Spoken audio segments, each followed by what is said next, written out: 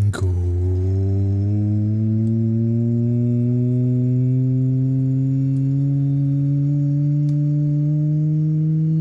afternoon, everyone. Hello, hello, hello, and welcome back. Hello. Hello, hello, hello. Welcome to the Friday stream, everybody. Welcome on in. I am very relaxed. I'm also very tired, but when am I not? When am I not? Hello, everybody. Lurking Yoshi, congratulations on the first. Well done. Enjoy your lurk. Hope you're doing well. Lovely seeing you again. Kensei, good afternoon. How are you? Weez, good afternoon. Hello, hello. How are you all doing? Welcome on in. It's Friday. It's Friday, right? Okay, I lived the day as if it was Friday. I'm glad that it actually is. Arian, good afternoon. Hello, hello, hello.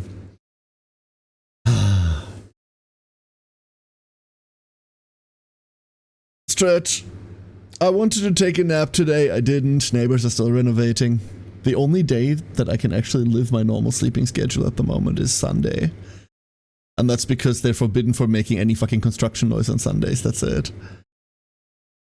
Every other day it's just constant construction noise. It's driving me insane. It's driving me up the fucking wall, I swear. It's just noise. It's so bad. Hello, Arian. How you doing? Taco, good morning. Always cozy birds, exactly. And we're always eating the countryside. We're like bullying bosses with Voy. What's a Voy? Even the ones that beat me up before. Okay, tell me more and like begin by telling me what you're talking about. Oh, GFL2, GFL2. Gotcha. So the full meta of auto clear has arrived, huh? I'm glad you're having fun. I'm glad you're having fun. In weird gacha news, I posted on it very hyper-focused autistically already on Discord. Ooh, the CZN buffs look so good though. They look so good. I was debating on going over them on stream, but I'm not going to. I think I in exhaustion gave my thoughts on them on Discord. I'm really happy. The only thing I'm sad about, I am going to talk about them, but hey, the only thing that I'm a bit mid about is that the Yuki buffs are still kind of whatever. Like adding 20 to 30% to all of her skills is cool and all, but that's not really the problem, right? Like, for those of you that haven't played Yuki, Yuki was one of the first banner characters. And Yuki's entire role is that she AoEs. Like, she's an AoE DPS. And her numbers have always been bad. Because, like, even early on, she was up against all the single targets, and the single targets already did well. And the argument from the dev side was always, she isn't supposed to do high single target, she's supposed to do AoE. Fine.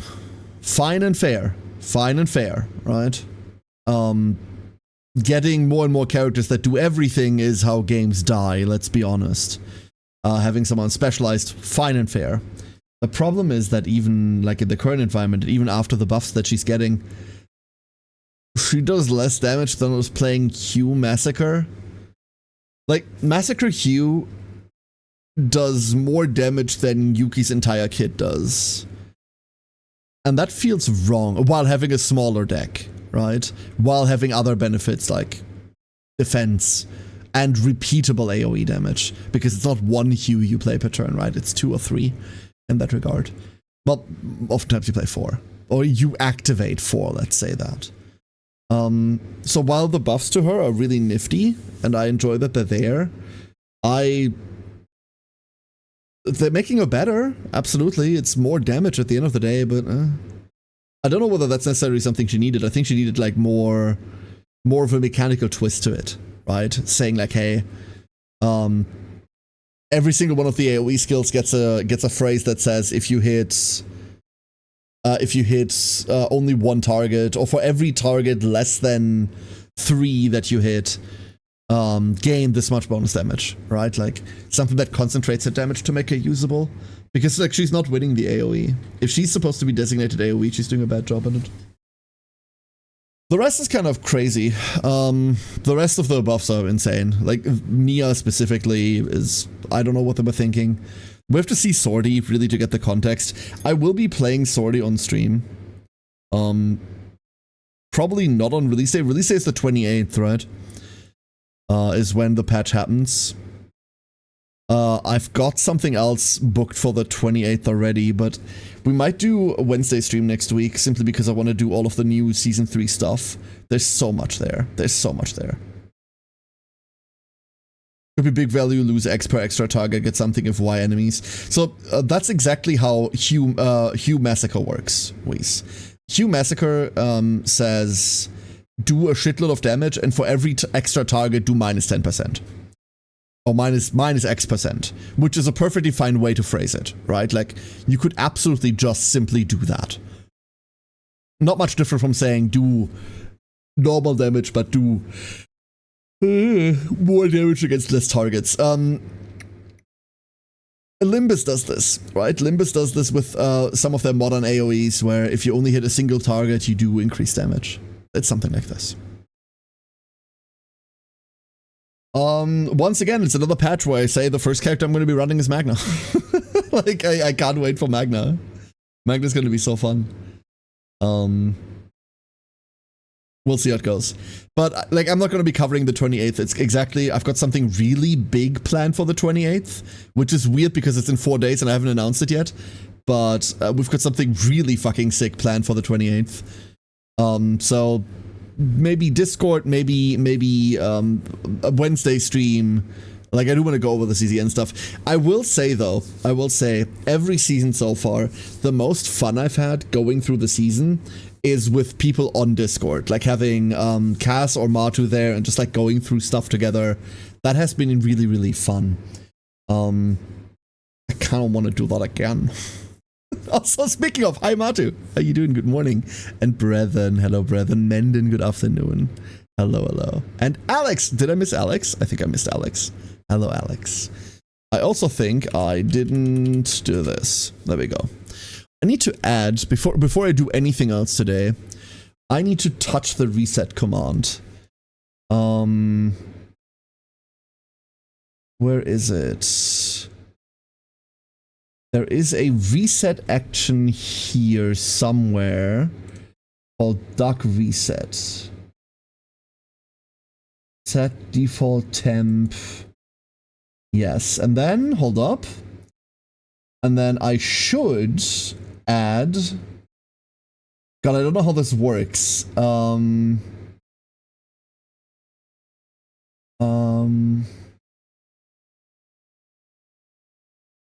Reply. Let's see whether this works.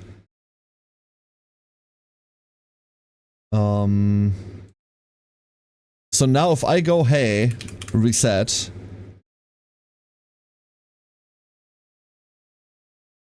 It actually does it. That's fascinating. Cool. Now I know that it actually works. All right. Cool.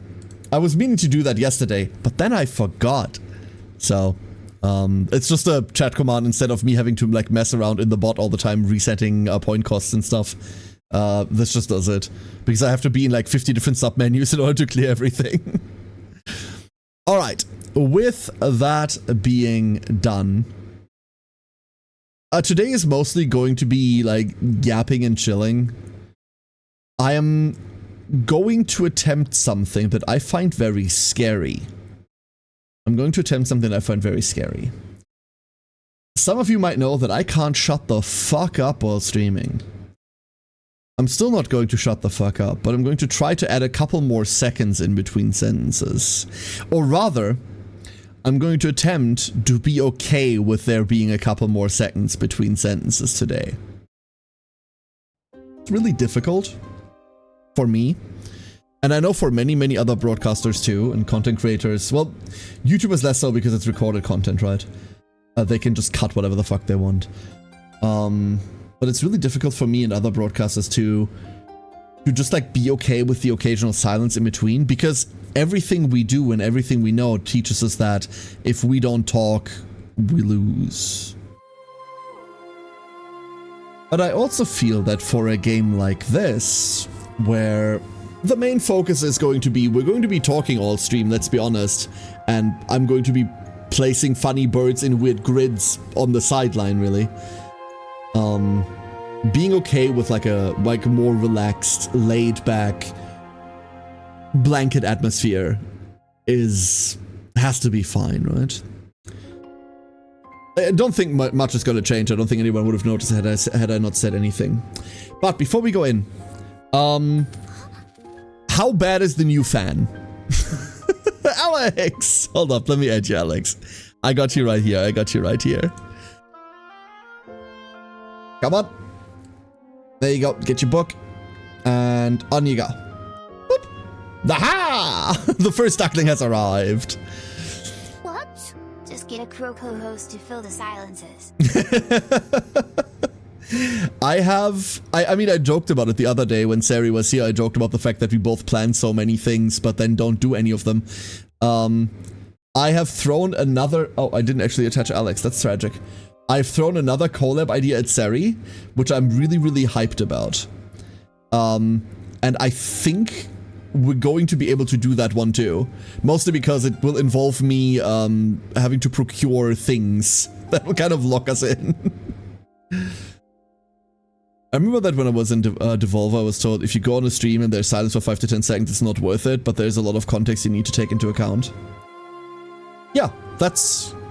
Oh, honestly, Reese, that is how I watch new streams. If I find someone that I find interesting, like I see a cool thumbnail or I see like a cool VTuber model or whatever, someone streaming a game I'm interested in, if I tune in and there is nothing being said for the first 30 seconds, I give people 30 seconds. There's nothing said that's like either said or nothing, then I leave. Unless, of course, there's a cutscene that's playing, or like you can tell they're currently in like a weird focus mode because they're speedrunning or something like this. There's always context around it. But if you're in your everyday run-of-the-mill video game stream broadcast, right? And there is silence for no reason,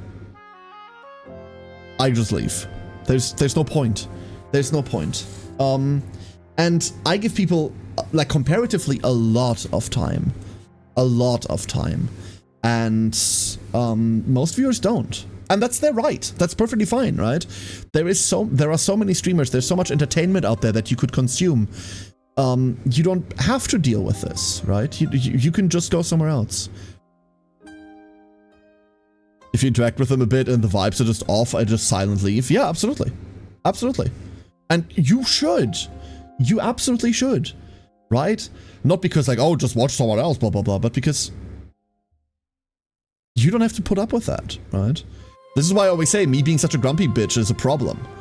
Because like when I have one of my bad moments and I just like go off at someone that doesn't fucking deserve it, then that's like -5 viewers permanently, right? Also, Eldu, thank you for the 66 months. I didn't even say anything. See?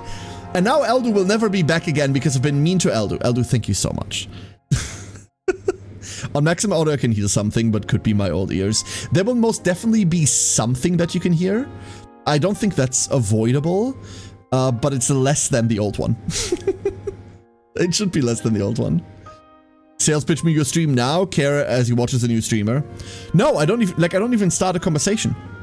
Like, I don't come into chat and go like, I'm here, here we are now, entertainers, right? Like, I'm not gonna put on my best alive Kurt Cobain impression. Because I'm not that important, right? I'm not important. I don't think anyone is. Like, I go watch someone's show, I want them to put on a show, I want them to entertain me. That's what I want. And if they don't do that, then I'll go find someone that does. at the end of the day, streams like this is entertainment, right? Like, we're doing this shit to make money, but most importantly, we're doing this shit as a service to entertain people. And if we're not being entertaining, then go somewhere else. That goes both for if, like, the streamer isn't entertaining, or if you don't like what they do. It goes for both sides, right? Like, how many games have we streamed where someone comes in and goes like, oh, you should stream a different game, and I'm like, go fuck yourself, right? Like, fuck you. Who do you think you are? It happens a lot. Doesn't happen anymore, which is fantastic. But it used to happen quite a bit. If they're not entertaining you, or if you're not being entertained, go somewhere else. There's so much competition. Maybe my brain just filters it. Perfectly fine, perfectly fine. Hello, Misty. Good morning, Misty. How you doing? Hello, hello. Hello, friend. This is for entertainment. I thought someone put a bomb on a carrot seed and it will explode if he stops yapping for 15 seconds and we were here to keep him company. Yes. Hold my hand. Keep yapping and nobody explodes, dude.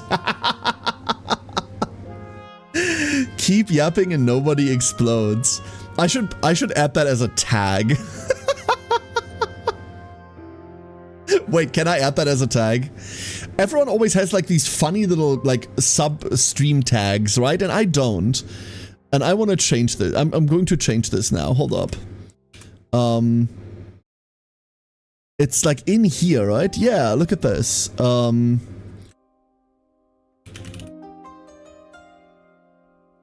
Does this fit? It doesn't. It's 3 letters too long. Fuck. God damn it, I'm going to shorten the word nobody. No, I'm gonna ruin the joke. That's 26! No! Okay, okay, the joke's dead. The joke exploded. Never mind. Never mind. Never mind. There was a game called Keep Talking, Nobody Explodes. You're getting the joke, Aldo. I'm happy you're getting the very, very obvious in-your-face reference. Congratulations. Yes. In fact, there is a game like that. Keep yapping and nobody explode.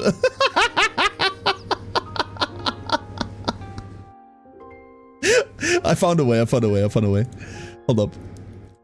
We're gonna half do that, but I wanted to embarrass myself ever so slightly less.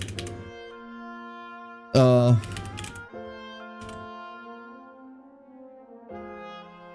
got it down to 23.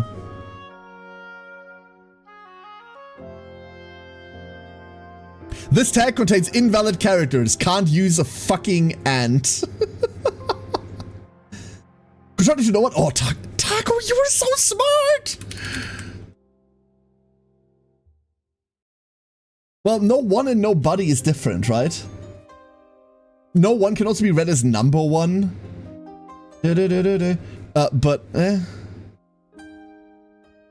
I do need some validation in my life sometimes, and I'm not even joking. Aldo, we all need some validation in our life sometimes. The difficulty is admitting that. Oh, no. Yeah, exactly, that's what I'm trying to avoid. Oh, awful. Yes, Alex, that's what I tried. I tried that. I tried that. It turns out not enough. We could, hold up.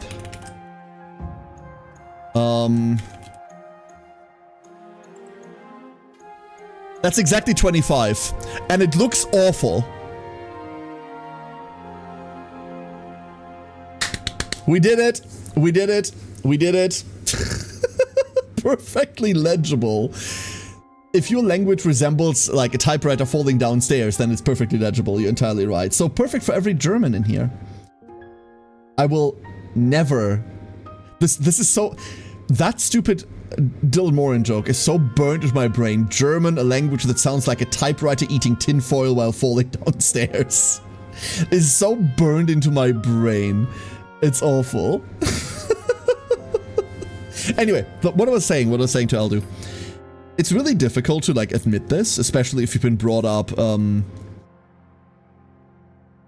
as like a if you've been brought up in like a classical male environment or something. It's really difficult to admit that you have feelings. and that sometimes you just need to be validated and you just need to like be paid attention to. It's really hard to like put that out there, right? But it's important. I think it's important. We all really need this. Sometimes you just want someone to like hit you on the shoulder and go like, yeah, well done. That's fine. Perfectly fine to admit that. Today I had to secure an electric box to make a repair in a motor. So far no standard for my work, except I had to do it on VR. So far so standard for my work, except I had to do it on VR. Was this a training thing, Eldu? What do you mean you had to do it on VR? For work? What?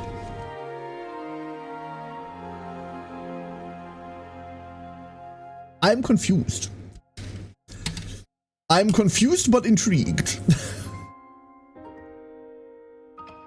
So Crambo! Hello Crambo! I missed you entirely while I was yapping. The bomb is a cartoon spherical bomb with a big label that says Twitch ratings! Yeah, that's correct. That's correct. God, I wish it wasn't. It was a training thing for the rest of the class to learn how it's done. Oh, and they used you as an example of how not to do it? That's kind of rude. That's kind of mean. And I don't appreciate that. How dare?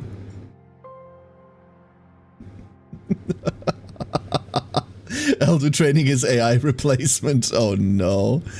Oh no. Oh. What a freaky experience, Elder. Well, how did you do? Did it go well? Because I imagine that would still be weird, right? Well, I'm coming from a perspective where I'm not like super versed in VR. I've had a VR headset on my head twice in my life, and I was like, I could take this or leave it. And I've always been I don't want to say too cheap. I've always gone against shilling out for like a VR headset because damn, those things are expensive. For something that you use twice, right? Bah. A friend of mine has put this perfectly fine. Like, a VR headset is a perfectly good investment if you spend your life in VR chat. And I'm like, you know what? Yeah. I can see that. But I'm not a furry, so... Went well, it wasn't hard, but it felt a bit dizzy after, because I had to take my glasses to use that. Oh, God. So your entire frame shifts because you don't have glasses on. Ugh. Ugh, yeah, no. Crumble says, I am a VR aficionado, but it's been a while since there was a new release I was excited about. There were 2 VR releases that got to me, Crembo, that I heard about, and that was Alex, the Half-Life thing, and there was a Warhammer 40k Sisters of Battle VR game. I don't know how that one went. Those are the only 2 things that I ever really heard about, and after that, do correct me if I'm wrong, right? But from an outside looking in perspective, VR feels like one of those tech gimmicks. Remember when in the late 2000s everything had to be like 3D? And then no one gave a fuck about actual 3D movies? Like, VR feels like that. It feels like that. There's plenty of real nice games, but the market penetration just isn't there. Is there plenty of really nice games? Because I feel like the kind of game that... Here's where I'm coming from, Crembo, right? I feel like VR always has one big problem, and that is that the promise of VR is different from the expectation that people have of VR, right? Because the expectation that people have is fucking Sword Art Online, but that's not what we have technologically, right? So what you have now in VR is you have like goggles on that tell you of a different reality, but your movement, unless you're in a thousands and thousands and thousands of dollars like strapped in rig, your movement is still going to be joysticks, or you're going to be on rails, right? Like, whatever. The biggest issue with VR is its cardio, which is the exact opposite of what you want while playing a video game. It might be because my expectation will be already aligned exactly with the reality. I don't know. Honestly, like I said, I don't own any VR hardware. I don't think I will anytime soon. With the exception of like 3D capturing stuff. If I ever decide that I want to spend way too much money on a 3D model. I came very, very close to trying to commission a 3D model very recently. Friend of mine got a really, really nice 3D model for a price that I would deem acceptable. And I got danger close to going, oh, but what if I knew exactly what VR was going to be like years before the first Oculus came in, so when I got one I was like, oh neat, exactly what I was expecting, so I had a good time. Okay, that's fair. That's perfectly fair. Commissioner 5 feet transcends space and time. I already do that. Time to learn back 3D from you to make a 3D duck. It would be a much, much bigger project. I have expectations. I have expectations, and none of them are likely healthy. For something like that.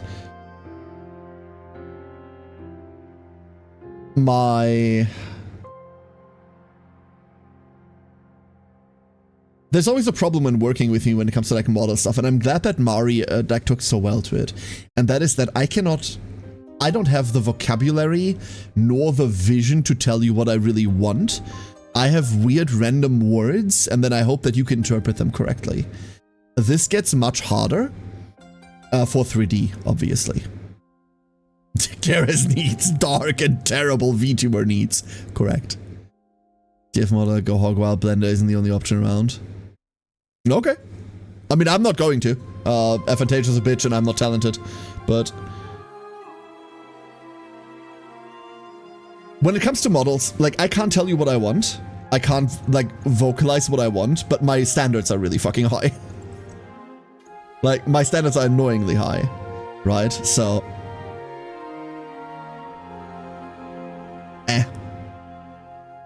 unacceptable character. German has a word for that. Whatever it is, you cannot lack the vocabulary. Yes, but now we're not talking about technology, Aldu, or like people falling face first downstairs. We're talking about art. And that is something that I'm not going to say the German language necessarily lacks the verbiage for. We did used to write really nice poems like many decades ago. But art itself has a set language that it uses, right? There are terms, phrases. We can begin by me not being able to name anything but basic bitch colors, right?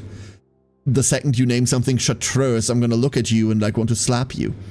But like all of these things mean something. Because I can't visualize these things, I also then can't vocalize these things. So,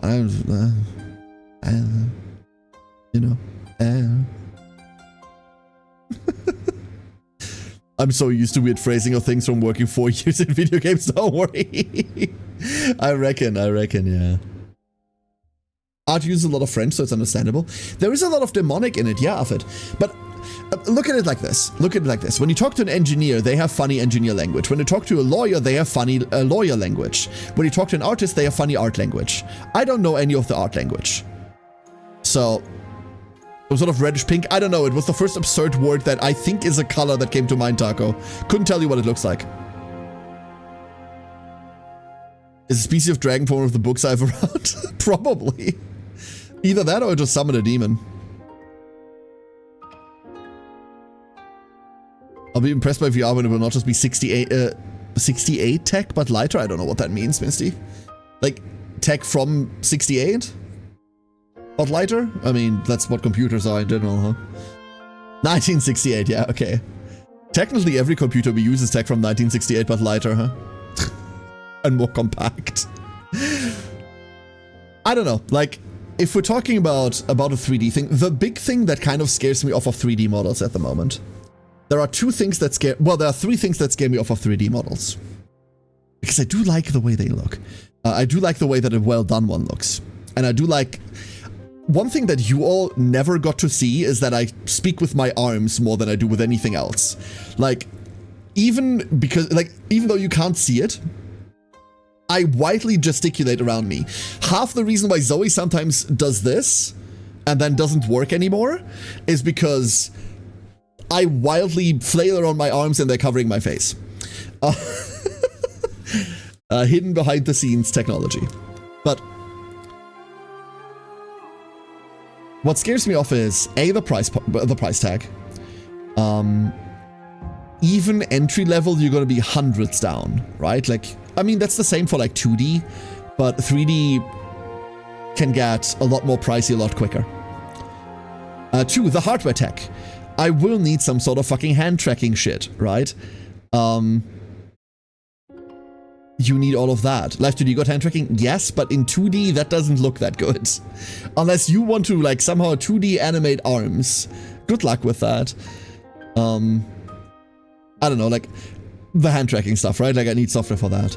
And then last but not least, the software. Well, you need hardware for that. And then last but not least, the software involved. Because it is all... VTube Studio is very user-friendly. VTube Studio is load in a model, here are options menus that look really arcane, but are pretty simple to understand once you, like, take half a second to think about them.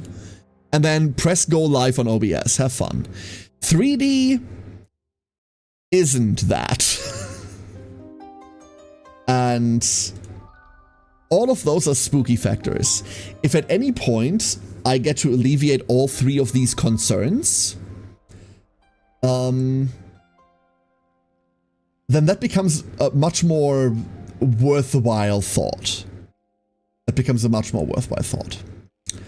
All right, everyone. Here we are. Here's our little bird city, our little bird home. We have, right now, 4 lift generators, plus our central dome. 5 lift generators, actually. So we have a lot of spare lift. We'll rearrange these eventually as, like, we close loops here. I'll probably put 1 in each corner, and then we'll see. We have 2 cannons that are currently unmanned. We only have 3 people idle, so if we need to defend, we will have to draw people from other places. 1 launch platform, 1 warehouse. We do not have any storage yet. Do not have any storage yet, except for 1 measly warehouse. But that is something that we're starting today. We have water, we have food, and we have cold storage. The food storage is going to be annoying because that's a 4x4, but the water storage and the cold storage, that's 2x2s. We can integrate those into whatever the fuck this design's supposed to be. Can I have a quick sum of what's the point of this game? Yes, this is our airborne city. This is our city center, and this is the world map. We are traveling around trying to build... It's a town management. It's a town management game. We're trying to build the city, but we need to worry about lift, and if we put too much weight on one side, the entire thing tilts. And then eventually, it falls. So, we're building a city, but we need to balance it.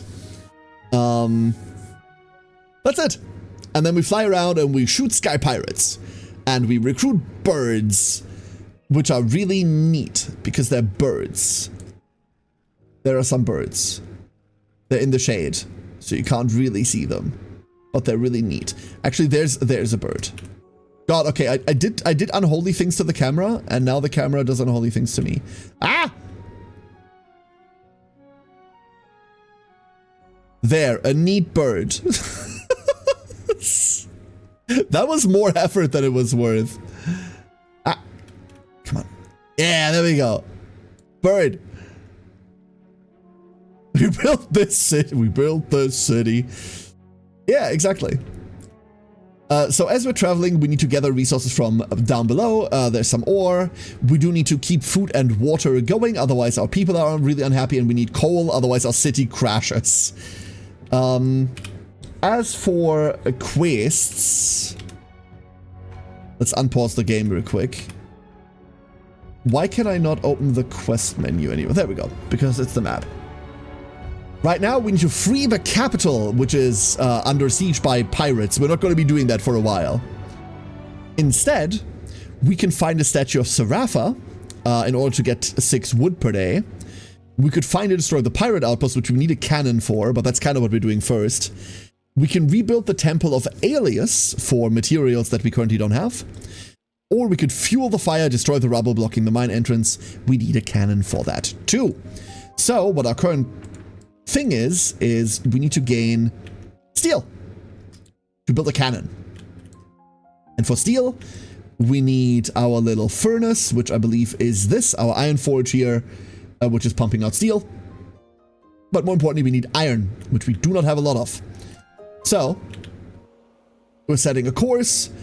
We are currently losing food, losing water. That's going to be the de facto standard. We're going to send someone here. We're going to... They are all back already. Wonderful. This cloud is particularly annoying right now. We do not have a water source. There's a water source over there. That's annoyingly far away. Let's give this a little drive-by. We're trying to hover up this entire ore deposit while making it to this water over there, because our water is dropping pretty low. This is where we picked up the scientist. There's some coal here, which we can shovel into the engines. But really want as many people on this as possible. I did unholy things to the camera, now it's doing unholy things to me. Yeah, that's fair. That's a good quote. Hold up. I learned how this works the other day, and now I forgot how this works again. Why do I always forget how this works? Hold up. Commands. Okay, there we go. It's quote add this. There, that should do it. I think that, yeah, there we go. Woo! Basic control over my own bot. Who would have ever thought we'd come this far? There's 19 remaining. There's a lot remaining here that we have to like get out. So I do not want to stand still for now. I want to get over here. Because there is an ancient ruin there to explore. And we do actually need water now. We're getting to the point where our water reserves do worry me. While we're there, we can get our first water tower. And while we're doing that, we can also get our first coal storage. And therefore raise the maximum there a bit.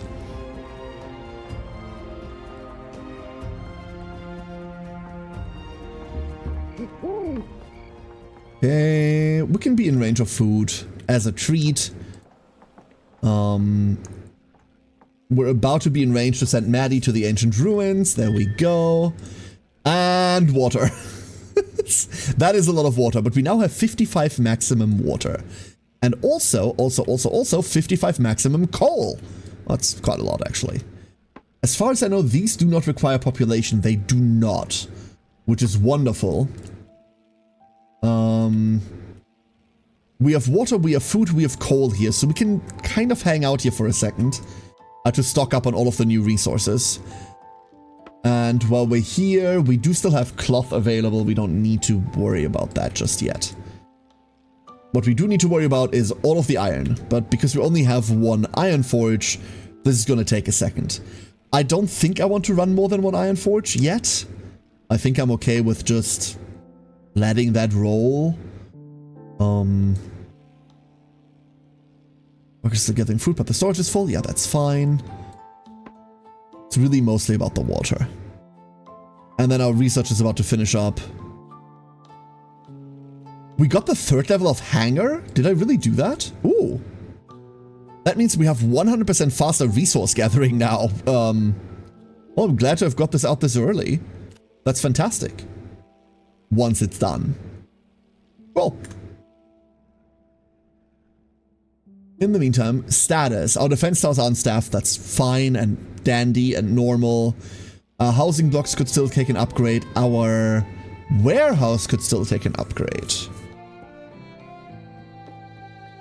Let's see. I'm going to pause here very quickly until we can decide on a research.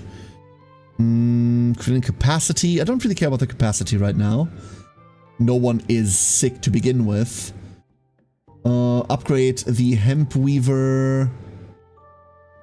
Legit, I wouldn't mind just upgrading these. Just work through all of these real quick. While we fuel up. Do we have... Oh, we have 2 gliders left. Let's send them to that coal deposit. Ah, wonderful.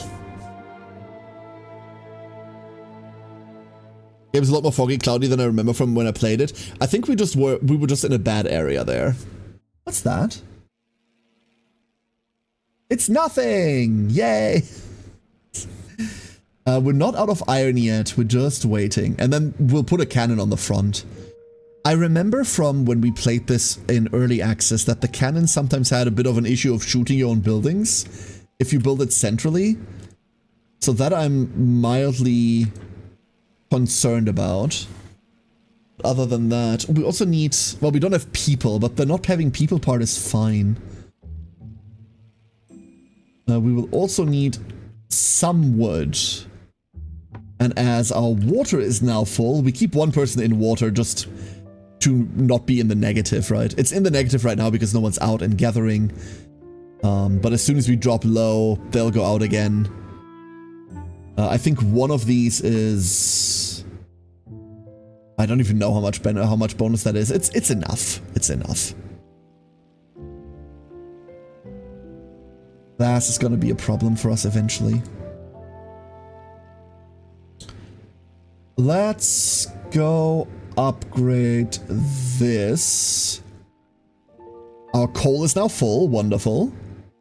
So all of our, like, we need to live resources are now full.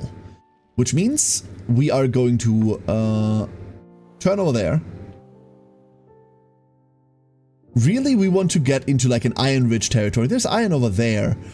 No water, but we just upgraded the tanks, so we're going to be fine for a little bit. And then this upgrade is running. Beautiful. No people? Heck yes! We do need more birds. In order to facilitate that, here's the feature creep. Like you can tell the feature creep. I was like, oh, we have enough lift. I don't know whether we have enough lift for long. I don't know about that. Moved out of reach. That's all fine. Our work is still gathering. I don't know about that. The food storage is obviously the one that I'm mildly worried about because this is big and I don't know where to put it. That's my main problem with a lot of these buildings. They're big and I don't know what to do with them. We could throw one there.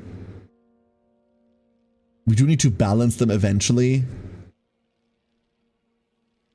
They make like a 4x6, right? We could take a block of these. Oh, pirates incoming. Hold up. Hello, pirates. They have these towers. And then we'll see what happens. Where are they coming from? They are right behind us. 2 pirates coming in. I think that's 2. It might be more. We'll see. Hello, Magnus.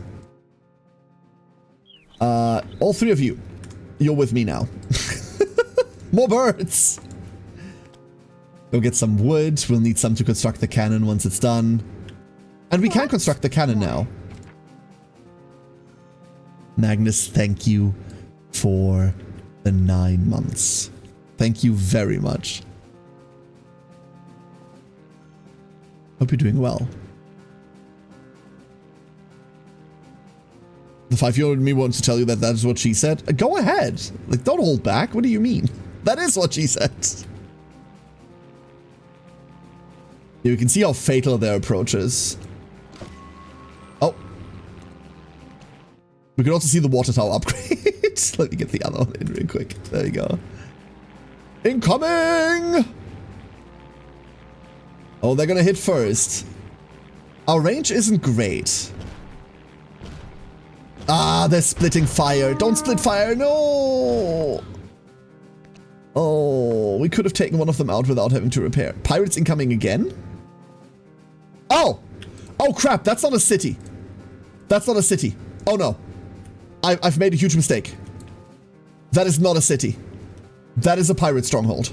And we currently do not have a cannon to take out these cannons.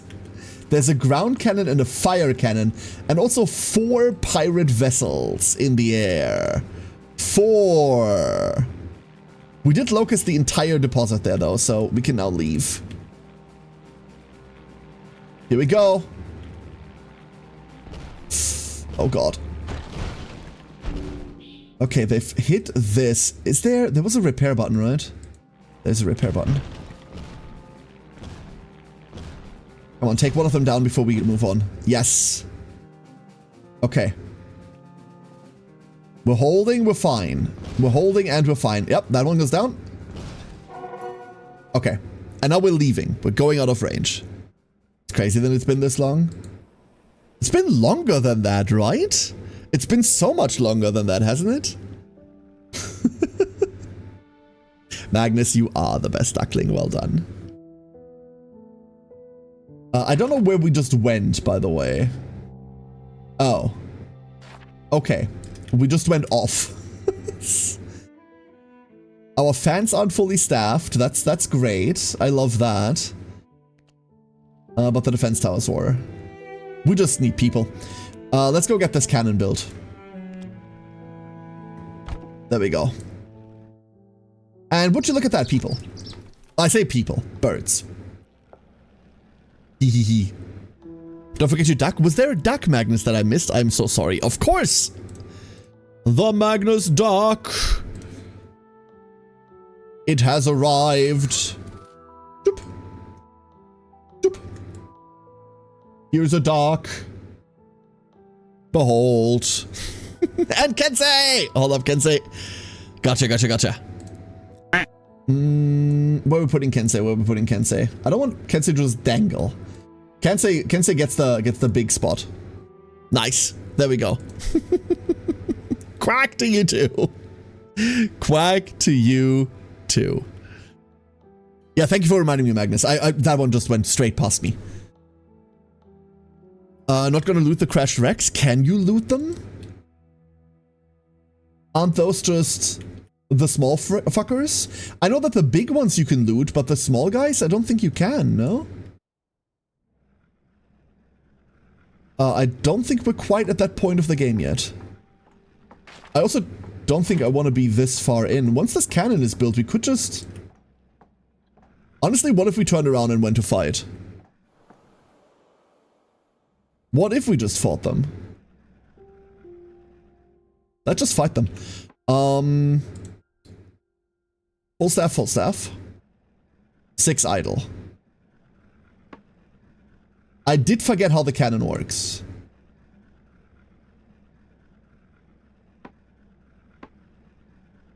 I did forget how this works. Oh, that's how this worked. Now I remember. This is a problem. This is a very big problem. We are slow. And they have defenses. We're gonna see how bad this gets. That's what we're gonna see. Oh, very bright.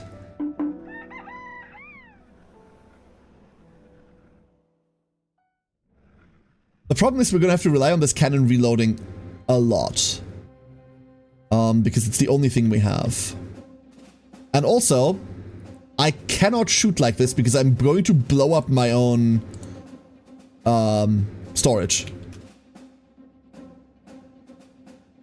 I'm just going to blow up my own storage. So what if we just go the other way? Why am I doing it like this? What the fuck? I'm very special today. There it is.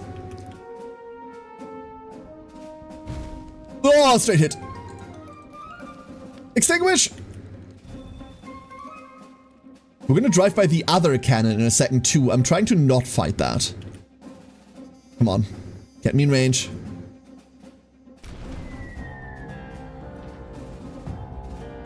Ah!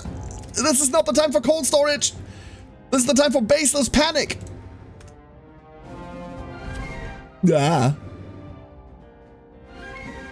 Okay, okay, okay. One's done. One's done. I didn't know they died in one. I don't remember them dying in one. It's not over yet. It's not over yet. It's not over yet. Come on.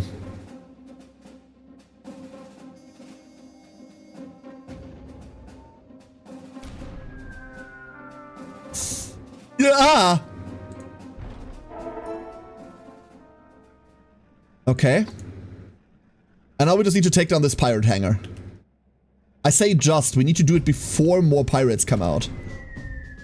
Because they can still launch from there. We destroyed the pirate outpost. We should return to the lumber mill. Okay.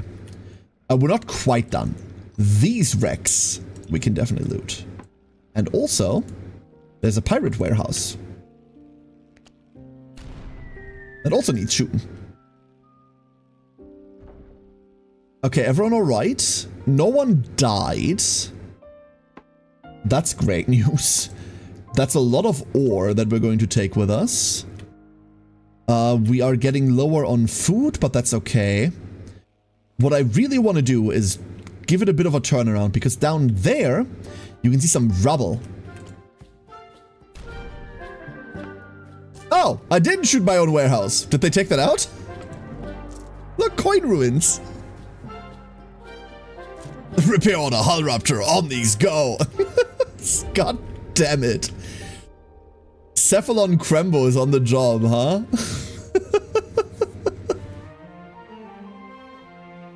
Wonderful. I've been playing a bit of Railjack recently for various reasons, actually. Mostly for necromech leveling reasons.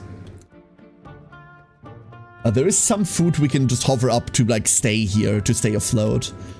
Which is perfectly fine. And then everything is chill. Get this coal. Actually, we don't need that coal. We can just take this coal. Size so far ahead in who's best character, it's not fair. Eleanor exists, however. So I don't know about that.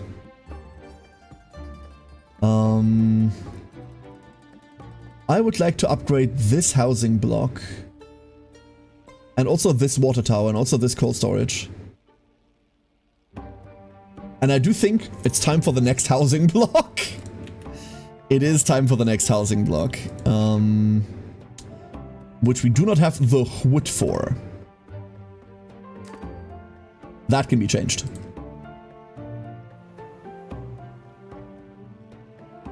There's a settlement over there that we haven't been at, right? I want to go there first. There's also something wonky there that I want to check out. Bird 3, my beloved. I love Bird 3. Bird 3 is fantastic. Had some good food. How was your food quality today? I decided I was going to cook earlier, and then I didn't.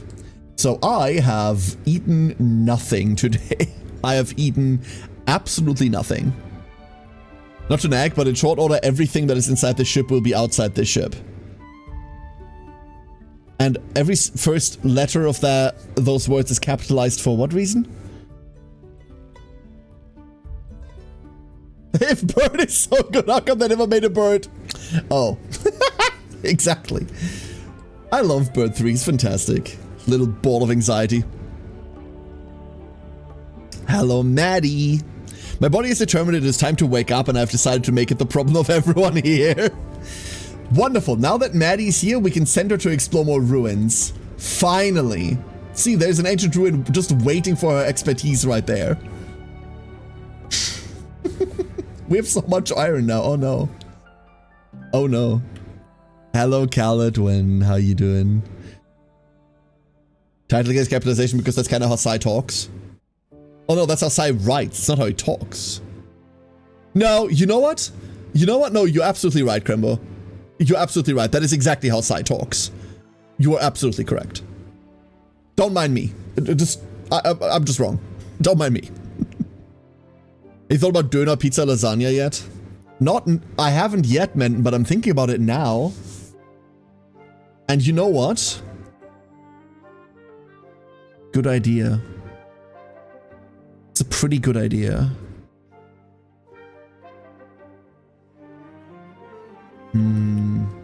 Cozy stream and I order food? Hold up. Let me check family group chat real quick. I need to know that the kids have everything. Ellie's cooking today. So the kids should be fine. But I'm just making sure.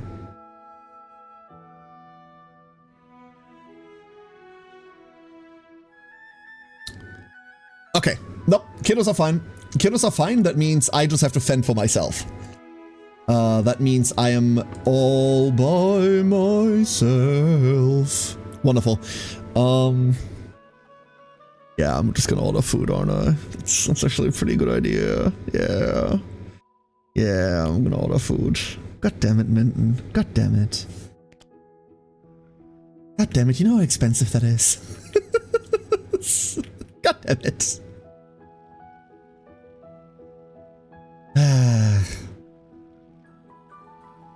It'll be fine.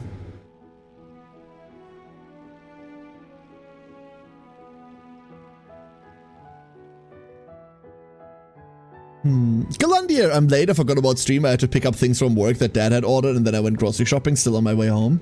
It's Friday, Galandier. Welcome in. I hope you're doing well, and I hope you had a safe trip outside. Don't stress. Don't stress. I said this at the beginning of stream that you weren't here for. Stream's supposed to be entertaining and fun, not an obligation. None of you owe me your time, nor your attention. None of that shit. I'm really glad to see everyone when they're here. I'm not gonna begrudge anyone for not being here. That would be fucking silly.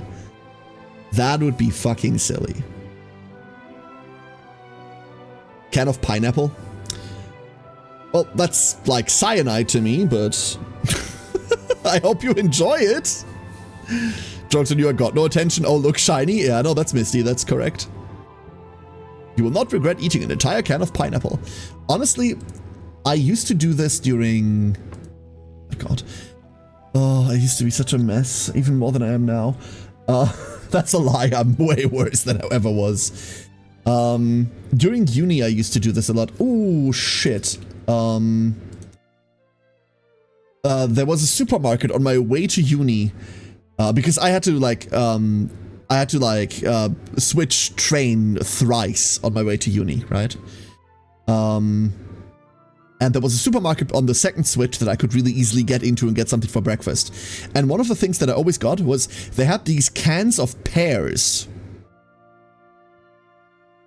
Like in their own pear juice, right?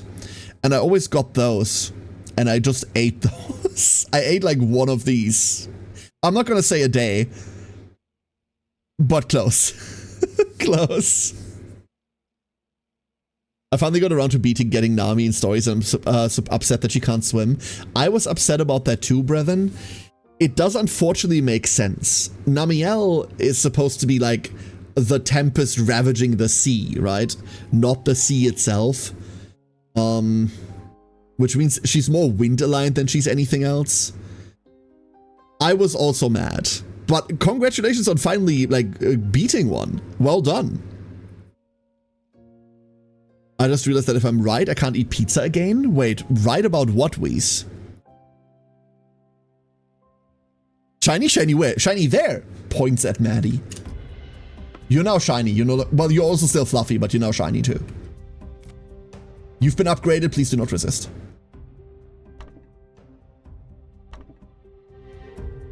There will never be peace from constant upgrading. There just never will be.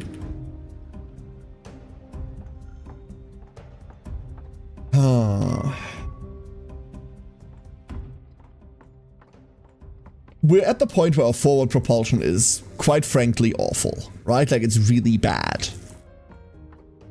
We're moving at 30% of our possible speed. 30% to a chat. 30%.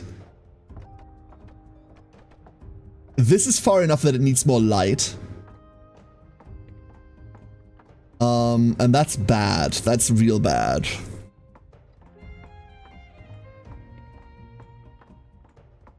Very shiny, Maddie. Gluten intolerance. There is really good gluten-free pizza. I despise gluten-free anythings because it really takes the fun out of many things, but if that's what you have to eat, then you have to. But with pizza specifically, there's some real fucking good gluten-free alternatives. If you want, Weiss, I can send you a recipe for like a really good gluten-free pizza dough that like I make, not regularly, I prefer like the normal stuff, but I've made and I've made repeatedly, if that would do anything for you. It will make ordering pizza harder, but legitimately you should just make your own pizza anyway. It's not like fucking things hard. She's the puddle dragon, if anything. True. She do be very puddly. I love Namielle. It's such a cool monster. She's so cool.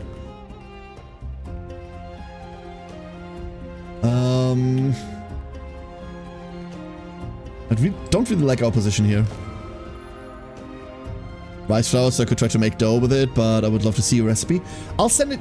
Would you mind reminding me after stream? Instead of me going, oh, I'll send it to you after stream. Would you mind reminding me after stream, and then I'll send it to you? I'll have to find some time. I have to transcribe the bloody thing first. I have to write it down first, so forgive me if that takes a bit, but totally doable. So all of these get upgraded now. Every single one of them. Luckily, that does not take them out of commission while we upgrade. The Archive of Ancients has been around longer than I can remember. They have unlocked the powers of many ancient relics that could perhaps prove useful to us. Sir?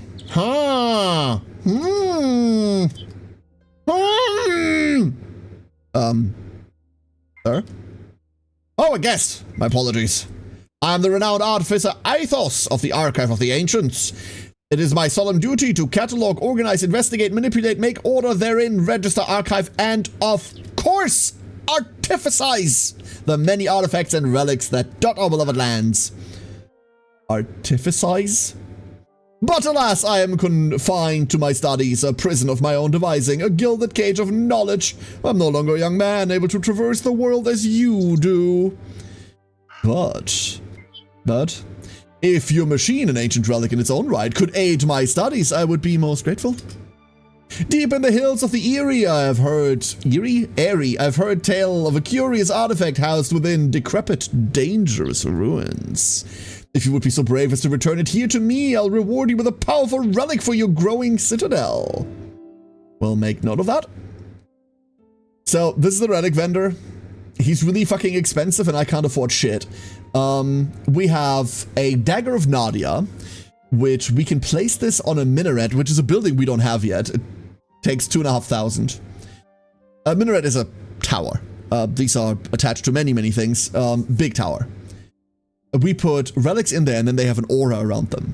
The Dagger of Nadia increases attack damage by 10% to any building in range. And a Scepter of Muluab, which reduces resource generation time by 23% to any building in range, which is really nifty. We ideally we want all of these and we want these things everywhere to buff everything we can find, but right now we can't afford shit. So we're not gonna do any of that. Look, birds. Look, more birds. The last thing we needed, more birds.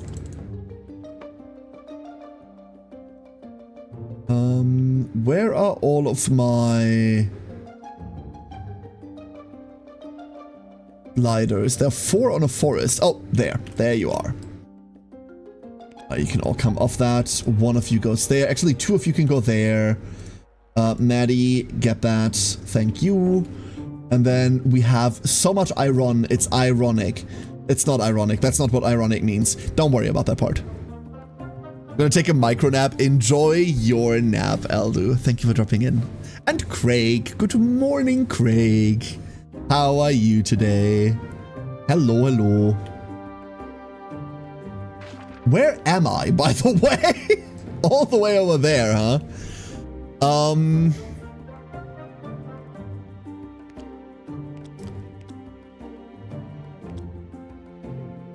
We need to be back here. Let's go back there. There's no real reason for us to be where we currently are. All we need is resources and we can find those everywhere. We can find those everywhere. You need almost a kilogram of apples daily. A kilo? That is not a good thing. That's not a good thing. That's literally too much. Apples good. A kilo of apples a day will keep many doctors away. But apples are really good. Apples are really good. You know where we should be? We're going to this logging camp. And then there's nothing else on the right side of the map right now for us to mess with, right? Well, but that's not happening. We're making it back to the Orange Spire. And then we're going to redesign this city again. This is going to be a common problem. We're going to be redesigning this city a lot. I want Menden's drops.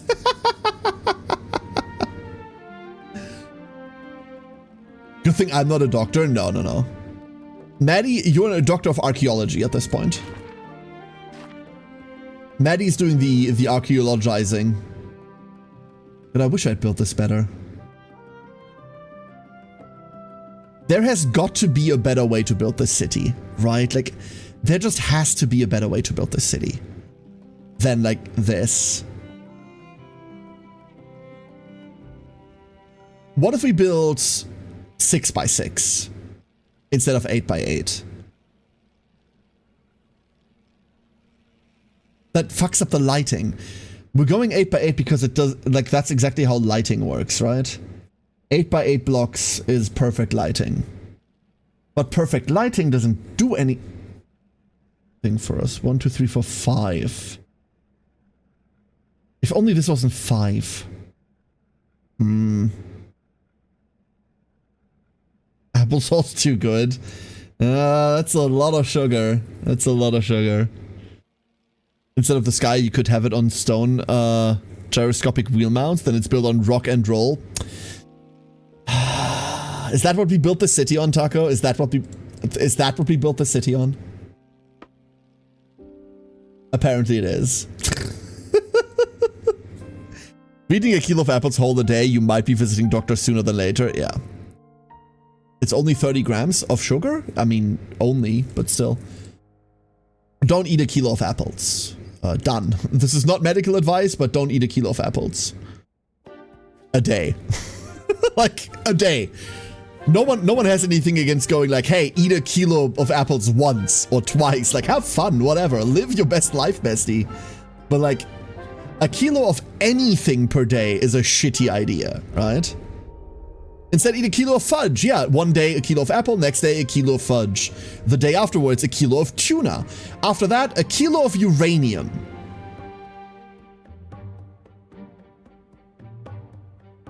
How many calories are in 1 kilogram of uranium?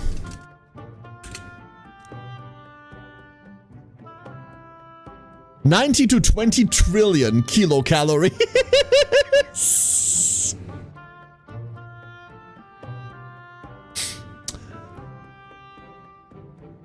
So you won't be hungry that day.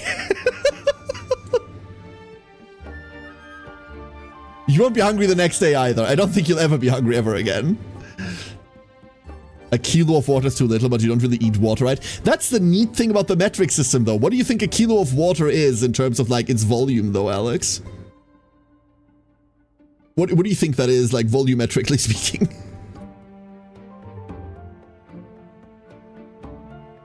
It's a liter, exactly. Congratulations. I love the metric system. Imagine not having the metric system. Can you imagine? I can. I talk to people daily that don't have it. You know, yeah, exactly. That's exactly it. Teach a man to light a fire, and he'll be warm for a day. Set a man on fire, and he'll be warm for the rest of his life. Teach a man to find uranium, and he'll have nukes one day. Force feed a man uranium, and he will never have nukes. A kilo of cheese a day. I wish I had a kilo of cheese a day, dude. I mean, I looked like I had a kilo of cheese a day.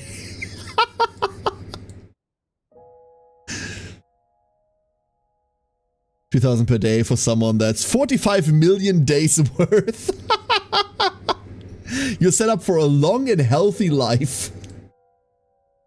Well, neither long nor healthy, but theoretically, if your body knew what to do with it, damn would it go crazy with that. Damn would it go crazy. Let's go upgrade these immediately. And now we don't have lift anymore. I love this game. The cycle continues. The cycle continues. We have 8 lift remaining, but we've acquired 4 new houses and a cannon. And nothing else. Actually, we've also acquired some storage. Hoorah. So those 2 additional lifts bought us quite a lot.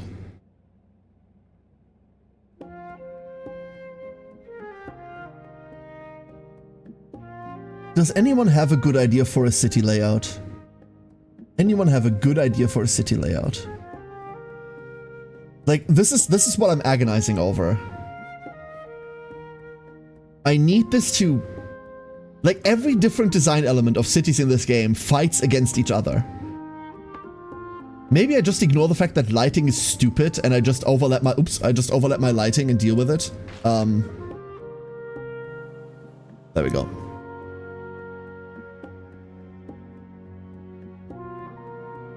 Maybe I just accept that fact. And then we build like 4x6. Propeller upgrade, that's wonderful. What I want, what I really, really want is 32 hours though. Okay, maybe I want that. I don't want that. Maybe I want that less than what I thought I would.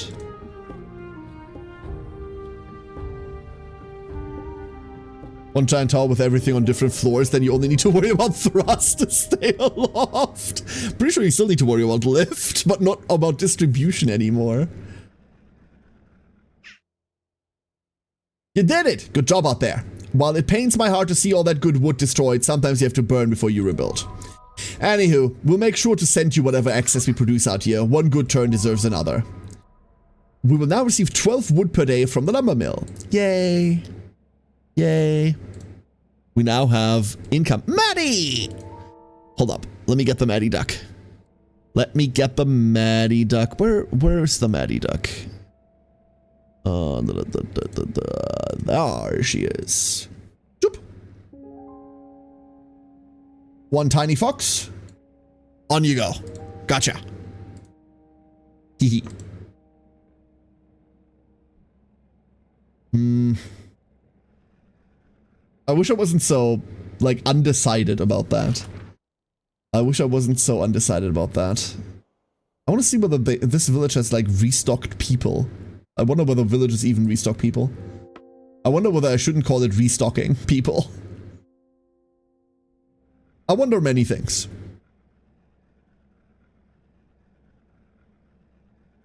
We're mostly going to be constrained in terms of space based on lights, right? Because we cannot produce glass at the moment. We need to buy glass. We could buy glass. MP was missing cotton. We can get some cotton on the way. Oh, no recruits available. It even says so. And then this one's too far.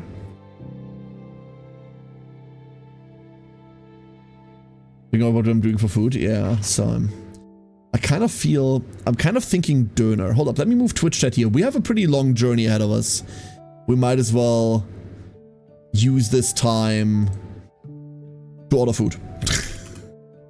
I think I'm legitimately ordering food. Menton has lit a fire in me, and that fire says I crave food.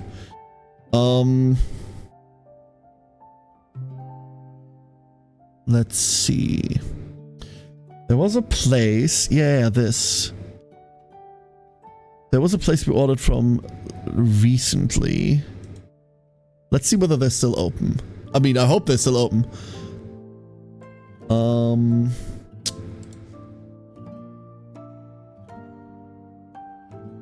Are they not? Oh no. Oh. No, please be open. Please be open. Yes! Perfect. Döner, Menton, Döner. I think it's good. I don't even know what the first one is. I don't even know what that is. Twitch make a pizza? No, no, no. I'm not feeling pizza. Please, I'm not feeling pizza. Pasta's always a good choice. Can't go wrong with a good Alfredo. The problem, you're absolutely right, Taco, but the problem is there's no place that I could order a good pasta from. Like every place, even the really good restaurants we have here, their pasta is like pre-made garbage. Oh, the rolled pancake ones. Oh, okay, okay. I didn't know what they were called. I'll probably be getting pizza at the same time. That's a great idea. Oh! Pirates. Oh, I never took the birds out of the cannons, huh? So we still have fully stocked cannons. Where are they coming from? Did I trigger another hornet's nest? I didn't. There's just 3 of them coming in. We do need to worry about food in a second. And there is no food around. There's food in front of us. We can just locust that. Honestly, while we're here... That's what I was waiting for, food silo upgrade. We need to build that food silo. What else would be great to have right now? Like, upgrading all of this is obviously pretty hot.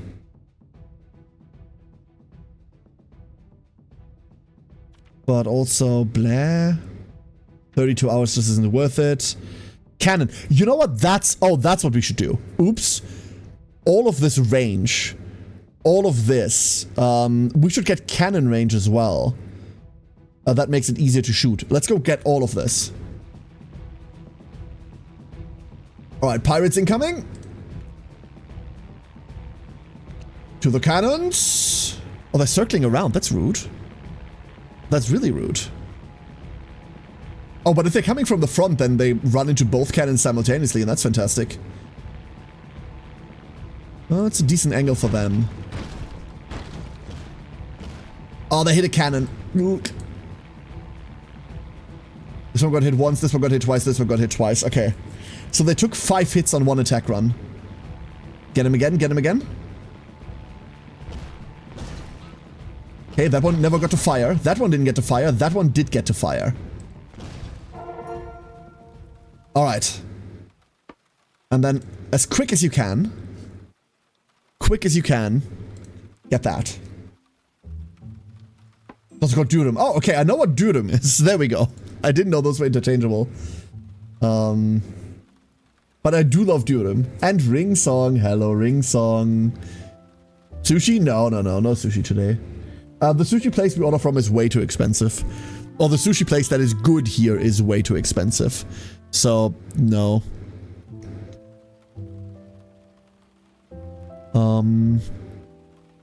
Instead...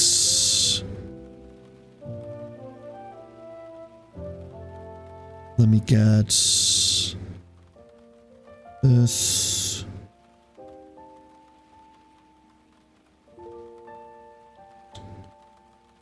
this... I'm going through it real quick. We're still gonna make our path to the Orient Spire, but...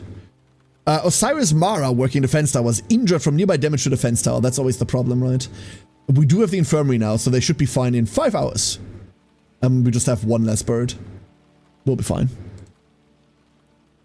Now I just need to figure out what I actually want to eat. That's the big problem. That is the big problem.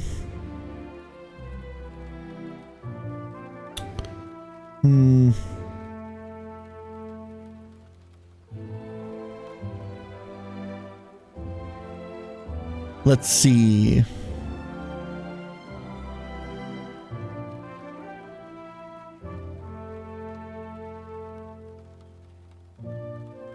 Yeah, that's fine. Alright. Food found. Food found. Let me just... A raid? Get raccooned? What? Raccoons? Hello, everyone. How you doing? Thank you for the raids. Welcome on in, everybody. Hello. Hello. Hello. How was your stream? What were you doing? I love raccoons. They're so cool. What the hell? I actually really like raccoons. Favorite raccoon fact. Favorite raccoon fact. The German word for raccoon is Waschbär, which translates to washing bear, because the German language is fucking stupid. But hello, welcome in everybody. I hope you had a wonderful stream. I'm currently ordering food because chat talked about food and now I hunger. Now I hunger. But also we're playing birds. We're playing birds today. We're playing Airborne Empire, which just recently went into 1.0. We're trying to build a floating city full of birds, and we're trying to not make it fall into the ground. Which, you know, streamers gonna basically build a school? Ooh, what were you doing? Build a school? That sounds fantastic. Unless the purpose was to, like... There are worlds where building a school is a bad thing, right? Like, imagine you're playing Prison Simulator or something.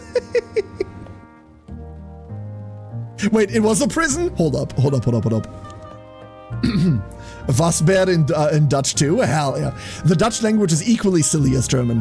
Why is my voice going? Hold up. I'm losing my voice. Interesting. Live on stream. Oh no.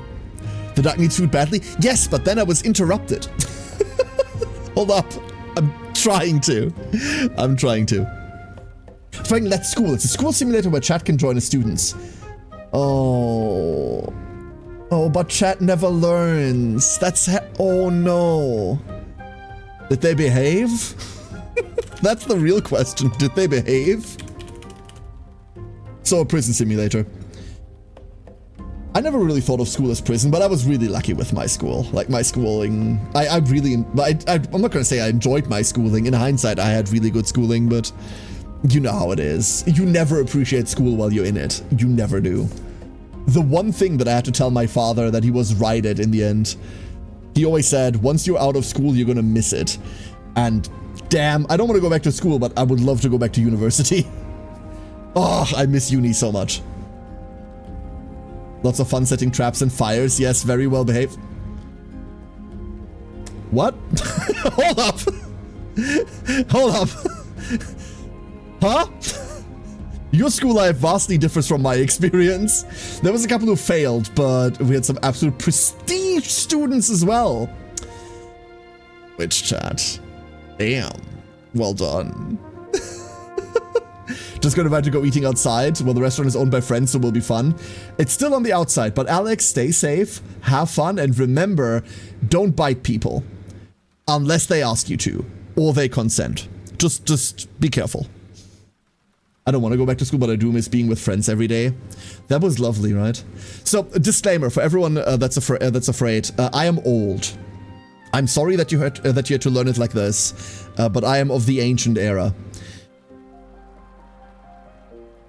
This is the shitty part, right? Like, I'm still trying to, like, order food on the side, by the way. I'm awful at multitasking.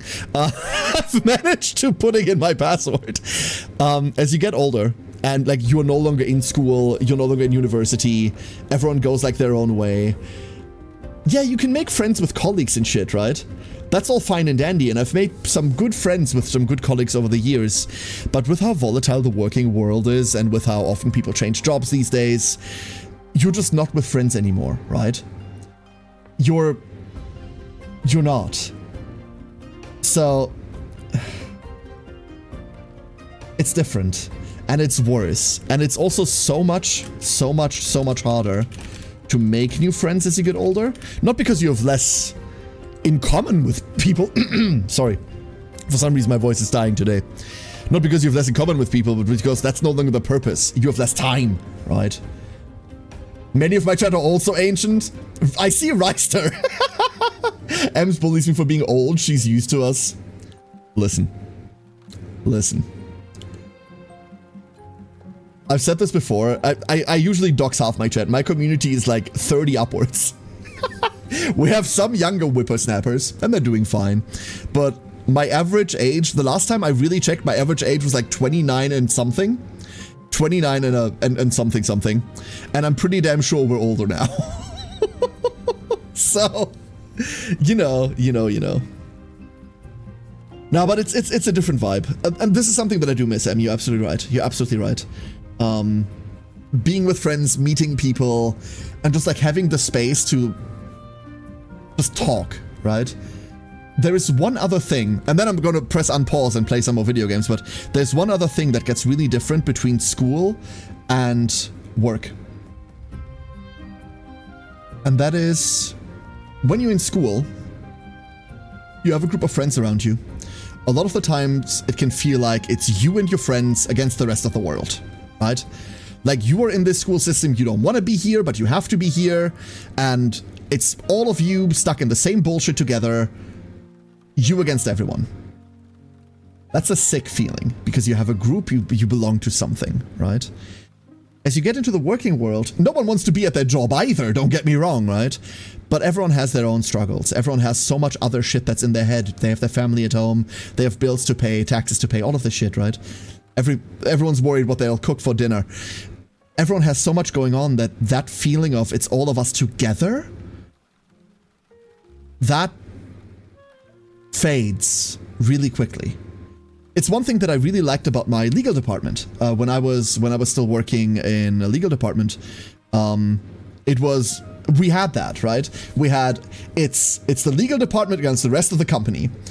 Here are all of the lawyers, and we hate everyone else, because everyone else is a fuckwit.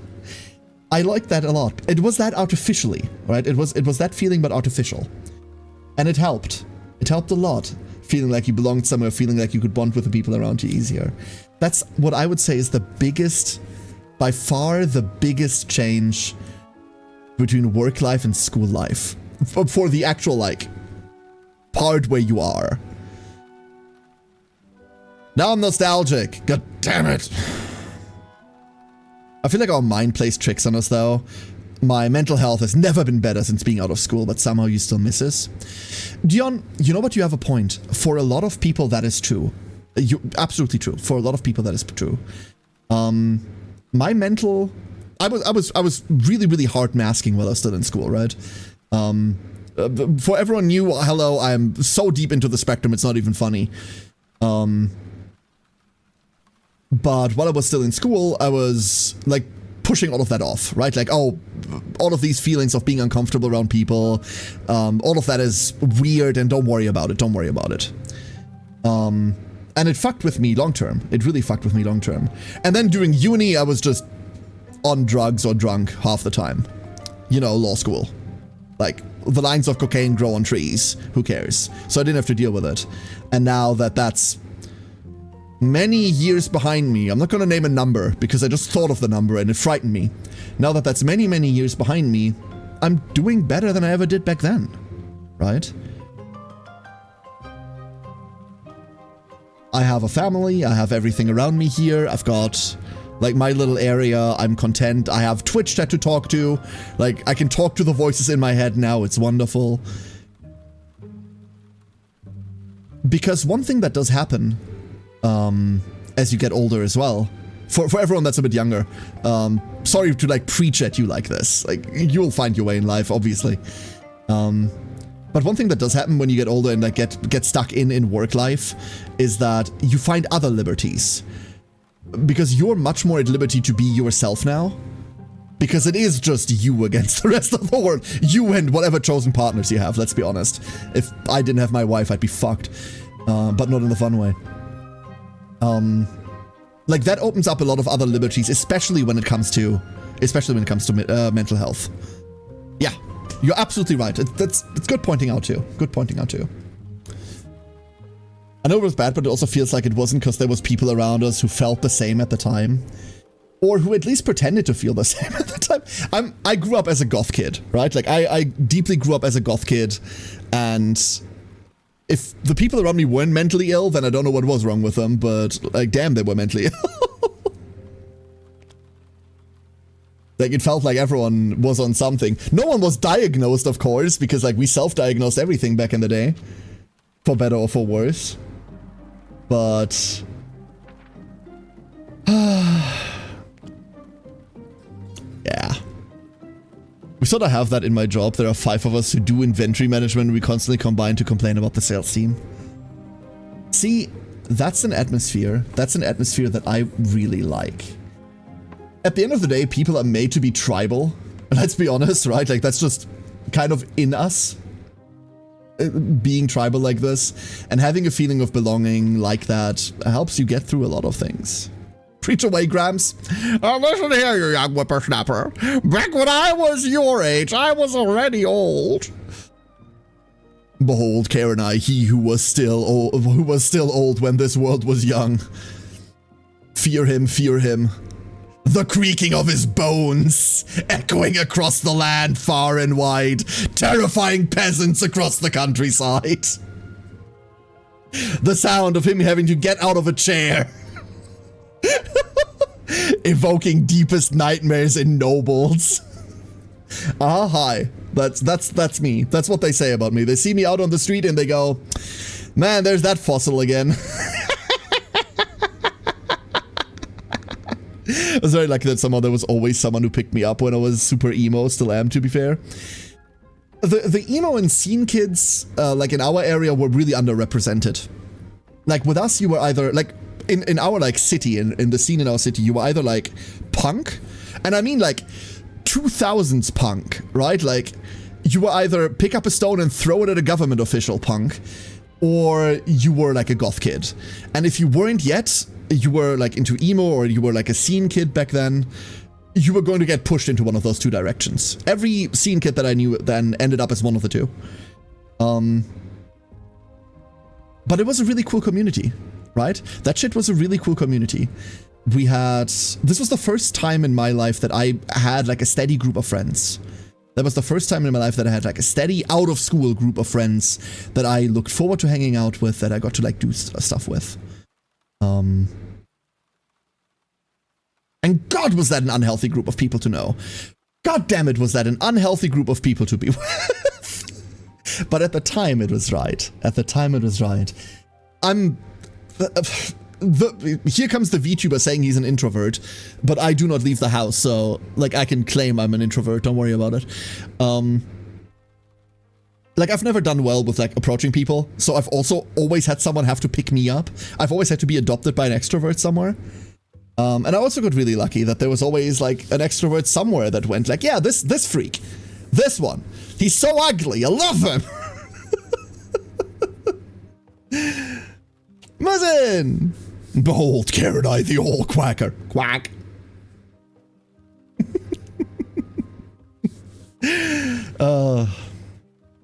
And then look what became of me, right? Look what became of me. Autistic goth kid turned lawyer, turned duck on the internet. The pipeline. Don't we all know it? Every day. Dime a dozen, I tell you. A dime a dozen. Alright. I actually managed to, like, order food in all of this. And hello, Musin, I hope you're doing well. That's an unusual evolution tree. Don't worry, it gets worse. I don't know where I'm ending up next, but it will get worse. What you order? Döner. We're ordering döner. Chad convinced me we're eating really unhealthy food today. Why? Because we're celebrating the fact that it's Friday or something. I don't know. It's a slippery slope from goth to duck. If you think about it, yes. Both of them are in places that they shouldn't be in. They're really loud and visually obnoxious. I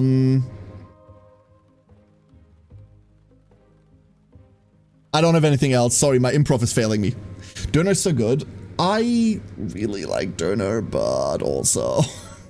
The only reason we're ordering food today is because the kids have already eaten. Like, kiddos are fine, they don't want anything, and I don't have it in me to cook for myself today. I'm not.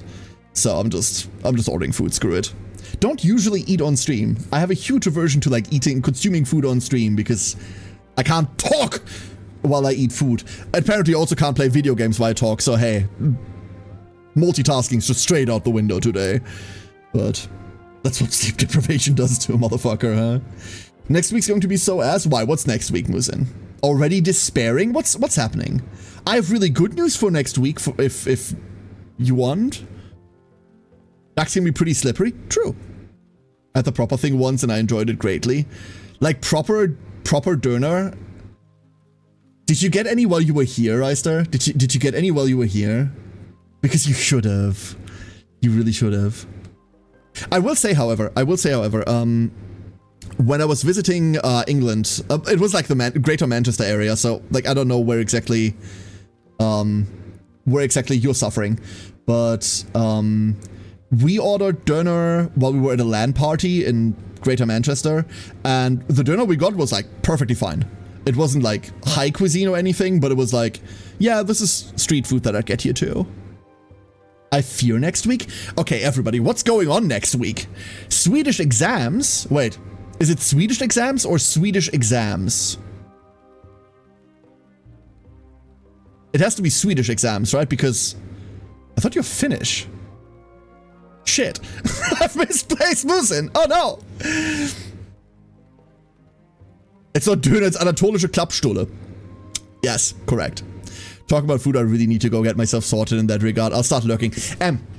Thank you so much. It was lovely meeting you. Thank you so much for the raid. I hope you have some wonderful food. Sorry for talking your ear off.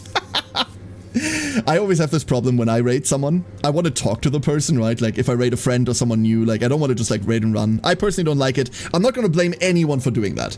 Everyone, you have your own lives to get to. That's more important. I personally, for me, I don't like when I have to do it. But every single time after stream, my body suddenly remembers that it has to maintain itself, and I go like, I need food. I need to like get something to drink. I need this, I need this, I need this. And then I run, and inevitably there's always the horror scenario. What if they're trying to talk to me, but now I've left? No! Every single time. An absolute delight to listen to. My heart. My heart. How... I'm sorry that I'm giving you such a false image of myself. I am awful. Thank you. Those are very kind words. I finished Swedish as an official language in Finland. It is mandatory to learn, Musin. Musin, I want you to know that mentally, remotely, I am currently hugging you. Because I'm so sorry for you. I'm so sorry and I need you to feel better. That's like I need you to like not despair like that. I'm so sorry that you have to do that. It'll be okay. Eventually the bad language will go away. And also you got this.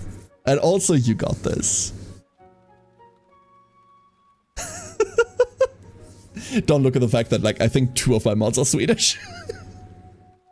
No, it's only Razor. Never mind. Well, there's Galandir, so that counts kind of. I do have a Swedish viewer base. Oops. Well, no, sorry. I had a Swedish viewer base until now. All right. However, everybody. Food's actually going to be in a couple minutes, but let's go redesign this city. Again. I am not happy with anything we've done. Not anymore. Yep. Okay. Hold up. That's not how that works. That's misspelled and that's the wrong command and I'm just like wrong. Oh, I need more sleep, dude. There you go. There you go, brethren. The deed is done. Brethren stole my joke. Well done indeed. Okay, let's go build this city. We built this city by saying, here's all the lift. We're gonna order all of our buildings, okay? We're gonna sort all of our buildings. Oh god. Okay. Don't worry, this will be fine. Here's all of our housing. All of this has to go somewhere. That's a clinic. That's housing adjacent. I do like that service buildings don't really need to be anywhere specific. That is something I adore. And then here's our storage. Storage. That's not storage. That's a house. This is storage. Nah, that's a forest. Yeah! I will click you. And if it's the last thing I do. Good. See? Wasn't that easy. And then we have our production.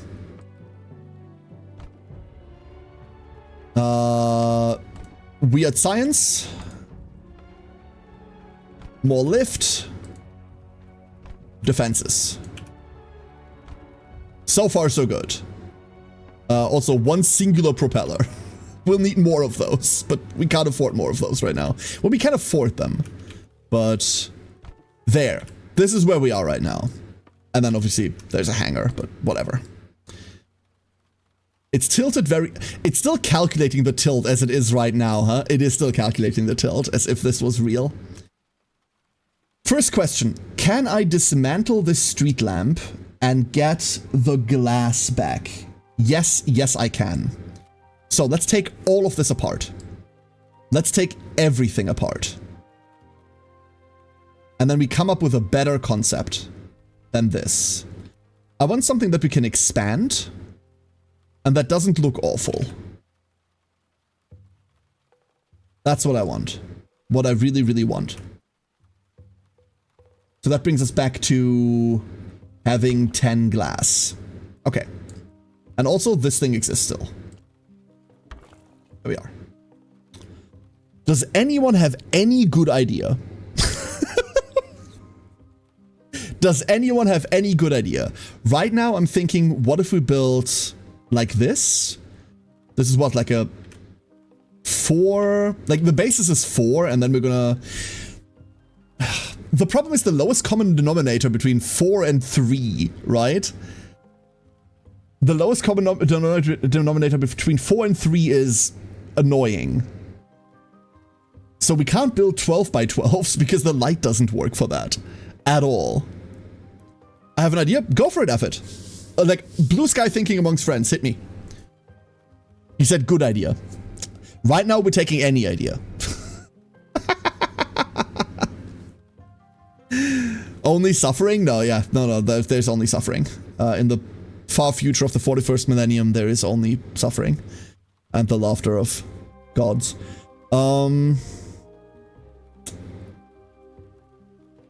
Hate language though. I loved learning languages when I was in. That's why I learned too many of them. Everyone has their own thing that they like doing, that they don't like doing, right? Everyone has their own thing that they like learning. For me, like, science was awful to learn. I had a really hard time with a lot of sciences. But language was beautiful. Really, really enjoyed it. Had a beautiful time with it. Like, we could build around storage concepts like this, right? Hold up. Hold up. If we go... We don't have to do that, huh?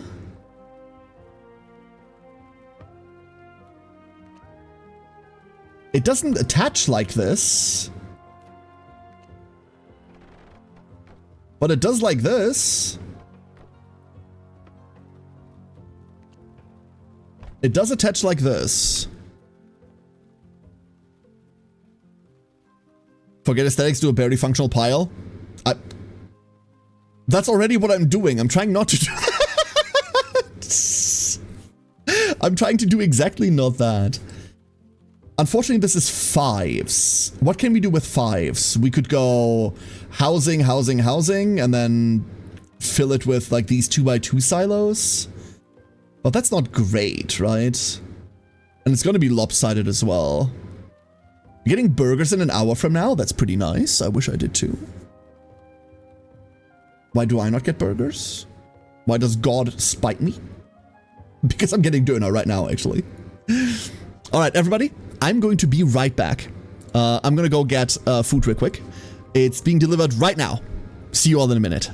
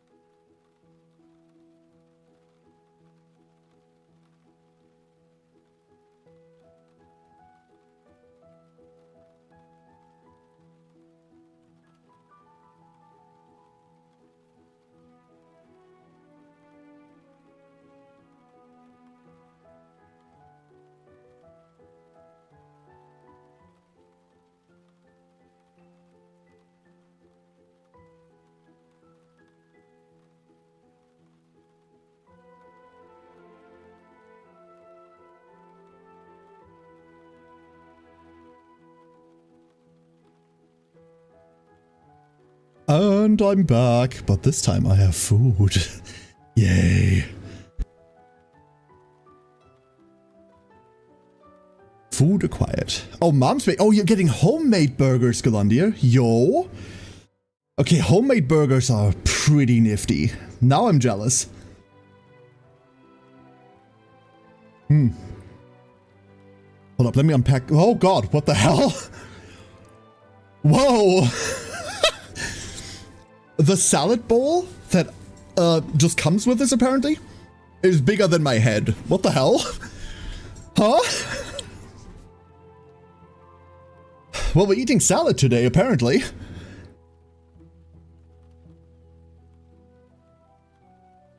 Thanks for getting Chicken Little stuck in my head? Wait, how does that go? I don't think I know that. Long salad?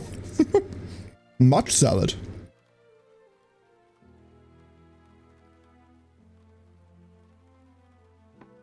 What if... What if...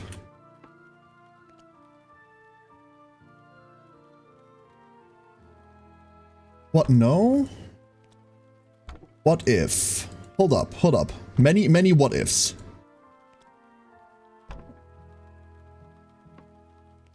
What if... I know I keep repeating the same thing, but, I have to remember that roads aren't actually mandatory. Roads are kind of just, visual. We don't need to worry about their traversal paths, right? At least I don't think we have to.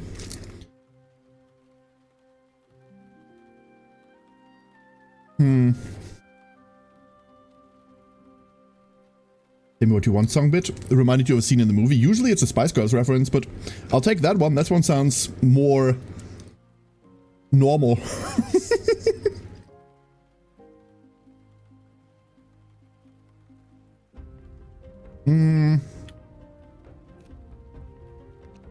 And then we can do this.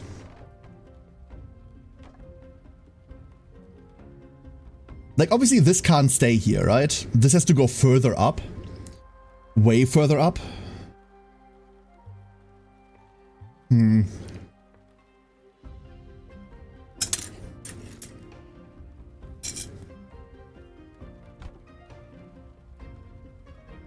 But that's all that needs to happen here. Why is it 5? Why is it not 6? He screams for he does not know. And at the end of the day, I really do not know. Can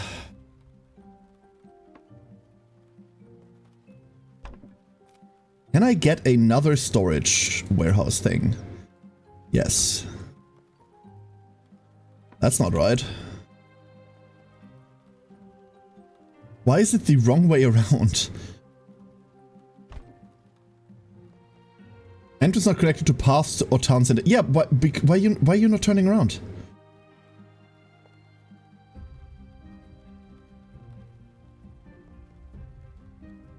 It's not turn. What? Huh?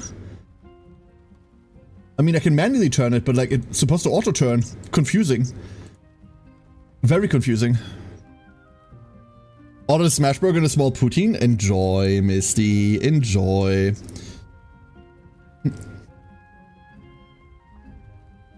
No need for scurvy, all the meat and lemonade? Fine. Diabetes then.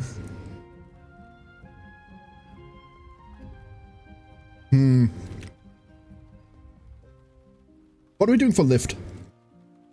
What are we doing for lift?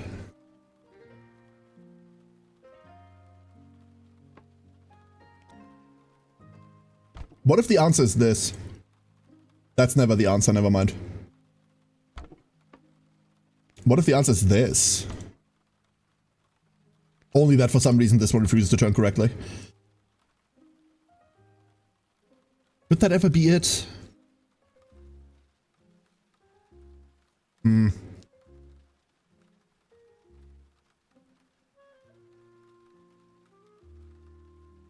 Not really.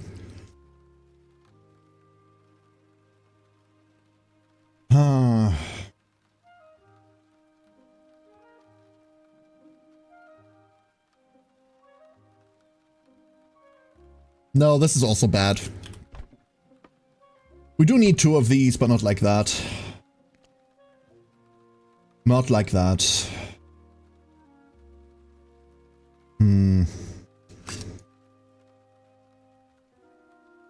But building like this is kind of cool. It wastes very little space, right?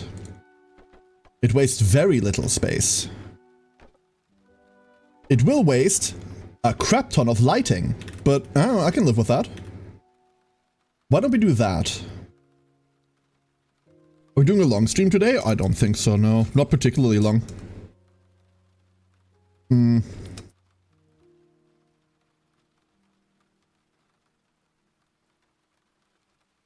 I don't have a particular goal in mind, if that's what you're asking.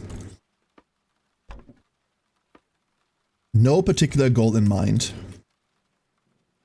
The fence tiles are 3x3s, huh? They are 3x3s.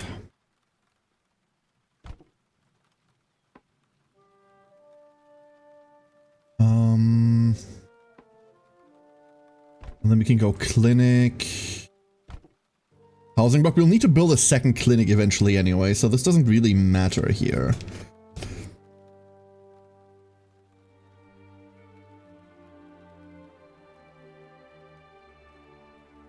Oh, one instance I order food. No, I ordered food today because I haven't eaten anything yet, and I hadn't really noticed that I hadn't eaten anything until I was reminded of the fact that I hadn't eaten anything, and then it got bad. That was the main reason. But that is usually, Care orders food is usually the sign for this will be a long stream, huh? I do see where you're coming from. I do see why it would be tempting to assume that. We put these at the back. Despite them being annoying right now. And then, like, even this doesn't, like, super suck. Right? Even that isn't, like, super awful. This is something I don't know what to do with, but it's a problem for later, I suppose. Like, I don't know what to do with this middling area yet. Huh.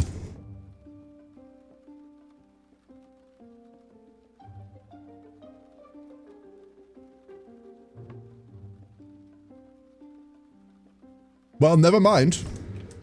Figured it out. Just slightly wasteful. Ever so slightly wasteful. I think I do prefer if that dovetails, but we can put the towers there. Ooh, wait, hold up. I do like what we're doing now. I do like this. I think. And then we've got forward propulsion here, here. And they should be really easy to light as well. It should be really easy to light. It's not.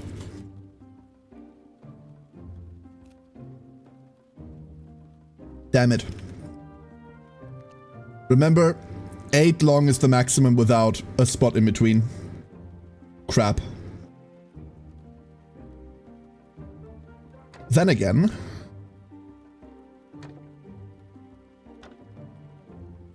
That is just 3 light poles per side, just like it would normally be, huh? This isn't like inherently worse, it's just different. And it's 8 light poles like we had before. It is 8 like before.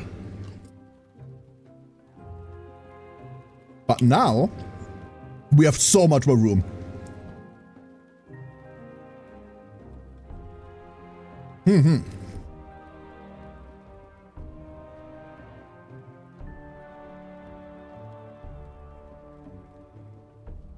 I don't currently understand why we're tilting to the right. Oh, we're tilting to the right because you are there, aren't we? 5 degrees to the front. So this can't be here. This needs to be, like, up front. Somewhere. 1 degree to the front. The cannon is so heavy.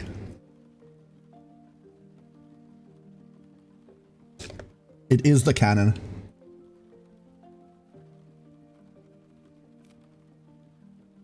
Okay. I don't want this here. That's the problematic part. We're gonna put one there. Oh, we can middle this out.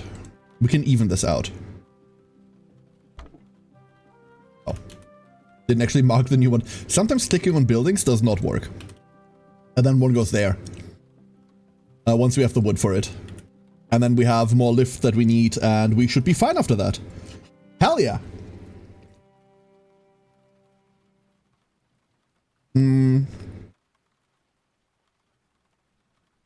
Base, our hangar is... Entrance not connected to paths. There is no path there. Fuck, never mind. Wait, that's fine. That's fine. That is fine. Let that be okay. Because path. Just let that be okay. Eventually we'll put something else in there, but for now this just stay. Are we gonna put something else in there, or am I just gonna move it where it belongs? Wait. One there, one path in the middle free. We can do that once we have the second hangar. Right now we don't have the birds for it. And what's wrong? One warehouse. Please turn correctly, you piece of shit. There we go. No problems detected except for the fact that this isn't particularly good. But if we get a bunch of wood going... Water. Do we have a water source around us? We don't have a good water source around us, but this will do. Move where it belongs, in the trash? Yeah, kind of. Kind of. Igor?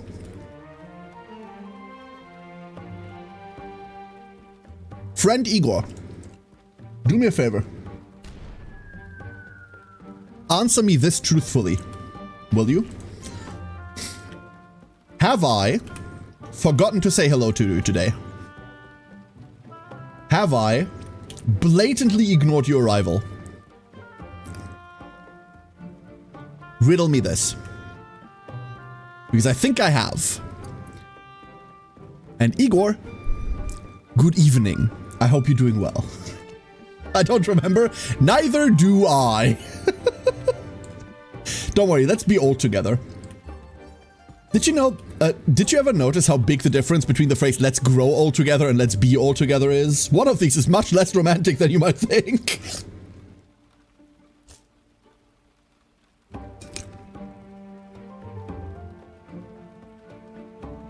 That would have been mean to do. That would have been utterly irresponsibly mean to do, Reister. You're absolutely correct. You're absolutely correct. I've talked about this in the past. One of the things that I enjoy about being like a tiny broadcaster, like a tiny content creator, is that I have the liberty to do this shit, right? Like I can just go, I'm going to say hello to everyone personally because I want to. Like I'm still going to try to remember what everyone's time zone is because I want to. Once you have like if you ever get to like 1,000 viewers or something, you can't remember that shit anymore. Let's be honest. Like you'll remember this for like some standout people, but there's no way that you'll remember it for everyone. Brain no do that, right? No one's brain do that. And it is one of the big things I really enjoy about small broadcasting communities like this.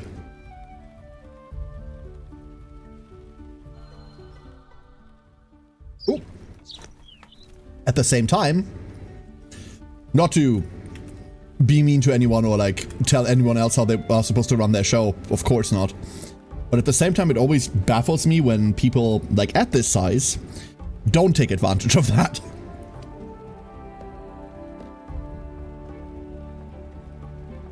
Like, you've all met them, right? The people that stream as if they have 2,000 viewers. That, like, don't respond to chat messages because they're getting used to the fact that they won't be able to. They're never gonna make it there, obviously, because that's not how this works, but... like I said, not to tell anyone how they're supposed to run their show. Everyone does their own thing, and that's as it should be. But... giving up a strategic advantage like this is weird to me. Oh, so weird to me. Small community is the best. There are some larger communities that I, like, don't mind whatsoever, right? But I just feel more at home here. I can understand the appeal of being part of a large mass.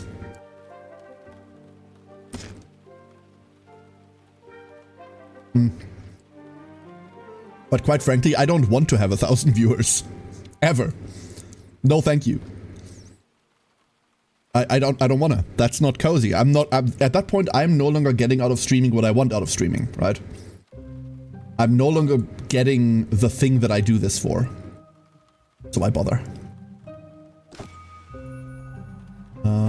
Research tree. Let's get all of that. And then the fan upgrade, the cannon upgrade. Cam would even... that's mean. That's mean, Muzen. Don't do that. Don't do that. I like Cam, but even for people I don't like, don't call out specific people. Don't do that. There was one VTuber I turned into, said I liked their model and got timed out. What? Huh? Okay. Was there context?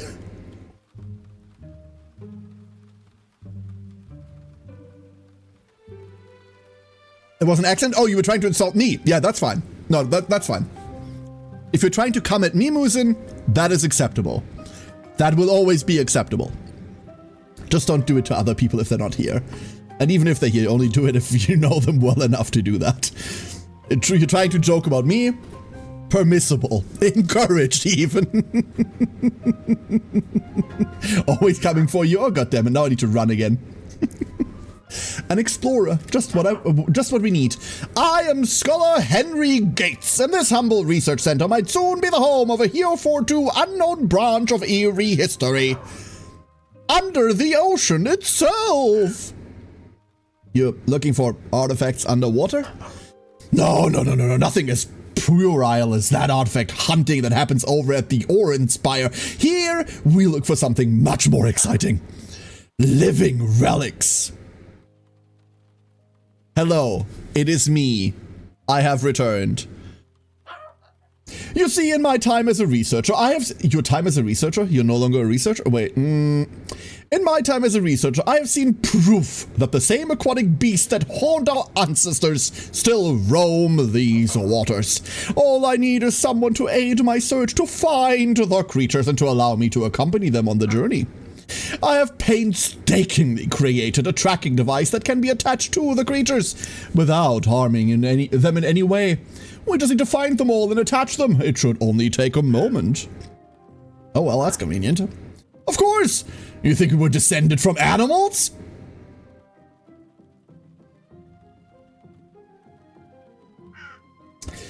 Honestly, I wasn't sure. The ancient people who once flew the skies in cities just like yours had a great reverence for the beasts of the deep.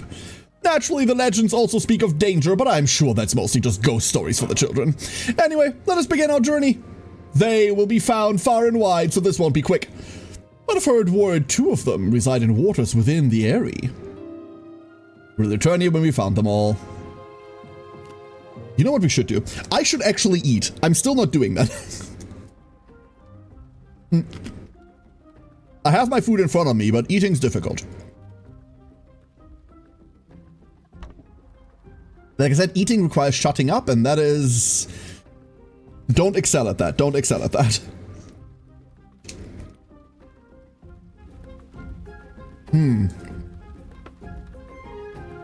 There's another ruin there. What we need to do, one other thing we do absolutely need to build. I need to get food storage. No matter how much I don't want to build this because it's huge. I need food storage. This is unlit. Interesting.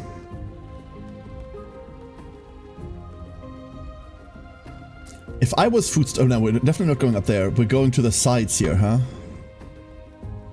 2? No, I don't want to build 2. 2 would be overkill. 2 would be weird. It would balance it nicely, but it would also be weird. And then we need to absolutely hover up that food. Gimme. Is it weird that hoover up something became hover up?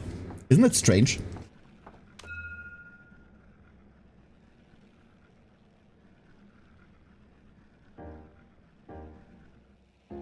Do it the symmetrical way? The problem is lift. If I do that symmetrically, we have a problem.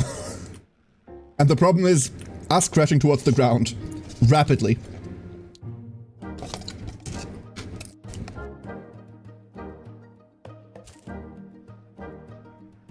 Yes, Crembo. Yes, exactly.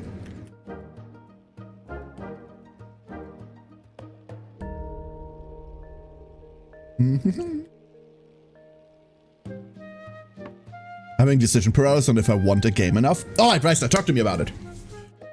Talk to me about it. We can get through that together. I promise I'll be, like, honest and not chill for games I like. Gimme the game and tell me about it.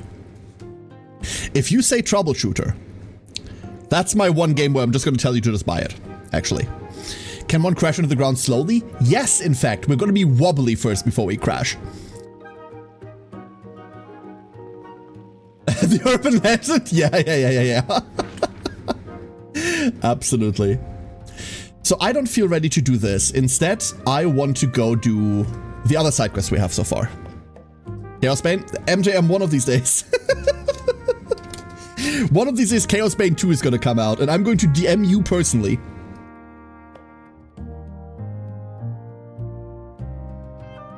Actually? I hate talking when I have food in my mouth. Sorry. MJM, when if Chaos Bane 2 ever releases, I'm going to DM you, and then you're coming on stream. And we're playing this together. Because fuck you.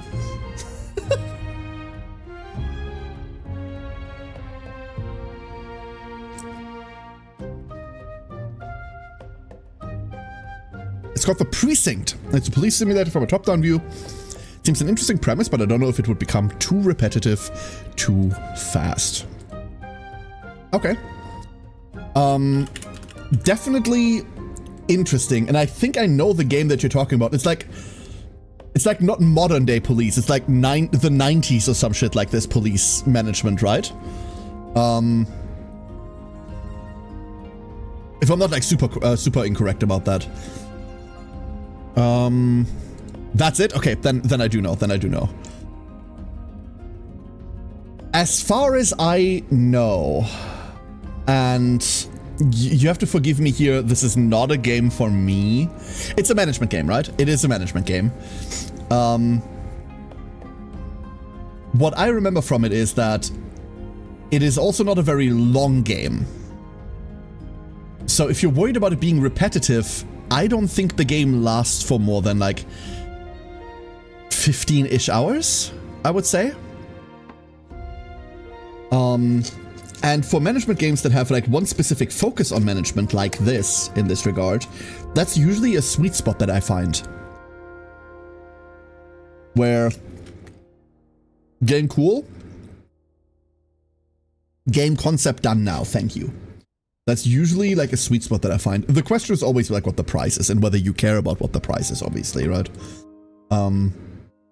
for that time frame. I don't know how much the game is. But I remember, oh god, this came out a while ago, right? This came out, I say a while ago, last year? 2024? 2024, I think 2024. Ooh, I might be wrong. Let's go with 2024. I remember talking to a friend of mine about it, who played it. And they was like, yeah, this was fine. The points I remember was that they didn't care for the story at all. They thought the story was a bit, or the dialogue rather was a bit, I'm so close to like going into that Discord conversation and searching for the keywords. But I remember them going, they didn't care for the story or the dialogue, one of the two. And the game wasn't super long, but I don't know, £19 on Discord? Fine. Fine for a lot of things, right? I personally always dislike giving advice based on price point. Because to everyone, money has different value, right? I would look at £19 or regional equivalent and also go like, yeah, that's probably fine for like an experience of that length. But I know enough people that look at this and go like, damn, I'm not paying that. I don't have that. I don't want to pay that, right? So I always dislike going like, oh, that's totally worth it, quote unquote. Because my definition of what money should get you is so different from everyone else's. And everyone else's is so different from mine. It goes every way, right? But if you would consider that pretty cheap then as an experience, sure. Do keep in mind that you're gonna have your own management game tomorrow, right? Your own management game of manage the fucking kitchen being put together. Cat, how you doing? Just dropping in for a little bit, but I absolutely love the Ghibli music this game is doing. This game is so fantastic. It's such an atmosphere. It is such an atmosphere. I love it a lot. Hope you're doing well, Kay. Thank you for dropping in. Did I tell you that I forgot where we're going? Because I forgot where we're going. Oh, we're going that way. Okay, we're going that way. I think it's that island, actually. There's our cannon upgrade. We don't have the glass for this, but... Oh, this needs glass for cooldown reduction. Ooh, okay, we can't get that. We cannot get this. But we can get tower upgrades. That reminds you. Oh yeah, hold up. Tell me about it. I just need to turn around and grab a couple things.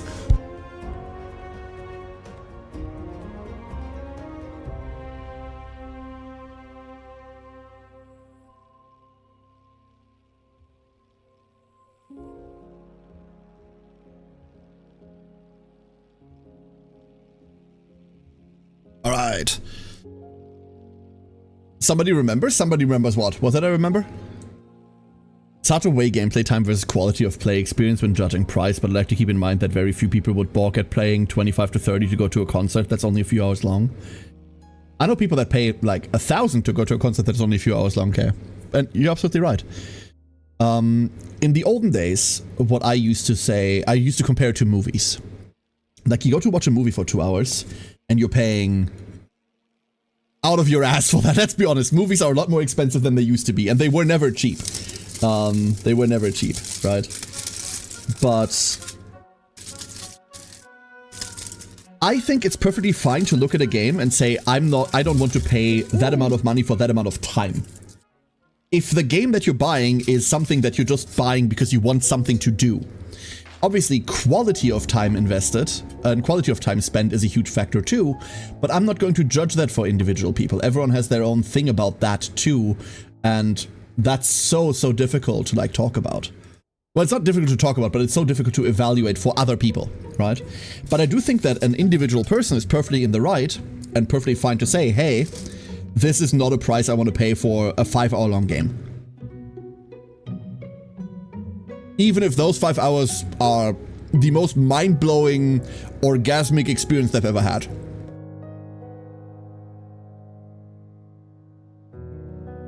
So, that's fine. Totally fine. To each their own standards. But I find it hard to translate that to others. I got a call from the place I've already paid for the kitchen stuff asking me based on a quote last month if I was still interested. There's a German saying, Reister. There's a German saying that goes, da weiß die eine Hand nicht, was die andere tut. one hand doesn't know what the other is doing. And it's usually applied for like corps or like institutions that are large enough that one department does not correctly communicate with the other. Because that's exactly what that is, right? And it is always, and that's important, embarrassing. It is always incredibly embarrassing for anyone involved. At least I think it should be incredibly embarrassing. My boss sometimes doesn't think so. But hey, what can you do? It's a national-sized business, so it fits. Yeah, it's very easy for that to happen. Very, very easy for that to happen. Did I miss that? Nope. It's like organizations like this are obviously like arcane in their works, right? Very, very arcane at the end of the day. We stocked up on water. I believe we have to go to the other side there. And I can already see the pirate fortifications coming up. Like, that is what this is gonna be, right? Find a statue of Serafa to use in the shrine. It's not gonna be whatever the hell this is. It's gonna be over there. No, I'm not looking forward to that.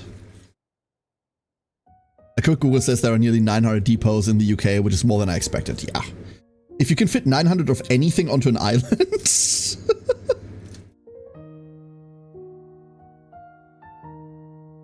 then I would call that ubiquitous.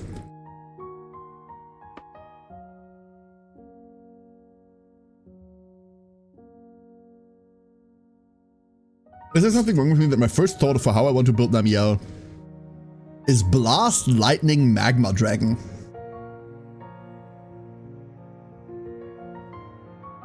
That depends, brethren. That depends. It depends on a question that I never answered. And I don't know whether the greater community around Monster Hunter Stories ever answered it either, but maybe you know the answer. Does Monster Hunter Stories have the concept of stab? Stab, for those of you that aren't familiar with Monster Tamers, is an abbreviation, comes from Pokemon I think originally, called, and it's an abbreviation for same type attack bonus. Let's say a water creature uses a water move, the water move is now stronger. I think it originates from Pokemon, but it might be from fucking Dragon Quest, I don't know. Pokemon is the first I ever heard it. Does Stories have the concept of stab? It's a very, very common system in creature collectors these days. Because if not, then you can do whatever the fuck you want.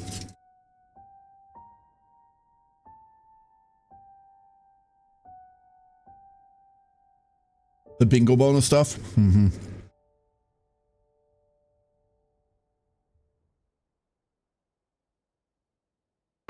Which, to be honest, is fair.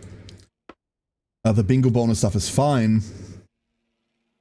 But also highly versatile, right? The bingo bonus stuff is highly, highly versatile. Insofar that you can take a water creature and give them all fire bingos and you're done. How many IKEAs are there in the UK? IKEAs in the UK? 22. Only 22. Okay, secondary question. How many IKEAs are there in England? How many of those 22 are in England? Specifically. That's what I need to know.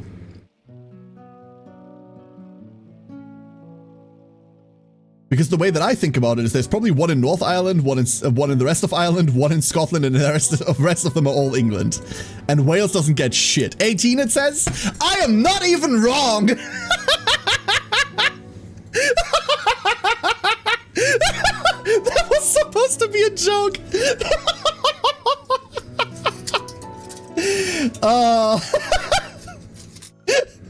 And let the English contempt for the rest of their countrymen be known once more. They're holding all the IKEAs and there are none left for you. I need the second Braveheart to be about the liberation of the IKEAs from the English. Can we film that? Pretty please?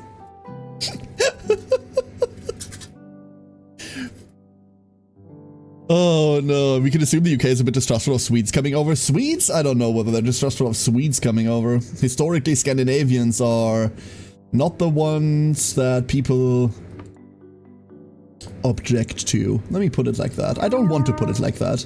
Putting it like that made me deeply uncomfortable. Unfortunately, you do know that it's true. A ground cannon and a ground cannon. Okay, we're not on the ground, you fucker. Woo! Hotkey? F1. Okay, Twitch chat. Show of hands. Who here hates using the function keys for any hotkey whatsoever? This cannot just be a care problem. It cannot just be a care problem. Right? I'm not gonna upgrade them right now. They need to fire. But damn, do I wish I had waited for the upgrade. Maybe they can still fire while upgrading. Maybe they can't and I just fucked myself. Who knows? I prefer them rather than some mystical combos. Earlier, I had... Oh god. Earlier... Oh, we're going down. We're not going down. We're just going down swinging. Earlier, I had a game prompt the end key, and I had to figure out what the fuck the end key was. That was fun.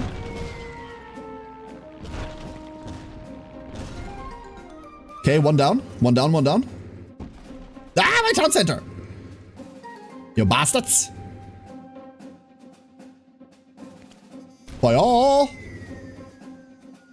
And no, yeah, that's correct. Still don't know what that was. Still have to look it up. There's too many programmers here for anyone to share your function key phobia. No! Abandoned by what I thought were my people again. A2 Twitch chat, A2. This has 4 health left and I'm mad about it. This has 4 health left and I'm incredibly mad about it. Are those enemies? Wait, they're still alive? Oh. I thought we had shot them out of the sky. Never mind. Never you mind then. Oh, there's a warehouse. Hey, look, we found the pirate IKEA. There we go. One less pirate IKEA. And then some lake for... Oh my god, everyone's infirm, everyone's dying. No. Brutal. Oh. 1 is Northern Ireland, 1 Wales, and 2 for Scotland. You gave 1 to Wales? Wow, anyone can have an IKEA these days. I love Wales. It's a really pretty part of the UK. Wales is really fucking pretty. Like, the countryside is absolutely lovely. What are you? A dye house. Oh, we're gonna send someone to die. Wonderful, I love that.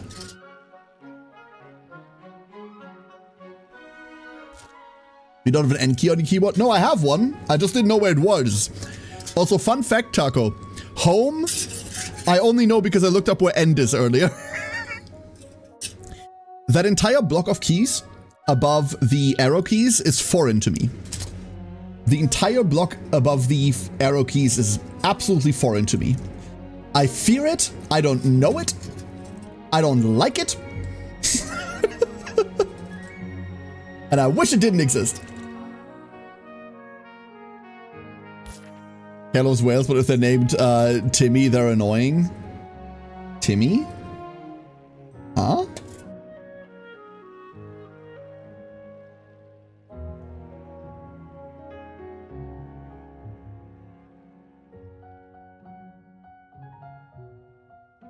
Nope. I cycled through all the references I could think of. I don't get it. I thought at first that was a Whitest Kids You Know reference, but the whale skit was done by Trevor Moore, right? That wasn't Timmy. So no, I don't get it. You know current news? They gave it a name? I didn't know it had a name. Of course they gave it a name. Oh, Germans, I swear. Oh, my people. I'm lost. There's a fucking whale on the eastern coast of Germany. The east coast is in the north, don't worry about it. and it beached itself. And then we unbeached it, and then it beached itself again, and then we kind of unbeached it again. I don't know. It keeps going and going. The fucking thing wants to die, and we're not letting it. And it's all like that's all German news right now. That's all that's in the German news. I do not know what's currently happening with it because I do not consume German news, but I didn't know it had a name until now. You ranted about it? Yes, the whale. It's called the whale.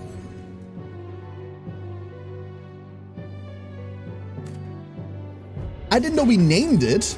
Now that we named it, we can't have Gorefest anymore. Are you kidding me? Is the statue not here? Did I miss it? No, there's nothing there, right? I didn't miss anything on the backside there? No, I didn't. It wasn't in the ancient ruins here? Oh no. It wasn't there at all. But there's no other landmass. Wait, what if it's just this thing?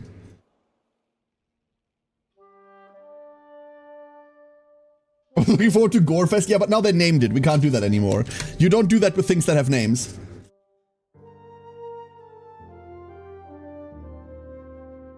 You just don't do that to things that are loved.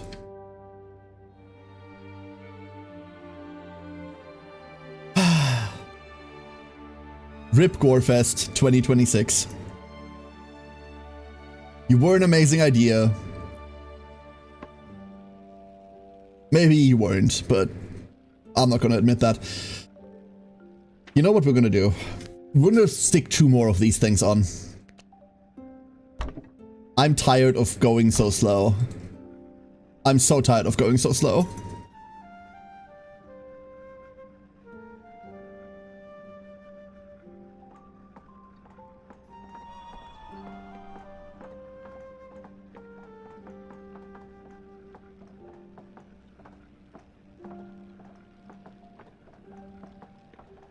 Come on. Oh, baby. Now we're going fast. Well, now we're going faster. Please tell me this is unexplored. This is unexplored. It could just be that. Oh. It could also just be that. What if it's that? This is a temple ruin without a text on it. Oh, I got all the way over there for no reason. We're just gonna scour the countryside again. We have everything we need. We can even take birds out of turrets, if we wanted to. But it's fine. I've returned with pizza and a few days of groceries. How many birds have died while I was gone? 3 got seriously injured. 2 of them have already recovered. The 3rd one is Coco, who is still being healed.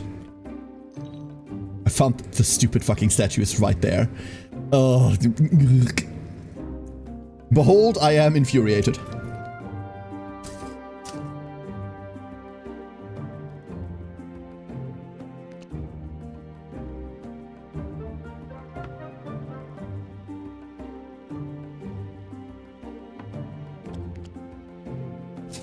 Also, behold, I've consumed my salad. Actually, what is the word? Bird. Bird is the word. Everybody knows that the bird is the word. Obviously. How you doing, Hatchley? Good evening.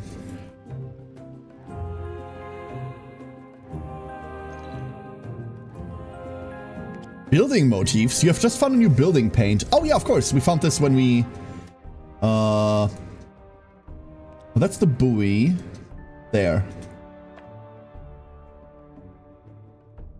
Didn't I set the lights to something else? Okay, like that's a bit too, you know, for me. That's a bit too... Oh, we can apply this to all. Hold up. We apply this to all. Apply to all, apply to all. Okay, now that just looks awful. I love it. All banners look like this now.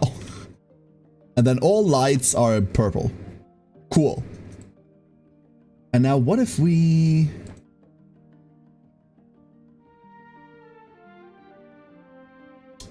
that sucks. Hold up, but that it does not have to suck. What if... No, to that, apply to all. Okay, that I like a lot more. Ooh, that I like a lot more. Ooh. That, apply, beautiful, keep going. Aha! Who done pre-paint Mini House City? Listen. First, fresh coat of white. First we do that, then we move along. The Shrine of Sarafa. We do need to hand in glass for that, which we do not have, so we can't do that. The temple also needs glass. We can't do that. Fuel for the fire. We can definitely do that. That's where we're traveling next. Like a nice prime coat. And now we're going to paint the city in rainbow colors.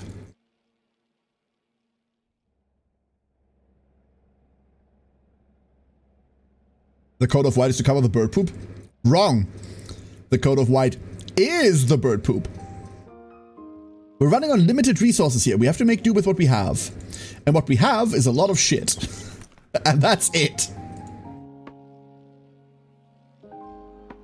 So, get to squatting, everyone. Good luck. Good luck. God gives his toughest battles to his poopiest soldiers. Josh, how you doing? Hello. The coal upgrades are gonna be great. We're gonna eat so much less coal. Oh.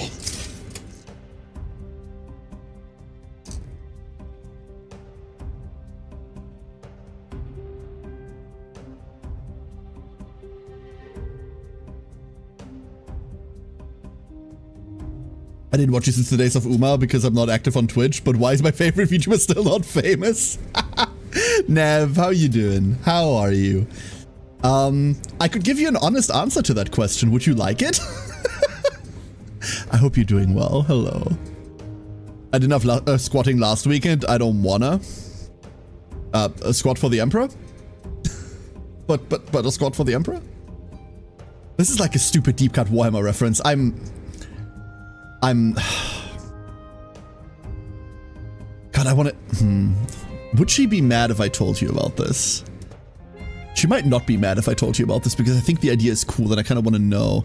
Okay, hold up. I'm just going to ask her. Hold up.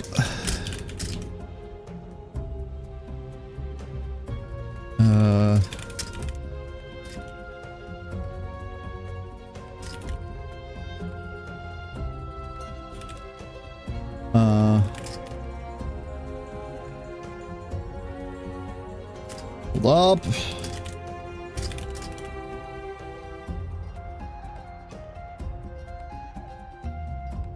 There we go. I'm just asking her, fuck it. She never needs to know. No. You don't do that to friends. No. You don't do that to friends. Not the friends that you value anyway. Doing good, thanks for asking, but I assume you don't stream a lot. Oh no, I stream 5 days a week. I stream 5 days a week for multiple hours on those days. Honestly, I think you have an amazing personality. Oh, first of all, thank you. And second of all, no, that's not the answer. The answer is because I'm not necessarily like putting in the effort for that, Nev. I'm not doing any offsite content. I'm not doing anything special. I'm not doing any shorts. I'm not doing any promotional posts. I'm doing none of those things. Because I don't necessarily want to be famous. I want to stream because I want to like hang out with people and I want to talk to people. I don't really go outside. I'm deeply agoraphobic. So going outside and like meeting other people is really difficult for me. But if I'm on stream, I can just talk to people and I can talk to people from all over the world. That's why. That's why I stream. Not to be popular, not to be famous. I need to do many things in addition to the things that I like doing in order to be famous for streaming, right? I need to put in a lot more effort. And I considered all of those things, and there's quite a lot of things that I don't have fun with. Like, I don't like editing. I don't like cutting videos down. I hate that process. I don't like running YouTube or anything like this. I don't want to multi-stream. So I put myself in a situation where I just don't do the things I don't enjoy. But the flip side of that is that I'm not getting a billion viewers. And for myself, I made a check mark somewhere that went, I'm okay with this, because that's not what I need. That's not what I want out of streaming. That's the actual honest answer. Now, here's the content creator answer, because I don't suck enough dick yet. That's why. No. The first one. Sari! Sorry, I didn't mean to bait you in here, Sari. The thought just occurred to me. So I pitched this to Sari yesterday. Right? Rogue Trader is getting a new DLC soon. Rogue Trader is getting a new, I don't even know whether it's the final DLC, but they're getting a new major DLC soon. And with that new major DLC, obviously comes the question, hey, Care, are you going to play Rogue Trader again? Are you going to go for your nth playthrough of Rogue Trader on stream? And while I was talking to Sari yesterday, I was like, Sari did Baldur's Gate 3 with Cam, right? And I'm not as good as Cam, obviously, but what does Sari think of CRPGs? Hold up, I need to ask her. And I asked her, and she was like, oh, yeah, no, super cool genre, I like it. I played, like, this. I was like, ooh, what if the new DLC comes out, and we do a co-op playthrough Rogue Trader with the new DLC? But the way that co-op works in Rogue Trader is that the host leads, like they do all the story decisions, and then the other people that join, they get to make like mercs and like run around with other characters on their own. But in reality, they're along for the ride, right? They're sitting on the host's shoulder. And because I've played the game so much already, like I'm by no means an expert in Rogue Trader, by no means. And we all saw that during the Alcat sponsored event, right? I'm by no means an expert. But I've played the game enough that I know things about it. Wouldn't it be fucking fun to watch someone that's new to it go through it, and then just have like a old, stupid Warhammer veteran sit like next to her and go like, you're doing so well! Thumbs up! Let's go! What do you think? Because I think that would be really fun. Trust me, I tried doing YouTube and editing and finding clips since I didn't show my face. It was super boring. We're glad you're having fun. That's all that matters. Yeah. I don't even know whether it's all that matters, right, Nev? I have plenty of people that I know that rely on Twitch to make income or rely on content creation to make income and to make a living. I'm fortunate enough, this isn't my job. Like, I have a day job, I have a family, I'm busy, right? For me, this is a hobby, and I'm very happy with it just being a hobby. I'm very fortunate to not be in a position where I have to make this work. I would hate having to make this work. For me, having to treat this like a job, and every now and again when I do sponsored content, when I do paid content, I do those things, right? Because it's nice having streamer privilege. That stuff's nice. Next week, for example, we're doing a major sponsored stream. Small spoiler alert, I haven't announced it yet. Doing those, I have to be a bit more professional, and I can't just be the hobbyist that I normally am, right? But that's okay. Every now and again, I get to play dress up and pretend I'm a grown-up. Mid-30s grown-up. I'd watch it. Good. Since your run ended on a fight that you didn't even get to fight because it's an unwinnable fight. I died in a dialogue, Galandia. I died in a story dialogue. Still better than the people that died during random spaceship battles, right? Oh, poor Azura. I'm still so sad about Azura, like, dying in tutorial. That made my heart bleed, dude. That made me really sad. She was doing so well, and then she got, like, double crit on Abelard during the tutorial fight. And, like, Abelard just goes down, and from there on out, if you don't have a front line, the entire fight collapses, right? Didn't dodge the charge either. It's like, poor Azura. I hope she's doing okay. No, but when the new DLC comes out, I think I want to, like, with Sari's permission, obviously. She does get a say in this, believe it or not. I think I want to grab Sari and just do a collab of like, hey, let's go play 40k. And then I get to like lore dump 40k on her the entire time, and she gets to fire melter guns in people's faces.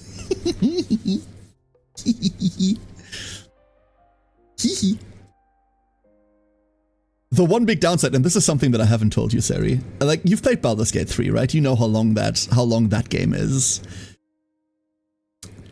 I'd say Rogue Trader is longer than that. I'd say Rogue Trader is a fair chunk longer than that. So, There's gonna be a bit of a longer project. It's gonna be a bit of a longer project, you know. 2-year collab, let's go. Wouldn't be my first one. Wouldn't be my first one, believe it or not. I'd really enjoy that. But we joked about it on stream as well, right? We joked about it on stream as well already. You know how Sari and I are. We're planning many things, but doing none of them. But this one I think has a really good chance of getting off the ground. Yeah. Also, all the other collabs, quote unquote, soon. Next week, I wouldn't be surprised if it's a certain gacha game coming out next week. I haven't really decided what I'm doing with NTE yet, Nev. I'm not super interested in NTE.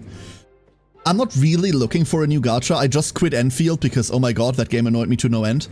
Haha, end, haha. And I'm already playing Chaos Zero Nightmare, which is a game that I very deeply love. But I'm probably going to look at NTE. I'm very unlikely to play it on stream, though. I don't think I'm playing it on stream. No, next week has a couple of games that release. So we've got the new Monster Crown that releases, which may or may not be awful. The original was, I think the original was the dev's first project, and it is by far and large was a solo dev project. I hope that they learned from it, and I hope that the second one is going to be better. The feature list reads cool, just like the first one. I'm gonna give it a fair share. I'm gonna give it a fair shake, and I'm gonna ignore the first one's existence. We're gonna be talking about it, but look at the second one on its own merit. And also, next week sees the 1.0 release of a game that used to go under the title Rimor Infested Kingdom. It now releases as Memolith. Same game, vastly different in development, and we looked at Rimor back in the olden days when the first demo of it came out, and I instantly got hooked. It's a turn-based tactics, hybrid between like Battle Brothers, XCOM-y, like FFT-ish, grimdark monstrosity that is supposed to be really difficult with a really cool campaign, and I'm very much looking forward to that. That's coming out next week. And I'm going to be doing I'm not just going to be doing a playthrough of it, but we are also doing giveaway for keys for it. We're doing giveaways for keys for it. Unfortunately, the game releases at like a really unfortunate time that I don't think I can tell you. They made me sign an NDA. The date is clear, but I don't know whether the time of release is clear, so I'm going to be safe there and not say that. It releases on the 27th. But in such a way that it's going to be unfeasible for me to stream on release day. So we're going to be playing it on the 28th, which is the earliest possible that I can play it. And then that's going to be like a campaign playthrough for us. I want to play through the entire thing. I'm very much looking forward to it. But yeah, we're going to give away keys for it as well, which is going to be really cool. Can you all tell Care to fill out another character sheet for Tomodachi Island? We have Zoe, but we are missing a duck. Chad, I need your help. I think Chad's dead, Sari, don't worry about it. Yeah, I could totally do that. Are you sure you want to waste another spot on me? You already have, like, my avatar running around. I don't wanna, what's the word? Not intrude. What's the word for it? I forgot the word. Let's go with overstay my welcome. Let's go with that one. Don't challenge me. I would never question your I would never question your wisdom. I am merely asking whether you would be okay with that to begin with. The max is 70. Oh, I don't even have 70 friends. I don't think anyone has 70 good friends. Everyone has 70 acquaintances and 7,000 Facebook friends, but who in their right mind has 70 fucking friends? Oh my god. Kill me now. Sari's very passionate about a Tomodachi. I've only been able to like lurk the last couple of Tomo streams. And I missed the Kenshi stream entirely today. I'm so sorry. But yes, she is. Absolutely correct. Absolutely correct. I'm dead now. No, Maddie. No. I've always wondered what that emote actually is, Dorjet, by the way. I've always wondered what that is. Is that pepperonis? Oh my god, those are... Oh, rip. Rest in pepper... Oh. Oh. I always thought it was a red cross. I beat someone up today. So what did you do in Kenshi?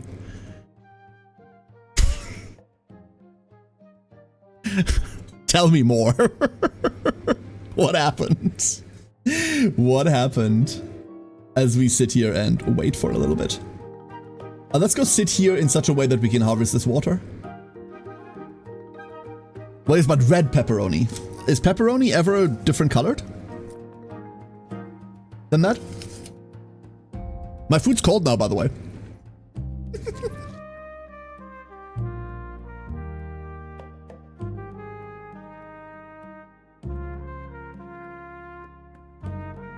I found copper for 2 hours, but then we exploded and I got fucked, but I also did the fucking, so... Let me reread that again, but with the right pronunciation and everything, shall we? I found copper for 2 hours, but then we explored and I got fucked. Congrats. But I also did the fucking. Even more congrats. So... And then there's the little Sari face that if you're on Sari's stream goes along with the sound yeah. That's that little face. That's what that is. I can't do it justice. Sari does this really well. But it goes yeah.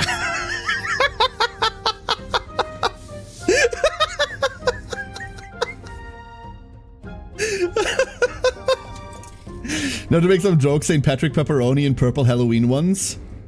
What the fuck's a St. Patrick? Oh, that would be green. Yeah, no, okay. Yeah, no, okay. Sorry. Didn't think before I opened my mouth there. Of course it would be green. Why purple for Halloween? Sounds like Sari had her yaoi book come to life. That is exactly what that sounds like, Reister. That is exactly what that sounds like. You can imagine her like rubbing her like greedy little hands together and going like, yeah, right? Like I can see it. I can see it. Wait, care Discord? Yes.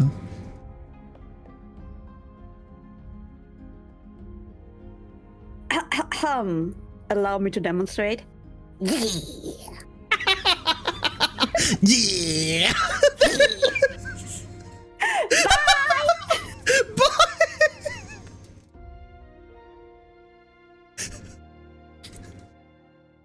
Next month, I will have done this for 8 years. Next month, I will have done this for 8 years. That is sad, depending on how you look at my streaming career so far. I can count on less than one hand the amount of spontaneous calls I have accepted on stream. I can count that on less than one hand.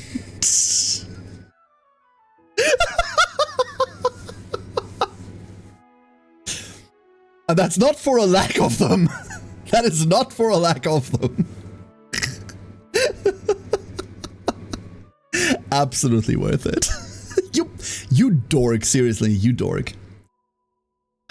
Ladies and gentlemen, ducklings of all shapes and sizes, if you've not met Sari, Sari is a wonderful friend. An absolutely wonderful friend, and I'm really, really glad I know her. Really, really glad I know her. They say never meet your heroes, but they've also never met Sari, so what do they know?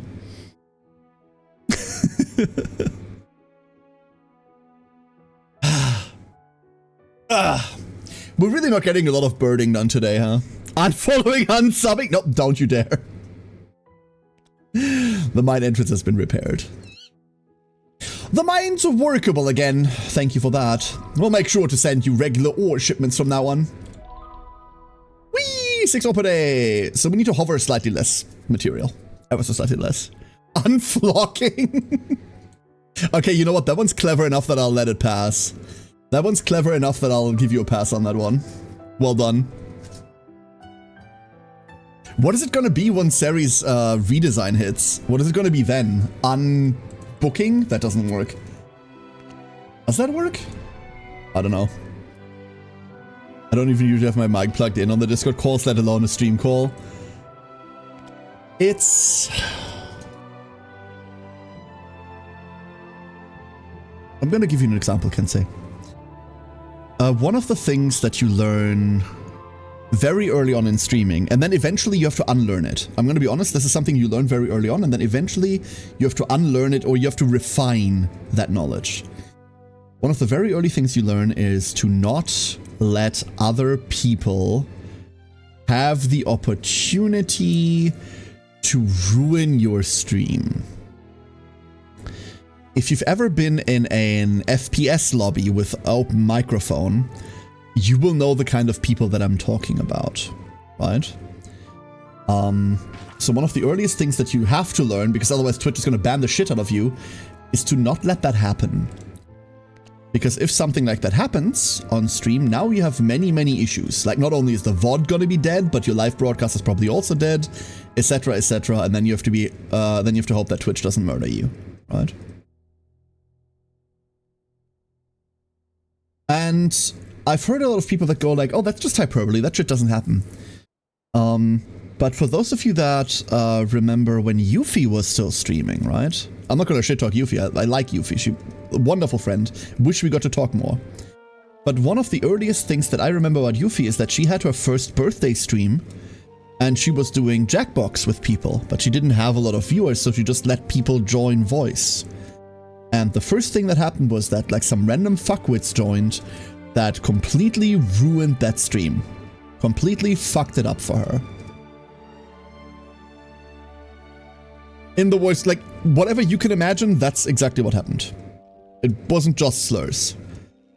And I remember the poor woman was fucking distraught over that, which is very understandable because I would have been too. If you're not careful about that, then eventually that becomes the default, right? I mean, it should be your default, right? But it's really easy to fall into that and just like not want to interact with people at all like this. Alzarath! Alz! Hello, Alz! Welcome on in. Sorry, we're real talking about like people ruining streams. And then Alzarath shows up. Of course he did. How was your stream? What were you doing? I hope you had a wonderful stream. Hello, Alz. Since a serious discussion interrupts with bad jokes to ruin stream. You have never once ruined one of my streams.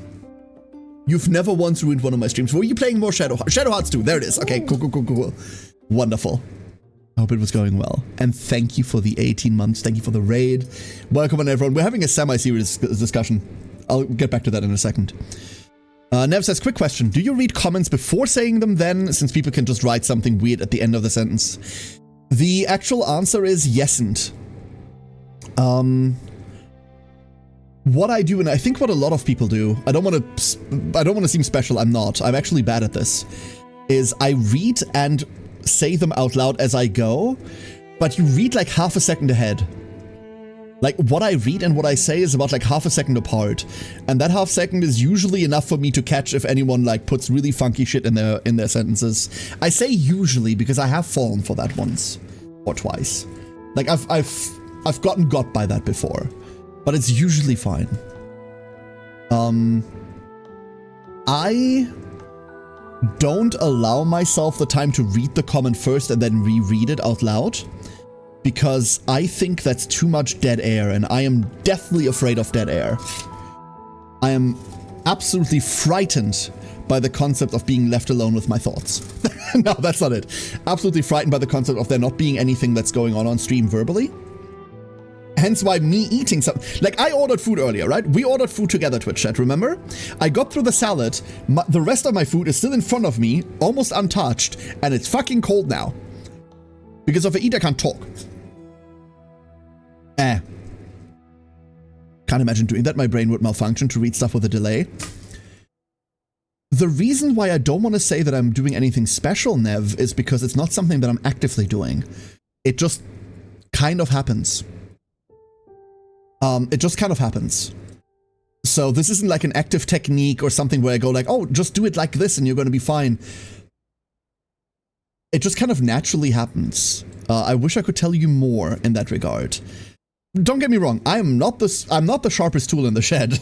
Like, I got degrees, that's all I have. Like, there are many people smarter and like only some people dumber than me. But I don't feel like I'm overworking my brain doing it. Like, I don't think it takes some getting used to. I would absolutely say it takes some getting used to, but I've also been doing this for an eternity, right? And it's just something you pick up. I honestly believe that. Seriously, same as Care, sometimes I just stop, sometimes I finish and go, what? Yes, exactly. And sometimes the sentences you read just end in yogurt without bones, and you go, wait, I missed something. Just need a USB hot plate by you? Wait, what? To like... Huh? Wait, what? How would that help?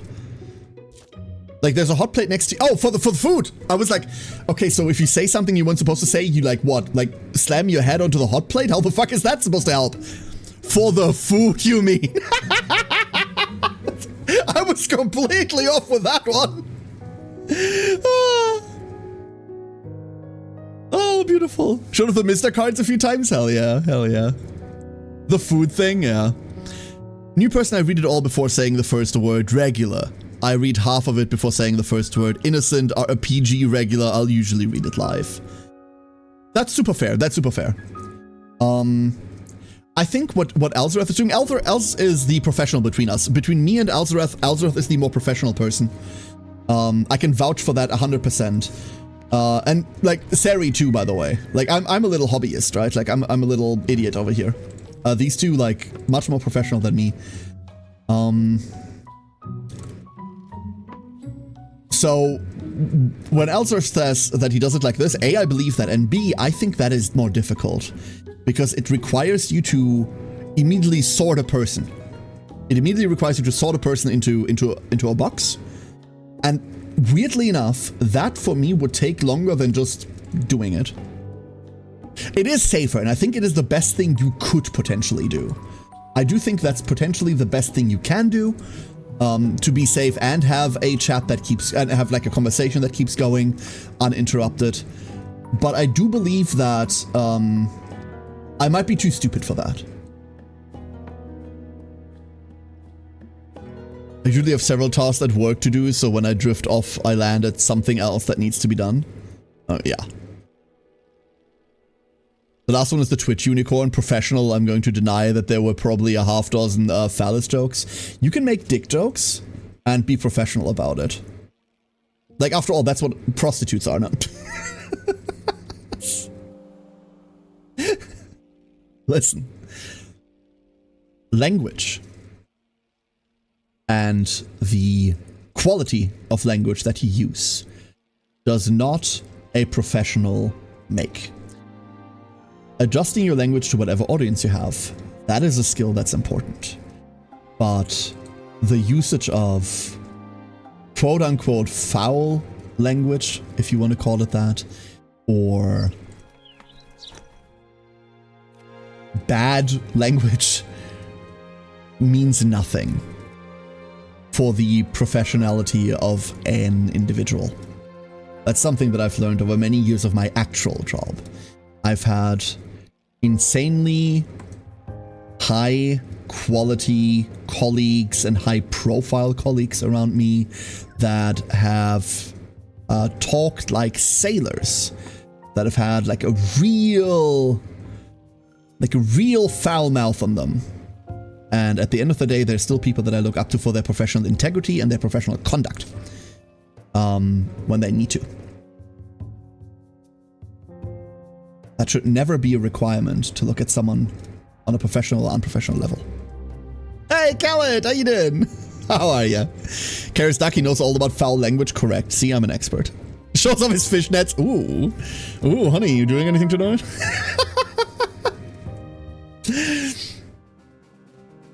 I need a stare emote. It's called Karen Blank. Sorry, it's called Karen Blank.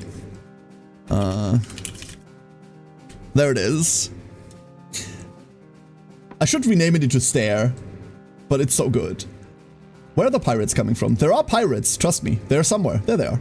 The pirates are in the room with us right now. I consider Care a professional because I value ethics as the cornerstone of professionalism.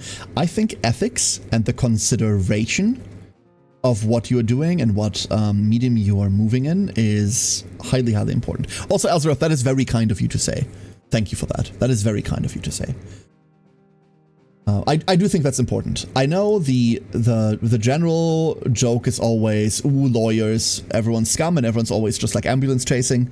But legitimately, I work in a profession that is filled to the brim with ethical consideration, right?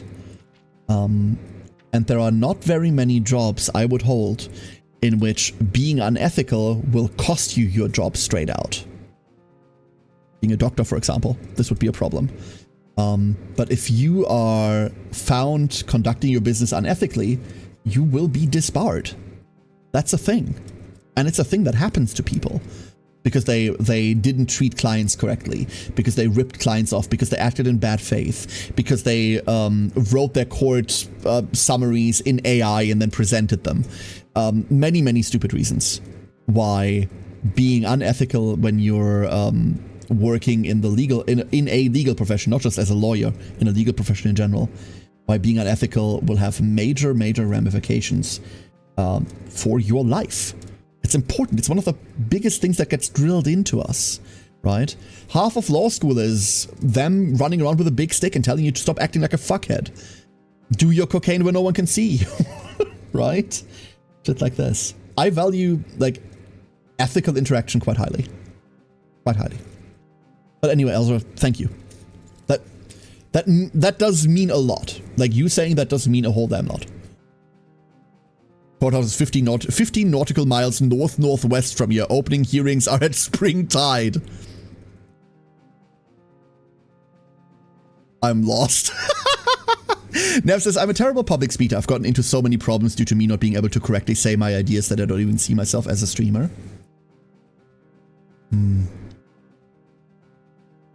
That's a tough one, Nev. I think, for whatever my stupid thoughts are worth anything, not being a good public speaker is almost never the issue. Not being willing to just go out there and talk, that's usually what gets people. I will say I'm coming from a privileged point here. I've always been terrible with people, but I've always been a good public speaker. I don't do well when you put me into a group, but I do really well when I'm standing on a stage and I'm talking at the audience. I do really well when I'm behind a podium. I do really well when I'm in a position that sets me apart from the people that I'm talking to, because then I'm not just one of the amalgamated masses. So I've always been decent at public speaking. Obviously, I'm not winning any prizes. In the grand scheme of the world, I am average at best. Let me preface everything with this. But I think what gets people, especially when streaming, is that they're not willing to just talk. What you say doesn't have to be super high quality stuff. You don't have to have the most insightful things that you say. If you watch some of the highest profile streamers out there, they repeat the same shit they've said multiple times in the same minute because they're fishing for the next thing to say. So all they do is repeat something 3 times just to keep sound going, right? And then they're looking for the next thing. Like, I did it just there without even noticing. I did it just there. I said that, and then I repeated it again because it's all just noise. And they will go and structure entire streams like this. And at first you have to do this consciously. You have to like set yourself up. You can have an affinity for this. Obviously, a lot of people come into this with an affinity for speaking like that. But like anything else, it's a learned skill as well. So that is what gets a lot of people not being willing to be bad at that to begin with. If you're not willing to be bad at something before you eventually become good at it, then you're never going to be good at it. I'm guilty of this myself. I've started many a thing that I went like, oh, this is going to be fun. And then I wasn't instantly great at it, and then I threw it away, right? And streaming could have been one of those things too. I am still surprised I stuck with streaming as long as I have, because I have a huge history of picking up new projects and then abandoning them. In like my hobby life, right? The other thing I would say, like I said, for whatever my stupid thoughts count, like I don't claim to be an authority here, right? But the other thing I would say is, don't put yourself down like that. There are many people out there, many people. There's hundreds of thousands of streamers, live streamers only, right? Even if we just look at Twitch, there's hundreds of thousands of us. And there are many out there that make absolute dog shit content. When they speak, they don't know what they're doing. They don't have anything interesting to say. They're not funny. They're not interesting. They're not entertaining. They installed OBS and they're pressing play.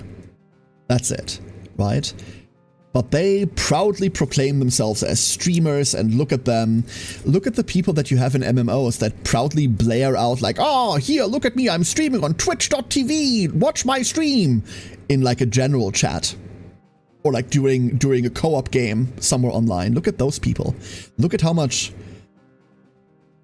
annoying self-confidence they have. And almost universally, those people have maybe 10 viewers and 9 of those just came in to see what the fuck that asshole looked like, right?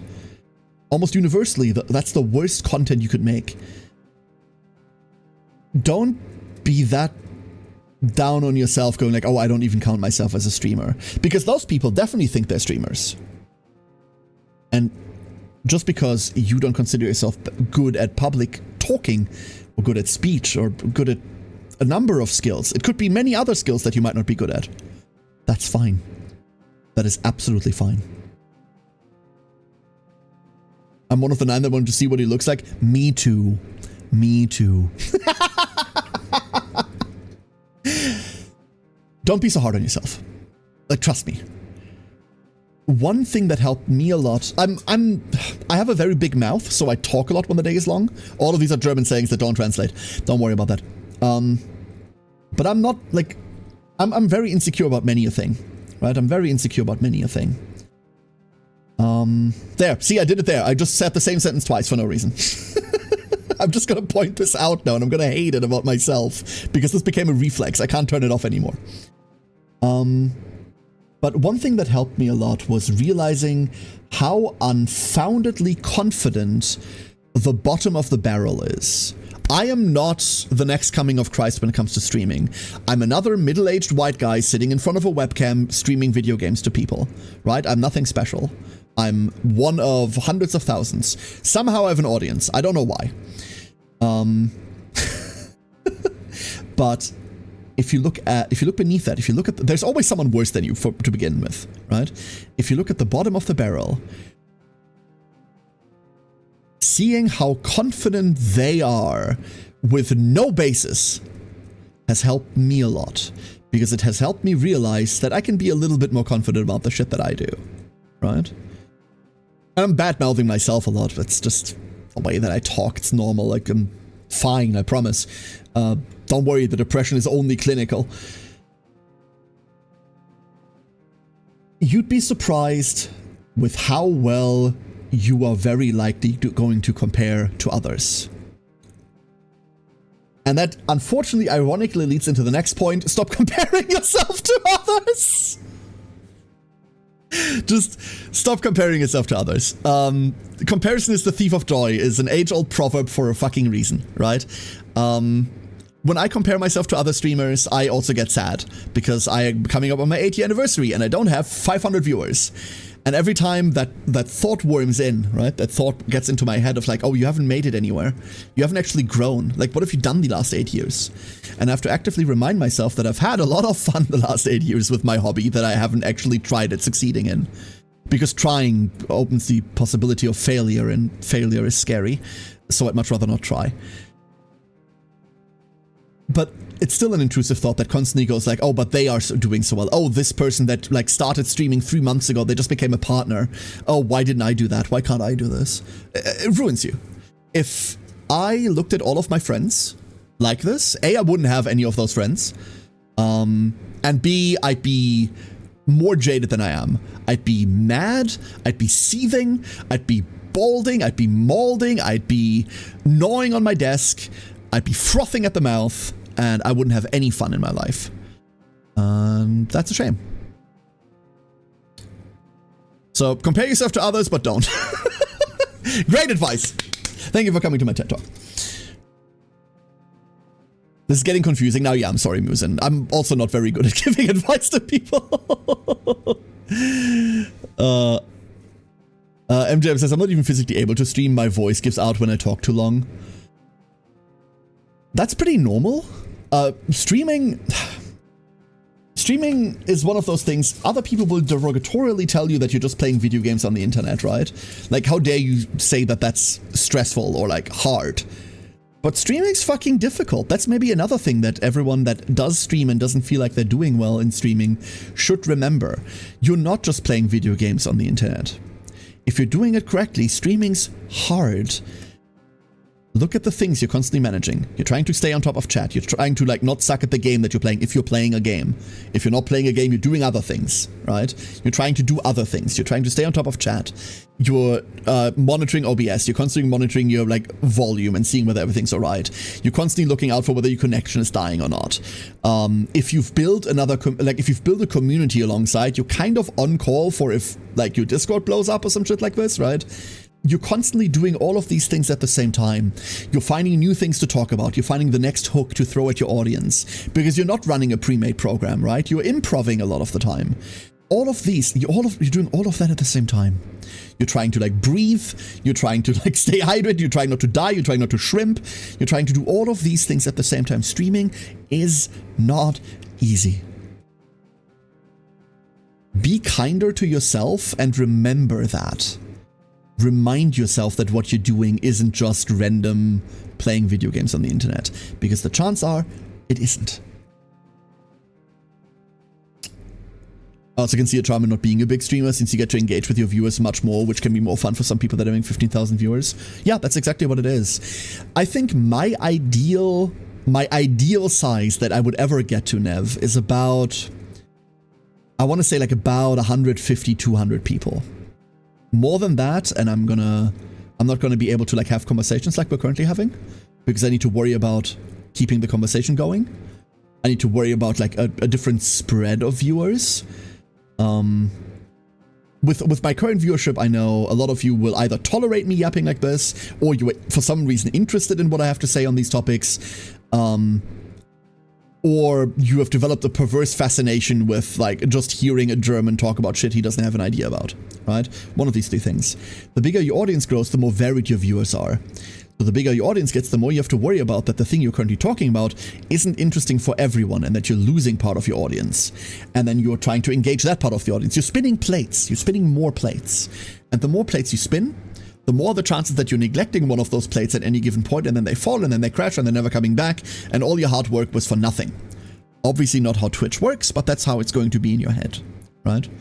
So my optimum size is somewhere within the 150, 200 people range, if I ever wanted to, like if I could ever get there. I don't think so. I'm very averagely a 30 viewer streamer. I'm very happy in that niche.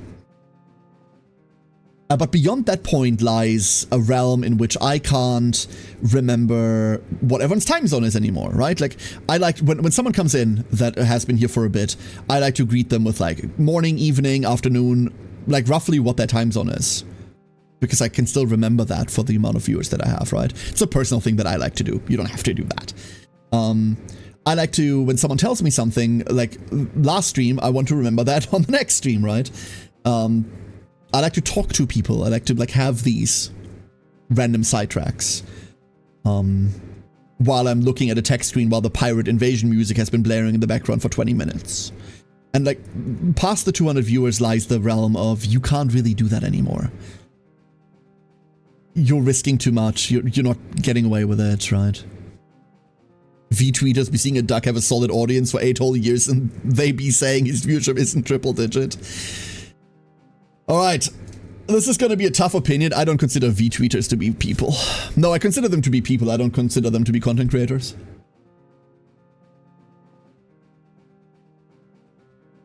Let me clarify. You want to be a content creator, be a content creator. It's fine. Do what you want. Actually, if you're regularly posting shit on social media, you're kind of a content creator, right? That's fine. If that's what you want to be, that's what you are. But here's the hot take. If you've never made a video or streamed or produced some sort of like content like this, it doesn't matter what you do. You could do like live cooking, fuck it. You can do like city walkarounds. You can play video games. You can do whatever you want. I don't care what that content is. But if you've never produced content like this, you are not a fucking VTuber. I don't give a fuck. There is a billion people out there with accounts that go like pre-debut VTuber. I'm debuting in 3 years from now. Cool. I don't care. Right? There's a shit ton of people like this that go like, but I'm a VTuber. I don't stream. We exist. And I'm like, no, you don't. You are not a cook unless you're cooking. Right? You don't have to be currently cooking, but you do need to have cooked. Or you do need to be cooking at some point in the near future. Right? If you don't, like, a VTuber by itself on Twitch is already weird because tubing, we're on Twitch here, we're not on YouTube, right? But Billy exists, so, like, I'll let everyone, including myself, get away with that. You need to make some sort of video-based content in order to be a fucking VTuber. Done. I don't care whether you have a PNG, I don't care whether you have a 2D, a 3D model, I don't care whether you have sucked off God and he has granted you with the world's first 5D model that allows you to simultaneously exist and not exist in every permutation of the universe. I don't care. You need to make some sort of fucking video content in order to be a VTuber. And I know people are going to look at that and go like, oh, that's gatekeeping. That's gatekeeping. To that I say, no, it's not. Fuck you. Anyone that wants to be a VTuber for some reason, if you are mentally ill enough to be a VTuber, then I'm so happy. Join us. I hope you get better. I hope you feel better soon. My condolences, but welcome on in. The pity party's right there, right? If you're mentally ill enough to become a VTuber, then be my fucking guest. That's great for you. I'm not trying to keep anyone specifically out, but all these fucking, like, V-tweeter poser assholes that have never made an interesting, like, bit of content in their life can fuck right off. They can all fuck right off. There. That's my fucking hot take about the VTuber community. Mind you, when we talk about the VTuber community, 90% of the VTuber community is those people. Because there's so many of them. It's like awful. It's awful. I followed some VTubers on Twitch years past and nothing came of it. I'm surprised that you would know with your follower limit reached all the time. If I come across someone that says, hey, pre-debut VTuber, my debut is at that and that point. They have like a date for it, or they have plans for it. That's fine. Great. Cool. Looking forward to it. If I have time, I might even be there. Not that that matters. Not that it matters whether I'm there. I'm not important. Remember, I'm not important. I do not matter. My opinion doesn't matter either.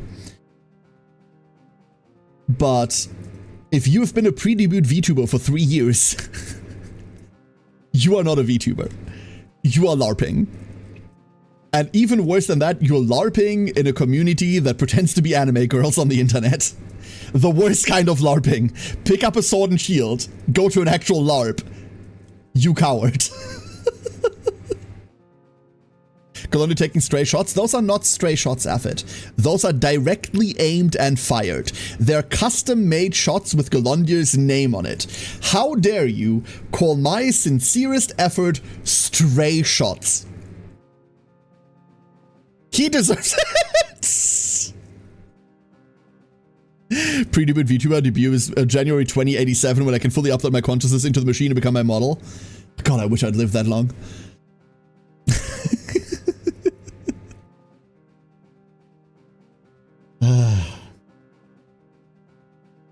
We're back to the bottom of the barrel people and how confident they are for no reason. V-tweeters will also fall into that category. Actually, any sort of reply guy falls into that category. Any sort of reply guy just like falls straight in there. Alright, let's resolve this pirate crisis, shall we? We've been sitting here for a bit.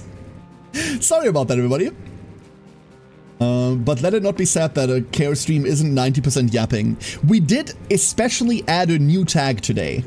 For those of you that weren't here for it, we added a new tag that makes clear what this stream actually is 90% of the time. So, enjoy. as they are blowing up my city.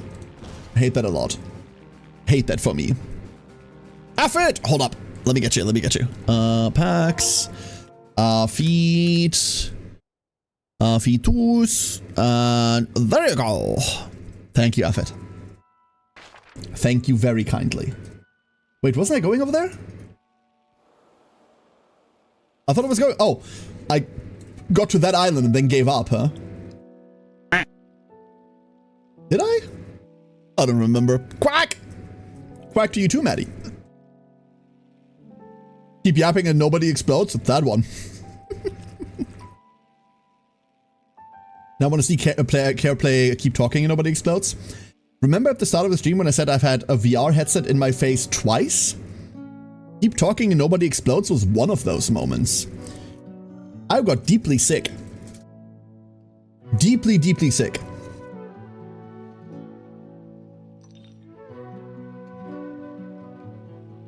So no, thank you.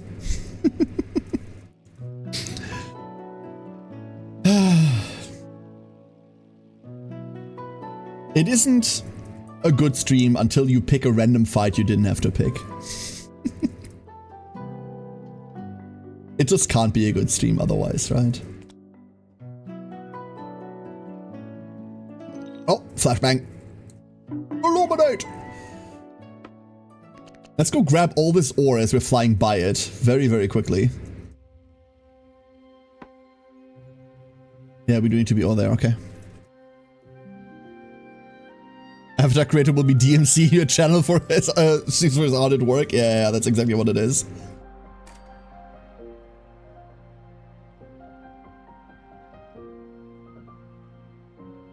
The future is this topic. I've said already, and I think I do believe this. It's hard to know whether you actually believe something like this until you're confronted with the reality of it, obviously. But I do believe that once affordability is established, I'd be all in favor of uploading myself. Biological life and maintenance. I'm too autistic to exist on this planet, let's be honest. Like, the whole biological life and maintenance has never been for me. Has never been for me. But it is hard to know whether that's a sincerely held belief that you have until, like, the possibility exists, right? Because at the end of the day, you don't know how much panic you're gonna feel when you stare at that machine. You have no idea, right? For anyone that's ever even looked at Soma or at, like, an advanced level transhumanism forum, you will know the weirdness that comes with that topic, obviously. So, I don't know. As someone that gets motion sickness from FPS, I can only imagine how terrible you get sick from VR. A friend of mine has really bad motion sickness, but in VR, they're perfectly fine. Those two things don't seem to correlate at all, and it's very strange. Recently got a VR helmet as a gift, only wore it twice? Damn! You know some rich people.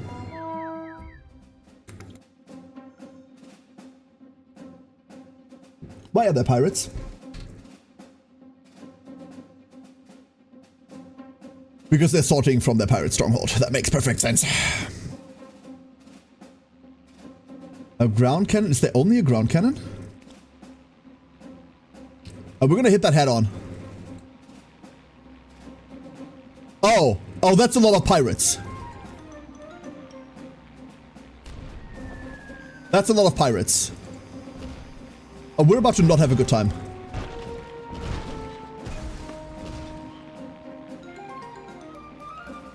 Uh-oh. Recently started. You blew up my clinic? Oh my god, they got the clinic. That's awful.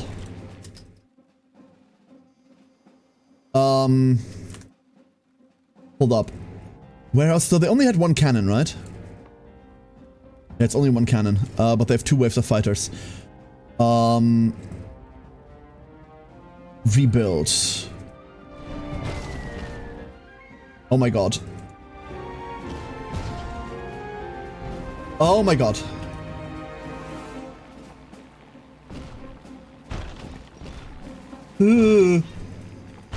Okay, the fans are holding. If one of the fans breaks, we're fucked, by the way. Oh my god. Oh, oh my lord. Okay, that was rough. That was rough and bad. And like not in the kinky way either. Woo! First thing I do not in any new game is remove bobbing and motion blur. Motion blur, field of like depth of field, same thing. Same thing. Nouveau rich, and I hate how poor people they make me feel, but how poor they make me feel, but it's families, I can't really distance myself. It's a shame if they actively do that to you, Effort. That's a shame. I'm sorry about that.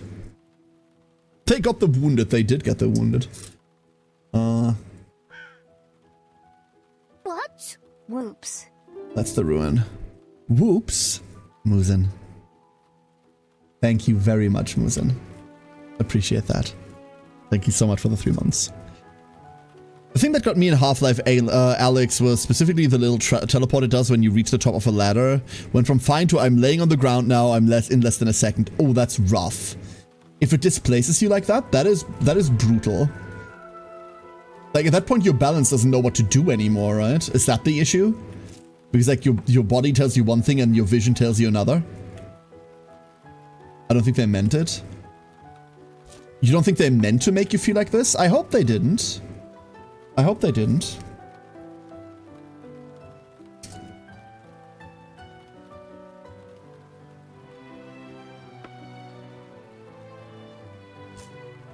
We had something like this in our family a while ago. And it was about one part of the family buying birthday gifts for children of a different part of the family. And buying like really expensive shit. Right? So let's say you've got the children and the parents are buying like normal ass birthday presents for their children. And then like there's another part of the family that buys like really, really, really expensive shit for them. And let's assume that that family isn't like super well off. They're like fine, but like they're not super well off, right? We had that happen. Where the parents had to like speak up and go like, hey, you're making us look like, we feel like you're making us look like garbage, right?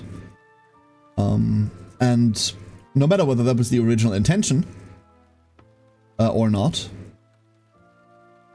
that obviously it wasn't the original intention, but if it were, that would be awful. You have to take that into consideration, right? Because you're actively going against doing something nice, and I reckon the original idea was to do something nice. Literally ended a 30+ year friendship over that kind of stuff. Yeah. If you... I never feel like I'm qualified to give any of these life advice, and then I remember that I'm old as fuck and I've gone through all of this already, right? But I always feel like I'm not qualified because I've done all of these things wrong in the past already. But if you spend time with people that make you feel less than, then you probably shouldn't spend time with those people.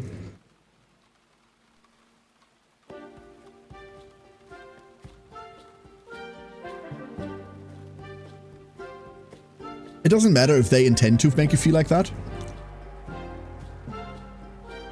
Or not.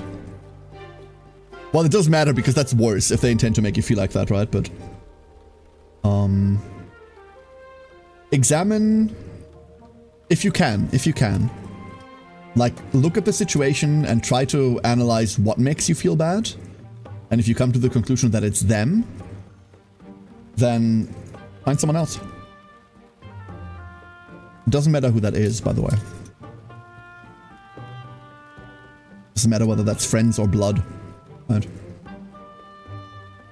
It's probably worse if it's your friends, because like none of us can select their family, right? We can't pick our family.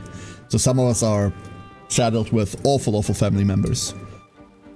And if I'm being entirely honest with you, the excuse of but their family hasn't mattered since the age where we all huddled together in multi-generational huts and had to rely on family as a tribe. Hasn't mattered since then, and it's been a while since then. In most places on this planet, it's been a while since then. Not in everyone. Don't tolerate toxic people just because you're unfortunately related. Don't tolerate toxic people because you're not related either. You deserve higher standards. I hate being preachy like this. I don't mean to be preachy about this, right? Like, you do you. You do what you want. You'll be fine. We're all, like, you'll be fine. But you deserve higher standards. Bad family life and death situation is even worse. Oh yeah. Unfortunately, that's usually the time that you find out. Unfortunately, that is usually when you'll find out. But they're family, then they should behave like it. That is a perfectly acceptable answer, Ferris. Yes, absolutely. Absolutely.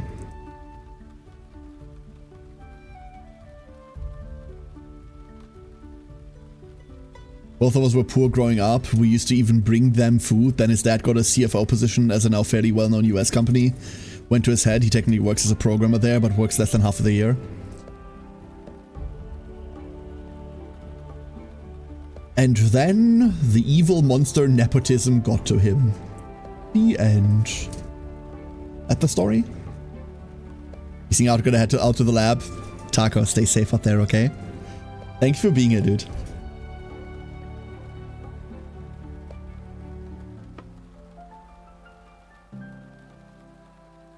The worst part is, Els, that's a fairly common story at that.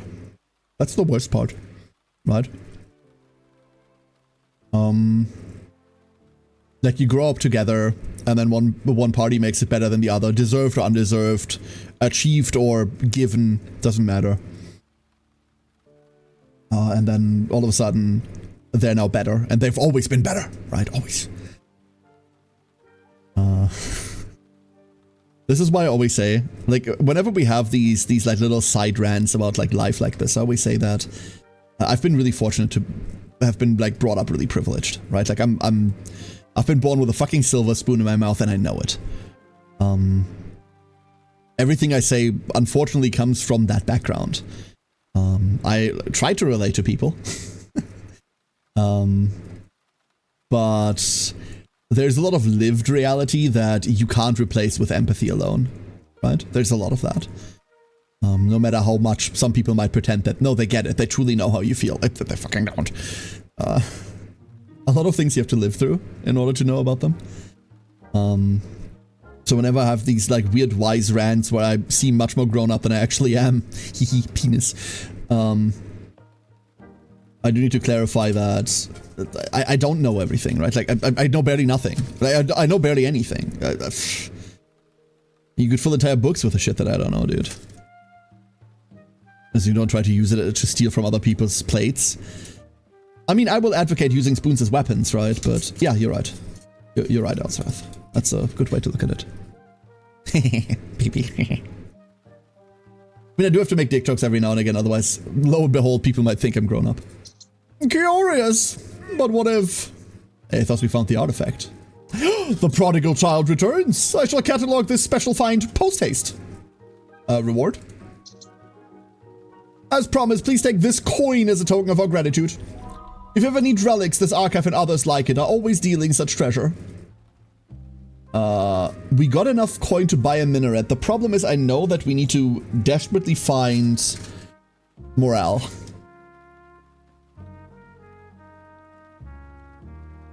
Desperately.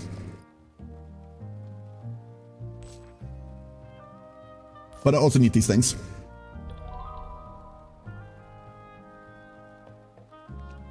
Oh, we also got a relic. Can we look at our relics anywhere? Is there like a...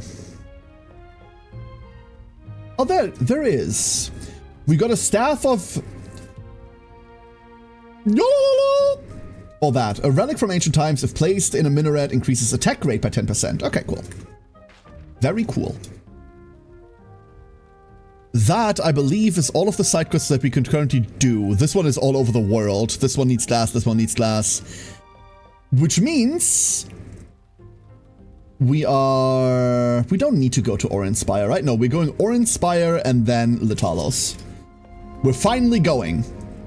We're finally going to travel. Hey, streamer, PayPal me 30k. Can I send you 30k? But I don't have 30k.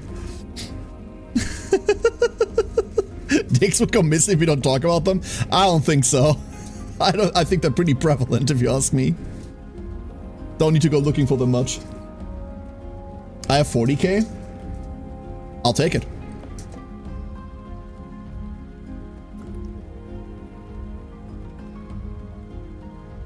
Imagine money. Streamer PayPal me 40k off the Weimar variety. Yo, you want to play Weimar, Elzareth? You want to play Weimar? I'll send you my Weimar collection on Tabletop Simulator. Disclaimer. Only ever played the video games, never the real one. Uh-huh. I know. Wait, no, I don't know that about you. Why am I sitting here arrogant as all hell going, yeah, I know that. No, I don't. What I meant to say before I came out as, before I came off as a dickwad there was, that doesn't matter. Do you wanna? Can you give me any restaurant recommendation in München or Stuttgart? Yes, actually I can. For München specifically, I've been to Stuttgart once and I've only been there for a conference and we never went to a restaurant. For München, Munich, for those of you in non-German, my recommendation for Munich would be to stay the fuck out of Munich. Ugh! Disgusting. Don't eat there, don't talk to anyone there, don't be there. Go somewhere else. Ugh. Does that help?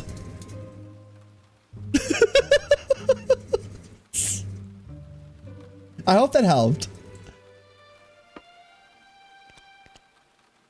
That's unhelpful. Just like Munich. No, unfortunately I can't. I'm from a very different part of Germany. Munich has always been a city that... I've been to Munich a couple of times. For conferences and the like. It's a very crowded, very popular city, obviously. But it's always been a city that's kind of a bit too rich for my blood. And B, a bit too Bavarian for my blood. Why do we hate Munich? What's the capital of Florida? It's not Orlando, is it? No, that's where the fucking park is. What's the capital of Florida? Because Munich is that. Munich is like that.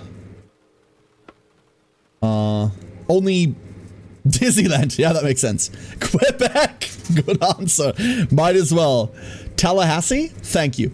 We're going with that. That also sounds fake, but I believe Elzareth. Elzareth wouldn't lie to me. Munich is that, but like posh. So actually, you know what? It's a crossover between Tallahassee and London. That's what Munich is. That's what Munich is. And I deeply, deeply hate it. No, I've been there a couple of times, but nothing really stands out. There was like this really, really posh fucking restaurant that charged prices that I would never pay for like a month worth of food, let alone for like an evening worth of food per person. But I neither recall the name nor the location of it. Yeah, sorry.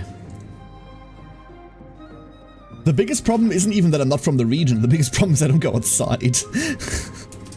Like, that's the predominant issue here, huh? And then Stuttgart is just a city I'm not familiar with whatsoever, sorry.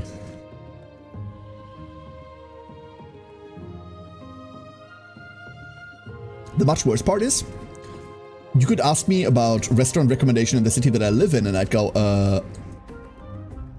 you know, the ones that serve food.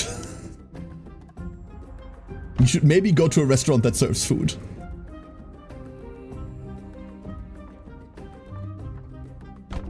I think that would work well. 2% back tilt because you just added so much lift up the front.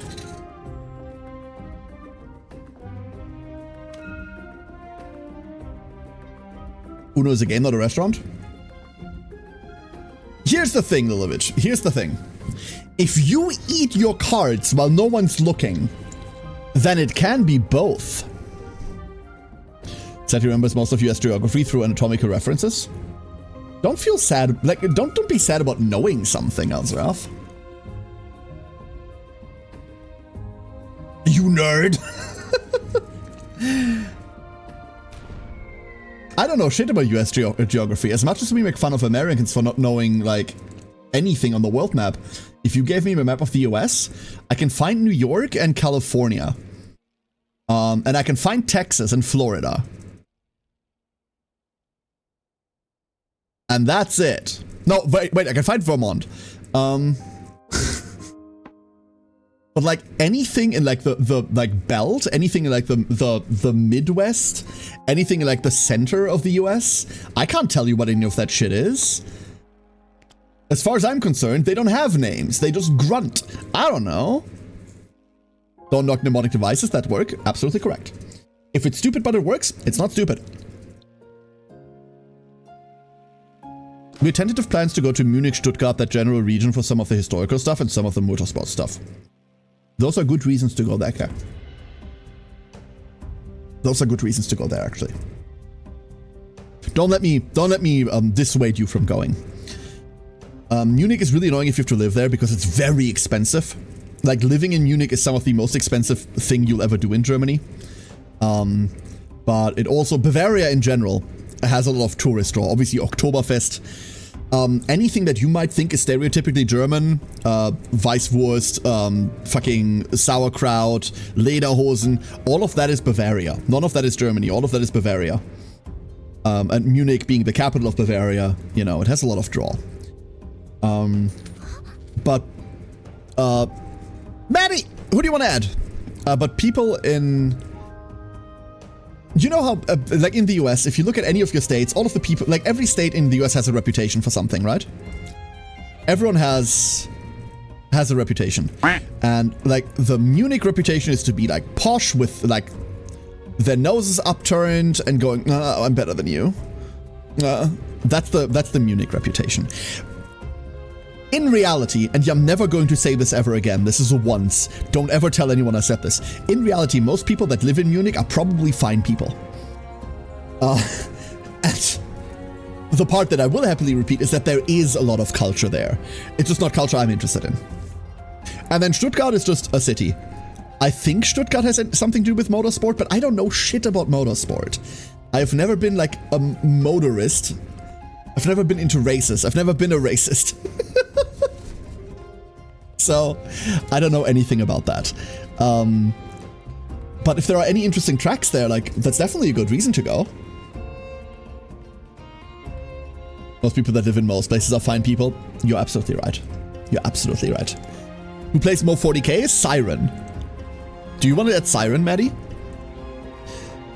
Do you want to add a shark? Most races are quite notorious. Well done. Lilovich, you are the best duckling. Well done. Living in a eunuch? No, a eunuch is different from Munich. At the shark? I will. I will. One shark. Look at her. So cute. Oop, there she goes. Stuttgart has the Mercedes and Porsche museums, among some others. If you're into, like, motorsport, I can see why those things would be really interesting to you. I can see why those would be really, really interesting. That seems like a perfectly fine reason to go. Right? I'm sorry I can't be more helpful in that regard, right? Times of a pensioner with a mobile scooter. Wow! I'm tempted to quote that, Galondia. I'm tempted to add that as a quote. Just to have you wear that for eternity. Just to have you wear that for eternity. Here's another thing, Kay. Here's another thing. People might know this already. I don't think like that highly of my own country, right? Not because Germany is like a bad place to live. Absolutely not. It's a very comfortable place to live in. If you don't look left or right. But I consider everything here to be mundane, to be trite. Because I grew up with it, right? German culture to me isn't interesting because it's my culture. I know it already. And I never developed an appreciation for it because I always looked at other countries and went like, oh, but English is a much funner language. Oh. So in many ways, me not being able to like reflect on this properly is a failing of mine. There are many cool things to do if you're visiting Germany, right? There are many cool areas. The Schwarzwald, the Black Forest, to me is an area that old people go to for vacation and then hopefully die in there. But like to a lot of foreigners, that shit's really cool because it's like large parts of it, like the entire area is like the like fairy tale dark forest bullshit, right? Like that's what it is, right? It's a really nifty area and it's also a highly cultural area. To me, it's mundane because it's always been there and I've always kind of been in the same country as it. So like, the extraordinary that you live with will not remain extraordinary for long. Not to you anyway. Not to you. I'm pretty sure if you live like, let's say you had a house like overlooking Yellowstone Park or some shit like this, right? You'd get bored of that shit eventually. And if not bored, you'd just consider that to be normal. Whereas tourists go, damn, look at that, right? It's vanilla, needs some mods. What's vanilla, needs some mods? Do I need some mods? I'm actually kind of looking for another mod.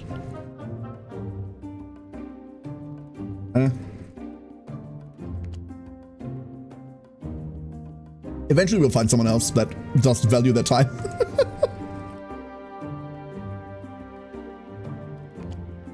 Let's go get all this water real quick. The areas you live into. Yeah, no, you're absolutely right. You're absolutely right, Dorshet. You're absolutely right. Need some mods. Builds a pipe bomb. Let's spice things up. Where is everybody going?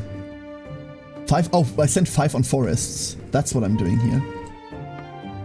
I really want to send them on lake.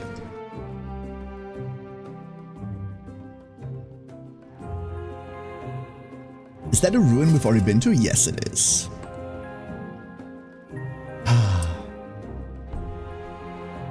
And there's Orinspire. We're gonna go shopping there real quick and then we're gonna move forward. I'm experimenting with redstone. That's gunpowder, my guy.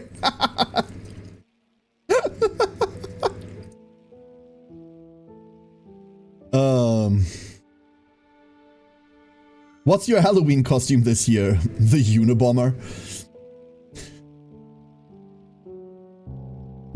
We should probably get this because that's the only way that we can currently gain more morale from main building. We should like go down this line for a little bit at least. How much water did we make there? Not a lot. I wish we had made more. Oh, they're still having to come in, huh? Oh, there are people to recruit. Wonderful. Beautiful. Academy, please. An ore for 600. I'm not going to be building this. It's 8 propulsion. I don't think I'll be building this.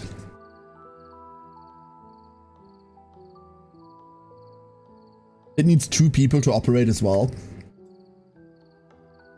Much more importantly, I'm going to buy glass. We're going to buy all this glass. And then I'm going to sell at least some of the iron. We're pretty poor for money, not going to lie. We're pretty poor for money at the moment. But we don't have to be forever. We don't have to be forever. I live a few miles from mountains that are 30,000 feet, 4,000 meters above sea level, and I'm just sitting here right now looking at them like, cool. And if you remind yourself how fucking sick that actually is, right? It's just mundane for you, that's the problem. Look, a bot. That's a new bot. Fuck you. I hope you fall down the stairs. Badly. My stepdad, when I was wee lad, had the Unabomber glasses. Wait, what? If I Google that, what list am I going on to? Unabomber glasses. What do those look like? Oh, fuck! Oh, yeah, yeah, no, okay. I know, you mean the sunglasses, right? Aren't those just aviator glasses? I'd not processed this new bot yet. As soon as this was, hey, this is one of your followers, I didn't read the rest. Arian. Didn't read the rest of that. Like, I don't know. Please hurt yourself. I really try to look at what the mundane daily life looks like when I travel, though. The historical sites and big spectacles are always cool, but it's in some ways more interesting looking at what's considered mundane in daily life. Yeah, that's really fucking fair. I mean, that's exactly the difference, right? If you are, I don't even think you're repeating yourself there. It's a different emphasis on different things, right? I think there is some great wonder to be had in stopping every now and again and like experiencing and looking at things that we take for granted. When was the last time you reminded yourself how a microwave works? Like a really dumb example. I'm obviously reducing it to an object, right? But you can expand that to so many other things. But when was the last time like you put something in the microwave and like made yourself aware of how that thing actually works? I don't want to be friends with people whose mind doesn't regularly get blown by like random shit that they remember they just regularly do, right? I live next to the mountains in Colorado. I think that's the only scenery I really miss. It felt different than the ones in Utah? What? Utah and even Arizona. See, like, you could talk to me about the mountains and whatever, and I would go like, "Oh, there's mountains there. That's interesting." Ooh, mountains. My state is flat. That's good. Flat is just as great. Don't worry about it. Just looking at the flat irons and the Rockies behind them. Oh, that's cool, right? I know the toaster should not trigger the fire alarm like mine does. Wait a second. They really shouldn't. Weird Al, hell yeah. Distorted, hell yeah. By creatively reapplying radar technology. Yeah, but that's just right. Remind yourself, every now and again, you don't have to constantly live in awe of the daily shit that you do, right? Neither you nor I are that important. But every now and again, it really helps to remind yourself, like, how weird the shit that we do sometimes is. How, like, out there a stupid mobile phone is. How crazy this tiny little rectangle is that you're holding in front of your face while you're taking a shit. Right? Or while you're being a shit on the internet. I don't know what you do. Like, I'm not here to judge you. You don't have to constantly, like, jump over these things and fall over yourself, but every now and again, going like, man, that is sick. I think helps a lot with perspective. On story, my dad would tell me, was doing a heat AC job for a lab once, and they said they would be in every house if they could get them to brown meats. I mean, yeah, that's fucking true, right? 10-year-old me would likely go into shock looking at modern tech. God, 10-year-old me wouldn't talk to me. Which is good, stranger danger, right? But, yeah, no, absolutely. Mind you, 10-year-old Elsrath is still a bit off from 10-year-old me. Our birth years are still a little bit apart. But still. The only defining landmark around my town is a hill of shale they dug up while getting uranium, I believe it was. That hill still steams from time to time because it's hot on the inside. Isn't that sick? That's so cool! I mean, also scary, and fuck whatever corporation, like, put that scar into your landscape, but I mean, on old maps, this would have been circled with a big "Here Be Dragon" sign next to it. People would regularly venture there and fucking die of radiation poisoning, but it'd be like a mystical lizard that once again ate a noble knight, or whatever the fuck you have in Sweden, that ate a noble sardine fisher. I don't know.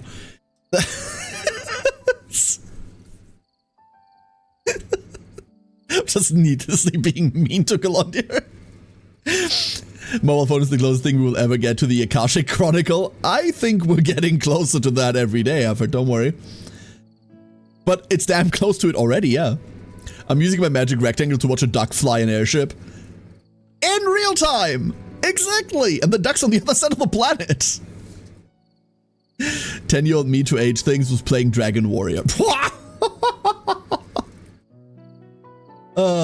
Sometimes I forget there are people older than me. No numbers. No. I'm not gonna give a number to that. I'm not gonna give a number to that. 10-year-old me. What came out when I was 10? Oh no. Hold up. Hold up. Let me be correct about this real quick. Yeah, 10-year-old me was playing Pokemon Red. I was 10 when Gen 1 of Pokemon happened. And some of you might remember that Pokemon is pretty old now. They might have even had like an anniversary recently.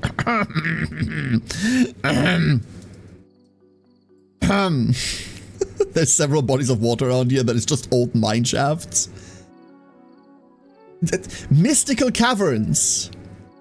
So cool. I mean, please don't go diving in them. Like, cave divers are some of the most insane people I've ever had the misfortune of meeting. What happened to my OBS? Why is my transition screen all the way up there instead of... Was it supposed to be up there? Was it always up there? Fuck, maybe it was always up there. Ugh, my OBS looks wrong. Oh no, what did I do? Okay, there, Carrie, you're doing an awful lot of coughing. Am I? I'm balking at my food being cold, Maddie.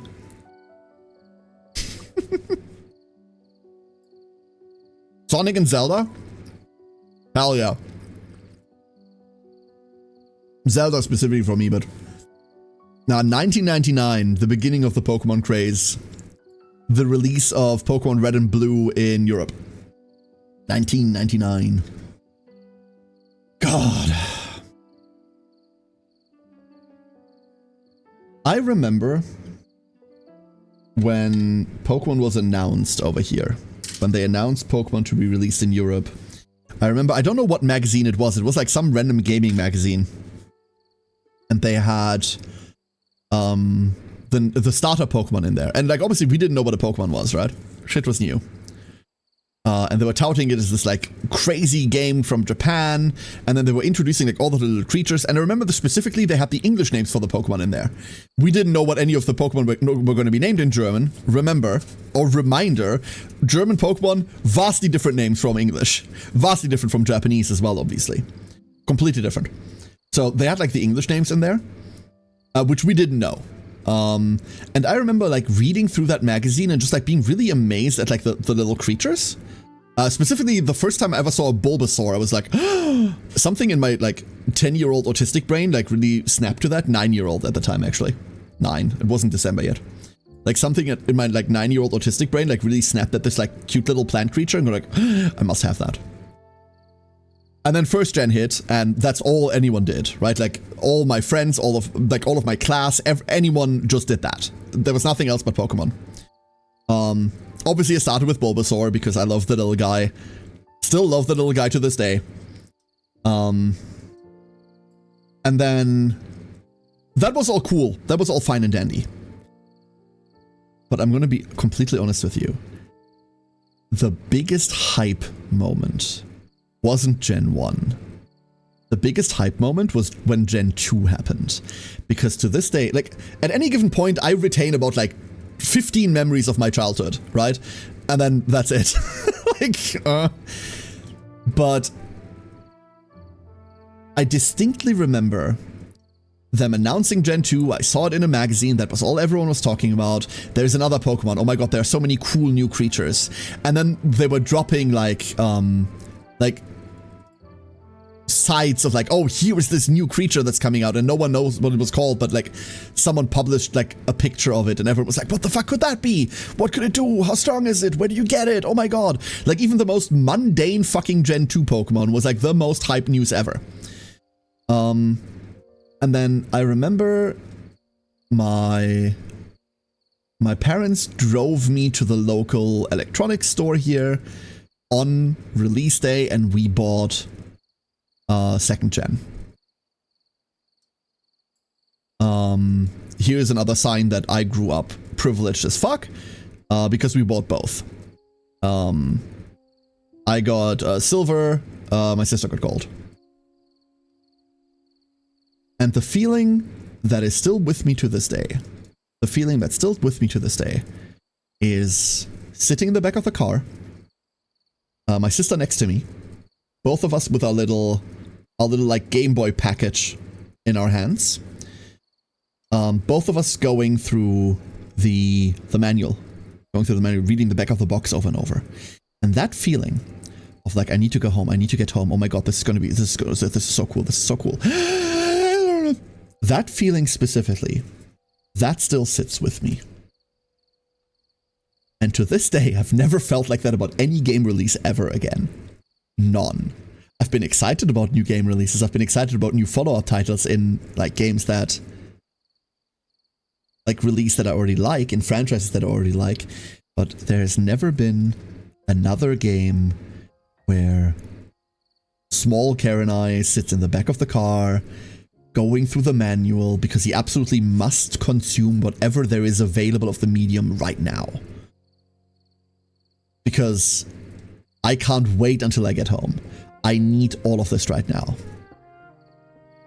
That feeling, I miss that feeling so much. It's like chasing a drug high. You're never getting that back. You're never getting that back, right? Most recently, Monster Hunter Stories 3 released, right? I was so fucking hyped for Monster Hunter Stories 3. So hyped. But it doesn't even come close. It doesn't even come close to that anticipation, that, like, burning in your chest that goes, give me. The closest I ever got to that feeling, was tragically the release of Burning Crusade. Because we were all in school, sitting around going, when we get home, dude, we're gonna hop on WoW, dude, expansion, dude, WoW, expansion, we just need to get home, and then we all left school an hour early without saying anything, and we all got told off for it. That was the closest I ever got to that feeling again. Never step in the same river twice, yeah? It's true, absolutely true. I miss game manuals. I don't miss game manuals. I found them annoying at the most of the time, but I miss the feeling. I miss what they made you do. Else, I miss how they made you feel. It's less I miss game manuals and more I miss the time of inconvenience between purchasing something and getting to do something with it. And manuals are a very big emblem for that time, the time between your local store and your way home, and you arriving home. That time, that is what I miss. Obviously, these days, if you ask me to wait longer than 15 minutes to download a game, I tell you to go fuck yourself. How inconvenient is that? Holy shit. Huh? But there was something to it, right? There was... It's what Lilith said, never step in the same river twice. So remember how I was in a row in the computer store and another guy with the game looked at me and said, duty buy? What? What do you mean duty buy? What, Pflichtkauf? I mean, yeah, fair. That was me with Final Fantasy 1 breaking out that poster that is the map and all the weapon spells class. Yes, Elsrath, absolutely. Absolutely. There were a lot of games like this that were really hype when we were young. I remember... Do you remember the Legend of Zelda Oracle of Time, Oracle of Season release by any chance? Like me and the people that I hung out with at school, me and my like friends in school, were all pretty big Zelda fans. Like, mind you, being a Zelda fan back then was really different because we didn't really have the internet. We had played Ocarina of Time and one of us owned Majora's Mask, so we were like really hyped because we really liked it and that was our involvement with it. I had found a broken, fucked up Game Boy copy of Wind Waker on the street years before that miraculously was still running even though it looked like it was run over by a car multiple times. That was one of my luckiest finds ever. Loved that cartridge until it finally gave out. Too damaged. But when Oracles of Season, Oracle of Time released, my best friend at the time got Oracle of Time, I got Oracle of Season. And every day we came to school with like little notes that both of us had taken, telling the other one what we found in the game. We couldn't like bring Game Boys to school, wasn't allowed. But like we brought little notes and like explained to each other what cool secrets we had found and what overlap there was and what overlap there wasn't. I miss that. There's a lot of like analog that I miss. But if you were to reintroduce these things now, I would just consider them inconvenient. If you give them to me now and say, hey, look, here's your nostalgia, this is what you did back when you were a kid, I'd go, yeah, but that's annoying. I don't want to do that. But it was cool at the time. Looking back, I can't recall I was hyped for a game since I rarely informed myself on upcoming releases, just looked what was new in the stores. There wasn't really the release cycle that we have now, right, MJM, where you always know what's coming up next. But a lot of it, like a lot of the big cultural impacts, like a lot of the big Nintendo stuff, obviously you knew about because every kid was talking about it. Because someone had a subscription to a gaming news, like magazine somewhere, right?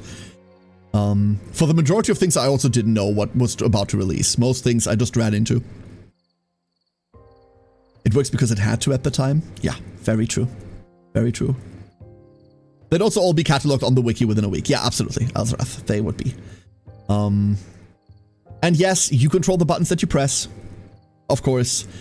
You could just not look at a wiki. But everyone else's, you're now behind. That's another thing. You never used to be behind in video games. Right? Nowadays, when I get a video game on launch, and I don't stream it on the first day, I stream it on the second day, my first thought isn't, oh, I get to finally play the game. My first thought is, oh, and everyone will have already seen the beginning, so I'm just gonna retread ground now. Like, everyone already watched this somewhere else, everyone's ahead of me. Now I need to make up for lost time. I felt like that during Monster Hunter Stories 3 a lot. It helped that I really, really enjoyed Stories 3. But I felt like I was behind on Stories 3 a whole damn lot. Because we had day 2 and people came into chat going like, oh yeah, I just finished the game. And I'm like, what the fuck? You never used to feel like you were behind. At least I didn't. Yeah? Today I get to hear of games so far ahead of release that often I'm almost bored when they finally come out. Yeah, or when they never come out because they were way too early to announce. Uh-huh. Absolutely.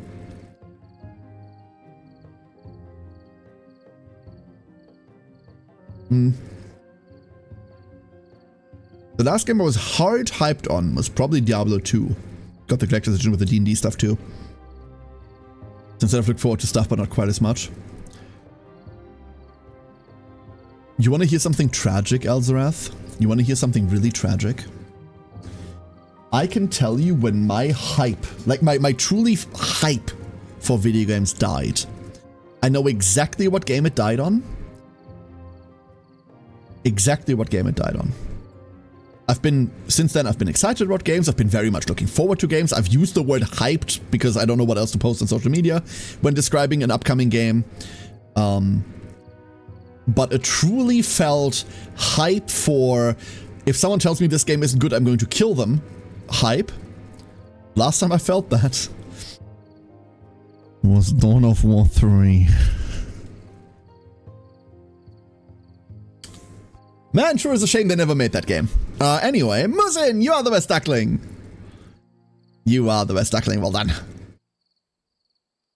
Being ahead in the game isn't exactly an issue for everyone, honestly, but for me it was actually much worse back then. I didn't have a PC to play Dota on with friends, and I never had the time without an angry father yelling at me to get off the PC to play WoW enough to get into parties. Yeah, and then you feel like you're being left out, right? Ew, yeah, right? How can a game that doesn't exist ruin hype? Well, because they announced it and they never made it. You know what the coolest thing that Dawn of War 3 ever did was? Dropping the joke of they never made one real quick.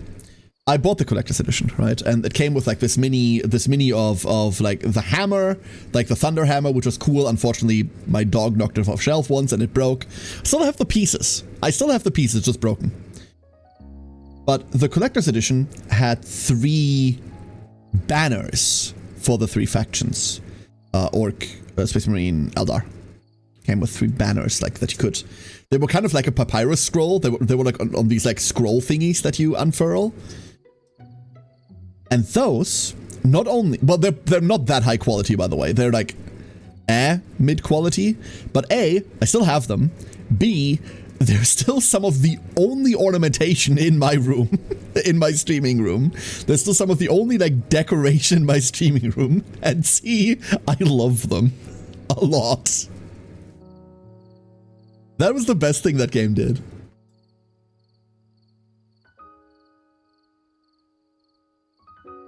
I remember when the box got here, I got those out. I didn't even know they were in there. And in my head, I was like, oh, I'm going to hang them up. I'm going to hang them up on a wall, right? So like young stupid me got a hammer and 6 nails and just like hammered nails into the wall to like put them on.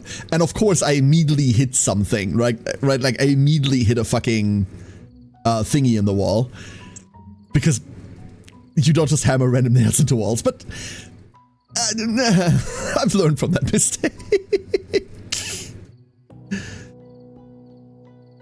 Vampire Bloodlines 2 and Cyberpunk 77 other games that 100% killed the concept of hype for me.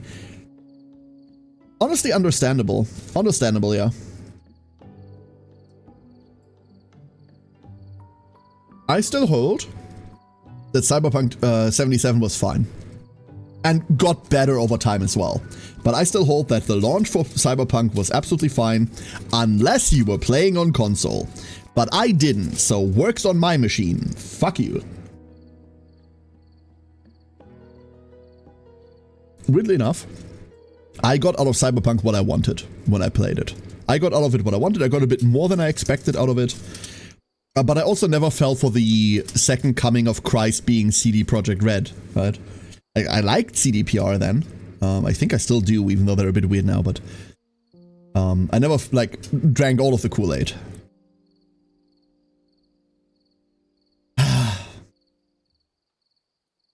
Okay, we cannot get what we're looking for here. Already been to the tavern. I'm gonna play some more birds. I've decided I'm gonna play some more birds now. Let's go over there. We get water here and then we go for the capital. Why does our city look like it's a Slaanesh cult? Why is our city a Slaanesh cult? Actually, you know what? Don't answer that. Don't drink all of the Kool-Aid, you get diabetes. If we're going off of the original phrase of drinking the Kool-Aid, you're not getting diabetes, you're getting cyanide poisoning.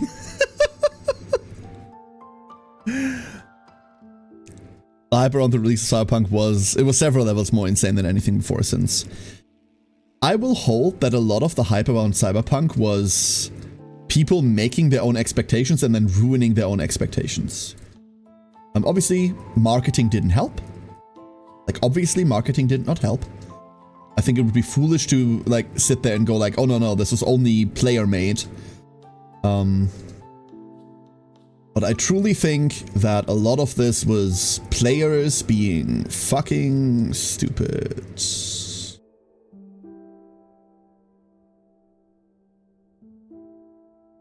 We do have all the lights, so that's not the problem. Weird.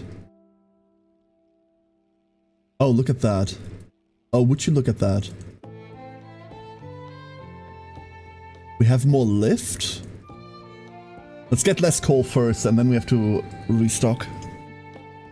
We're very slowly making our way across. Who made it? I mean, listen. Birds are usually more Zinchi. Who knows?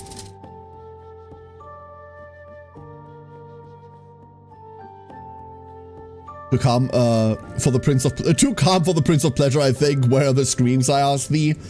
Serenity is something to be experienced and like cherished too. Excessive chill. Think about it like that. Excessive chill. We need wood more than anything else, it turns out.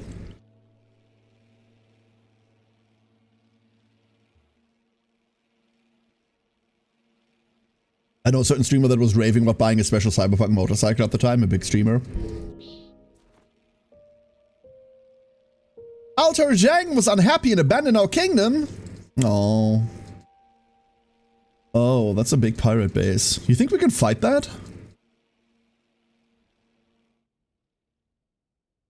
You think we can fuck with that? I think I want to try. I think I shouldn't, but I think I want to try. I don't want to take the cannon upgrade there. That spooks me too much. Can't imagine excessive chill because of the gestures around. You know what? Fair. Very fair. Because of all of this, huh? This only looks scary. This isn't even all that bad. He said. Famous last words. Famous last birds.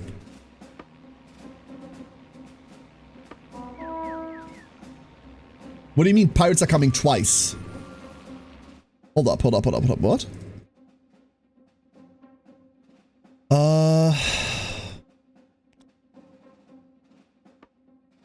I'm gonna fire this upgrade.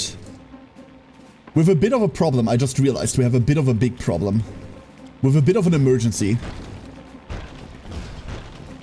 Wood to repair is a bit bad. Wood to repair is a bit very awful. As in, we don't have any.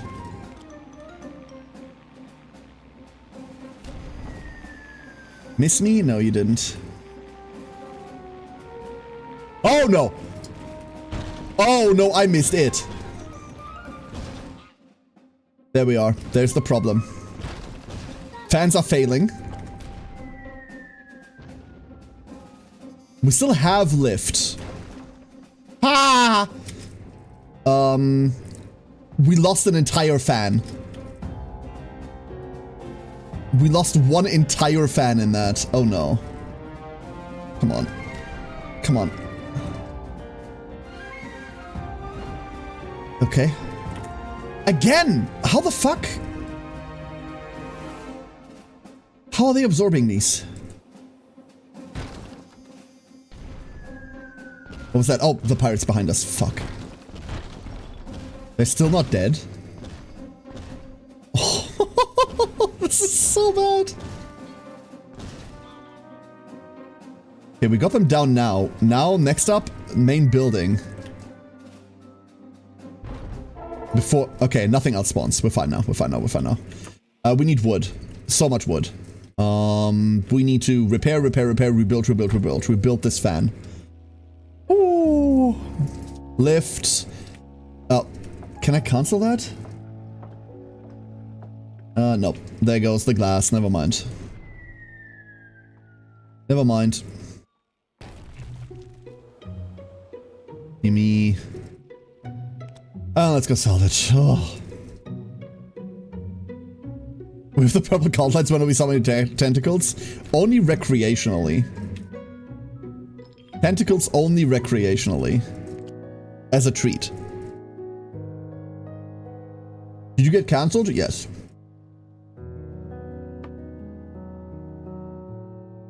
Deservedly so. After all, who wouldn't cancel a duck on the internet? So that was a fight I don't know whether I should have not taken this. I think it was fine taking this, but eventually we need to remove all of these, right? And it is money, which is something that we are definitely dearly missing. It's just a lot of resources that get blown into nothing. We have food, we have water, we have coal. I wish coal was next to food and water. I hate that it's over there, where it's not relevant.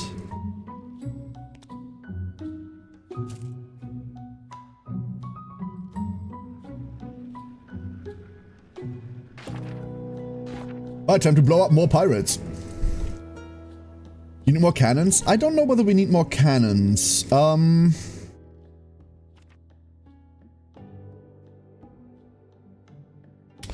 know what, Effort? You might have a point. You might actually have a point. The problem is, I wouldn't know where to properly stick them at the moment. Like, the answer's probably just here, right? Because we're still small enough that we do have central cannons.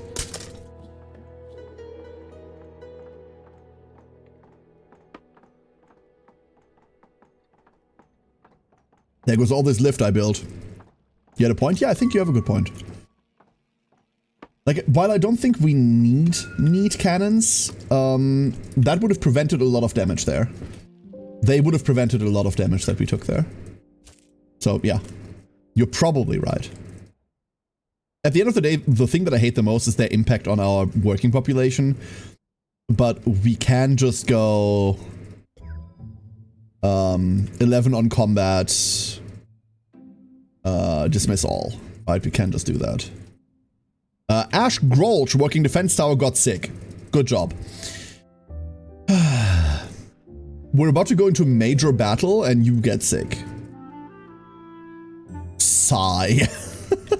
Why would you do that? So there in front of us is our capital city. This is our capital. And we're going to have to fight for it. There are pirate outposts everywhere here. They expect us to come through this way, I think. So good on us for not.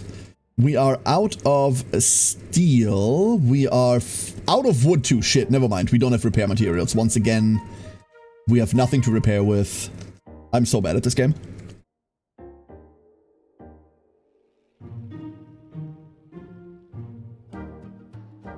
It'll be fine. We'll just rest here.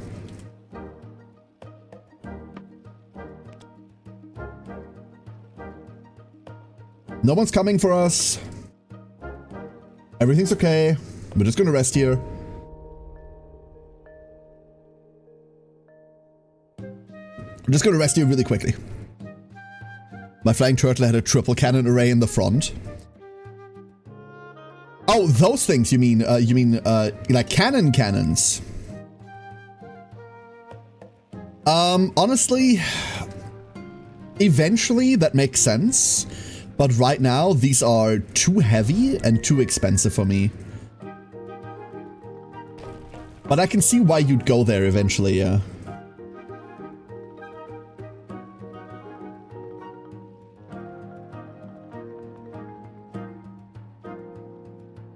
We are obviously waiting for this thing's cooldown a lot, but I think that has to be okay.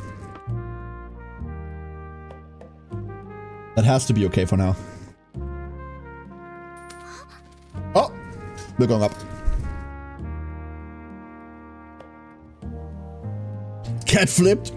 Cat flipped, idiot! Do-do-do-do! No! Thanks, Maddie.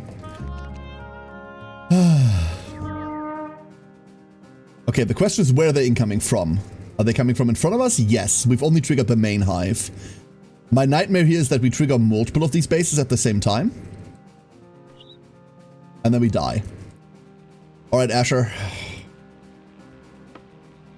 Ground cannon, ground cannon. Wasn't there a cannon on the other side too, weirdly enough? Like, there was weird shit going on with cannons in this.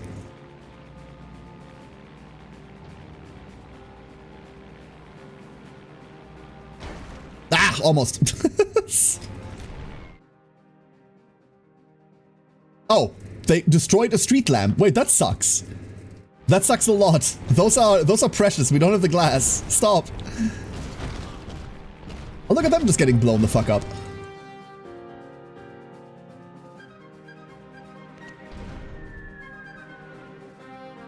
No, I weirdly remember there being another cannon on the other side, but that's just not true, huh?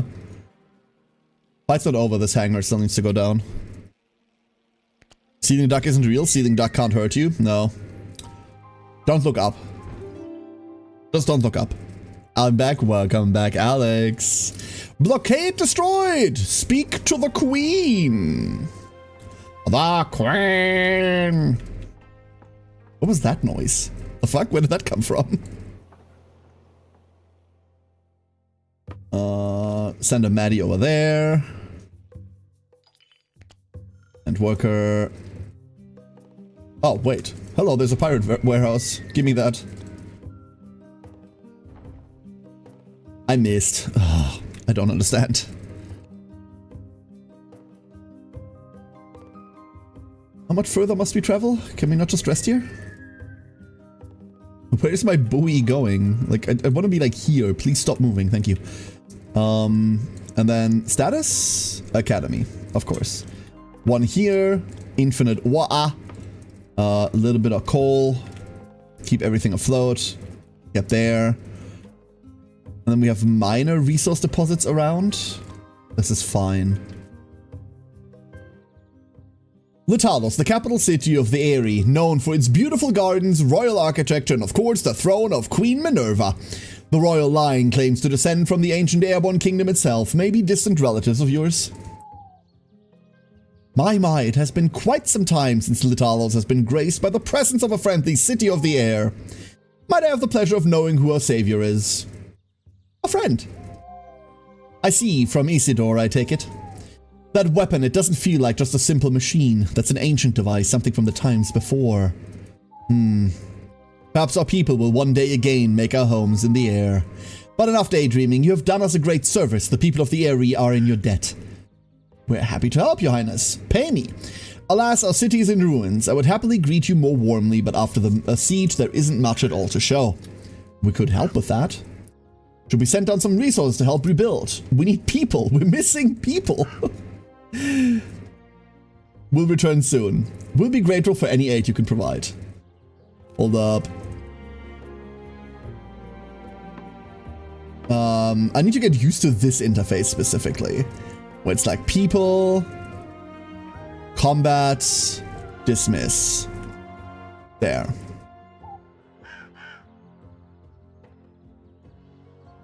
Oh, it's aircraft we're missing. Oh, never mind. We're missing aircraft. You two, get back here. There we go. Oh, joyous day. Leave. And now we wait.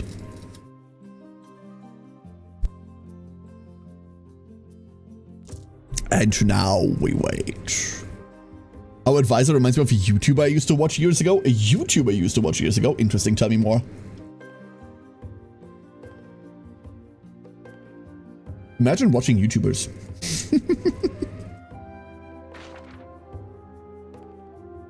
We get 1,000 for this? That's actually kind of cool. That is actually kind of cool. Oh, give me that. So, pirate there. Now you can't see them because it's not night. Pirate there, pirate there. I think there's like 4 pirate buildings around that we need to deal with. Because eventually we'll come up from here and we'll run into this by accident, I can already tell. That's I'm going to die once.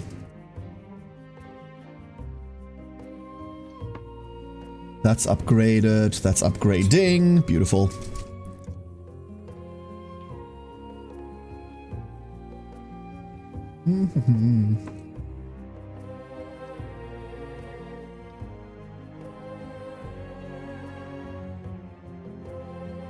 Was the one sold me on RimWorld into a fortress? Well, it is 18 advice reminded me from I see. I see, okay. We're gonna leave this up. That's 9.9. This is obviously only the passive, like, income from allies. This we're gathering very slowly. And then this is also from allies. Weirdly enough, this doesn't say from allies, but we are getting this from allies. We're not harvesting anything ourselves right now. Who knows, who knows? Come on. Come on. I need a new dock. Poor quality glass. We should buy glass. Affid, yeah, we absolutely should buy glass. The repairs of Litalos are complete. Speak to Queen Minerva. There is a market here. And we're absolutely just buying that glass. As long as we can't make it ourselves, we have to. Also, the tavern. We have 5 slots left over. And 5 more birds. That was 1 too many. Never mind. 1 is going to leave for morale now. That's alright. The market, now that we're broke. That's the market. No, never mind. I was looking at the academy now that we're broke. A tavern provides morale for 15 inhabitants. And also a farm for a lot of money. We're getting the tavern. Will wonders never cease? You have once again done us a great service. We will of course see that you are properly recompensated for your effort. Unfortunately, we are not the only city afflicted by these pirates allied with the Queen Corsair. A fearsome woman she is, a ruler of the frigid northern reaches, and she has such a preposterously long title that it makes us blush. She calls herself incomplete, the Queen Corsair, Scourge of the North, Benedetta Septimane, Executor de Lavelle. Quite a mouthful. Evil woman? Mean to me? Most, however, will simply refer to her as the Queen Corsair. She's making them more organized, more dangerous, and they seem to be preparing for something. I shudder to think of what she would be rallying this many pirates together for. I urge you to fly to the Great Desert and to the Black Spine and seek counsel from the great cities of those regions as well. Doubtless they too have been afflicted by the Queen Corsair machinations. But if you ever find yourself here again, consider Litalos your friend and ally. Now, is there anything else I may do for you? No. What? Money! We got money, good. As luck would have it, I've been looking for something just like that flying contraption you've got above us now. You see, I've been studying the ancient tomes, the works of the Airborne Kingdom, the Old Wonders. What do you mean by that? Great works of unimaginable brilliance built by those whose knowledge of the physical realm far exceeds our own. Great works that can only be built once, so the legends tell. Ah, we're playing Civ. What does that have to do with us? They're only able to be built by one with the command of the air. You must gather all the necessary components before even beginning to build a wonder. And then we can build this wonder in our city? Correctamundo, adventurer. You're in luck too, because you're looking at just the scholar who can get you started on this quest and most fortuitous achievement. What do you want out of this? Simply the opportunity to see such a wonder with my own eyes, not in a scroll or drawn up in a diagram. I've been reading the scrolls and looking at the diagrams for far too long. The blueprint for the Giving Tree, you'll need 3 seats of wonder before beginning construction. You should be able to find 3 seats of wonder throughout the world. One lies in the area, another in the Great Desert, and a third in the Black Spine. Once built, the Giving Tree will provide an everlasting source of wood within your city. Good luck and good fortune may upon you. What the fuck? Hold up. Hold various phones. There's a tavern. Okay, this is not something we've researched. This is something we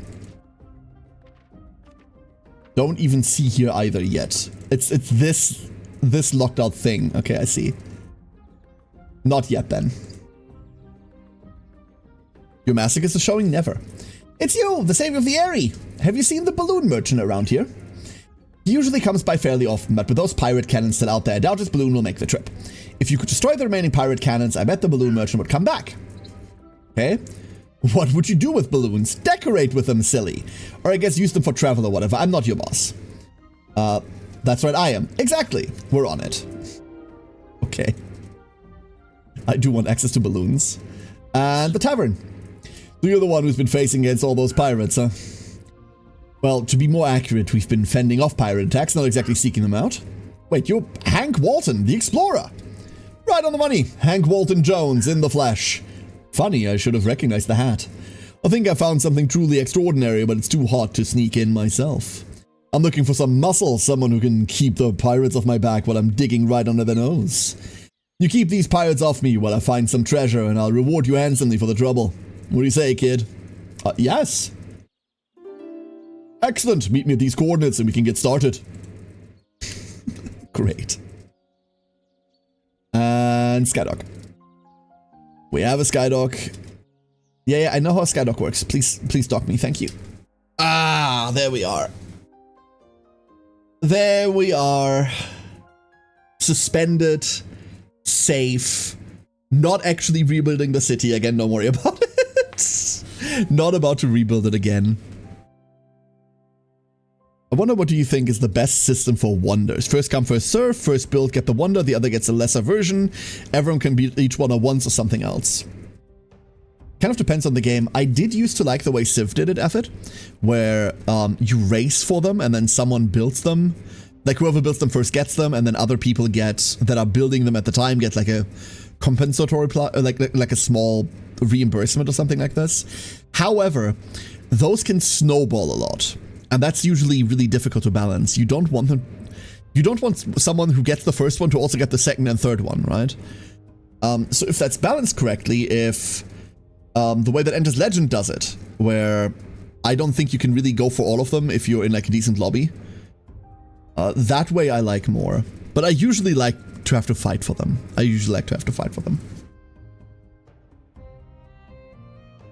Is to aim to get all the wonders in Alpha Centauri. I love when you have like a city builder and you get all the wonders. Like you play against dogshit AI, right? And then you just go, haha, wonder, haha, next wonder, haha, the Hanging Gardens, haha, the Eiffel Tower, fuck you. It is a pretty nice feeling to build like all the special things and then look at your city and go, wow. I do like that. I still like to do it in Ender's Legend. I wish Ender's Legend 2 got more development in. I really want to play more Ender's Legend 2. We would have played Venice in Civ 5. Yeah. Venezia. Absolutely, absolutely. Ducklings. Ducklings far and wide. Thank you all for joining me on today's stream. Thank you, thank you. Tomorrow, we're doing this again. Tomorrow we're just doing this again. I'm sorry. I hope no one expects anything from me. And I hope that those do will stop expecting things from me. Because man, you don't have a good track record. Having said that, I want to go somewhere chill. I just want to chill out. I just want to hang back and relax. So I'm gonna throw you at Laxi. That actually wasn't meant to be a pun. That was not set up as a pun. But it works. Hold up. Really boring rate message because once again I'm like way too relaxed today. There it is. Listen, before you all scatter to the 7 winds or follow the raid. Thank you for just letting me yap for a couple hours. I know I keep saying this a lot, but I really appreciate just being able to do shit, right? And having streams like this where we just talk while something happens or doesn't, while I'm paused on some video game, right? I like this a lot. I enjoy this a lot, and I appreciate you all showing up for these. So, take your rate message and go into the weekend. I hope to see you again tomorrow. If not, I hope you have a wonderful weekend. Enjoy your time, and thank you for being here. Good night.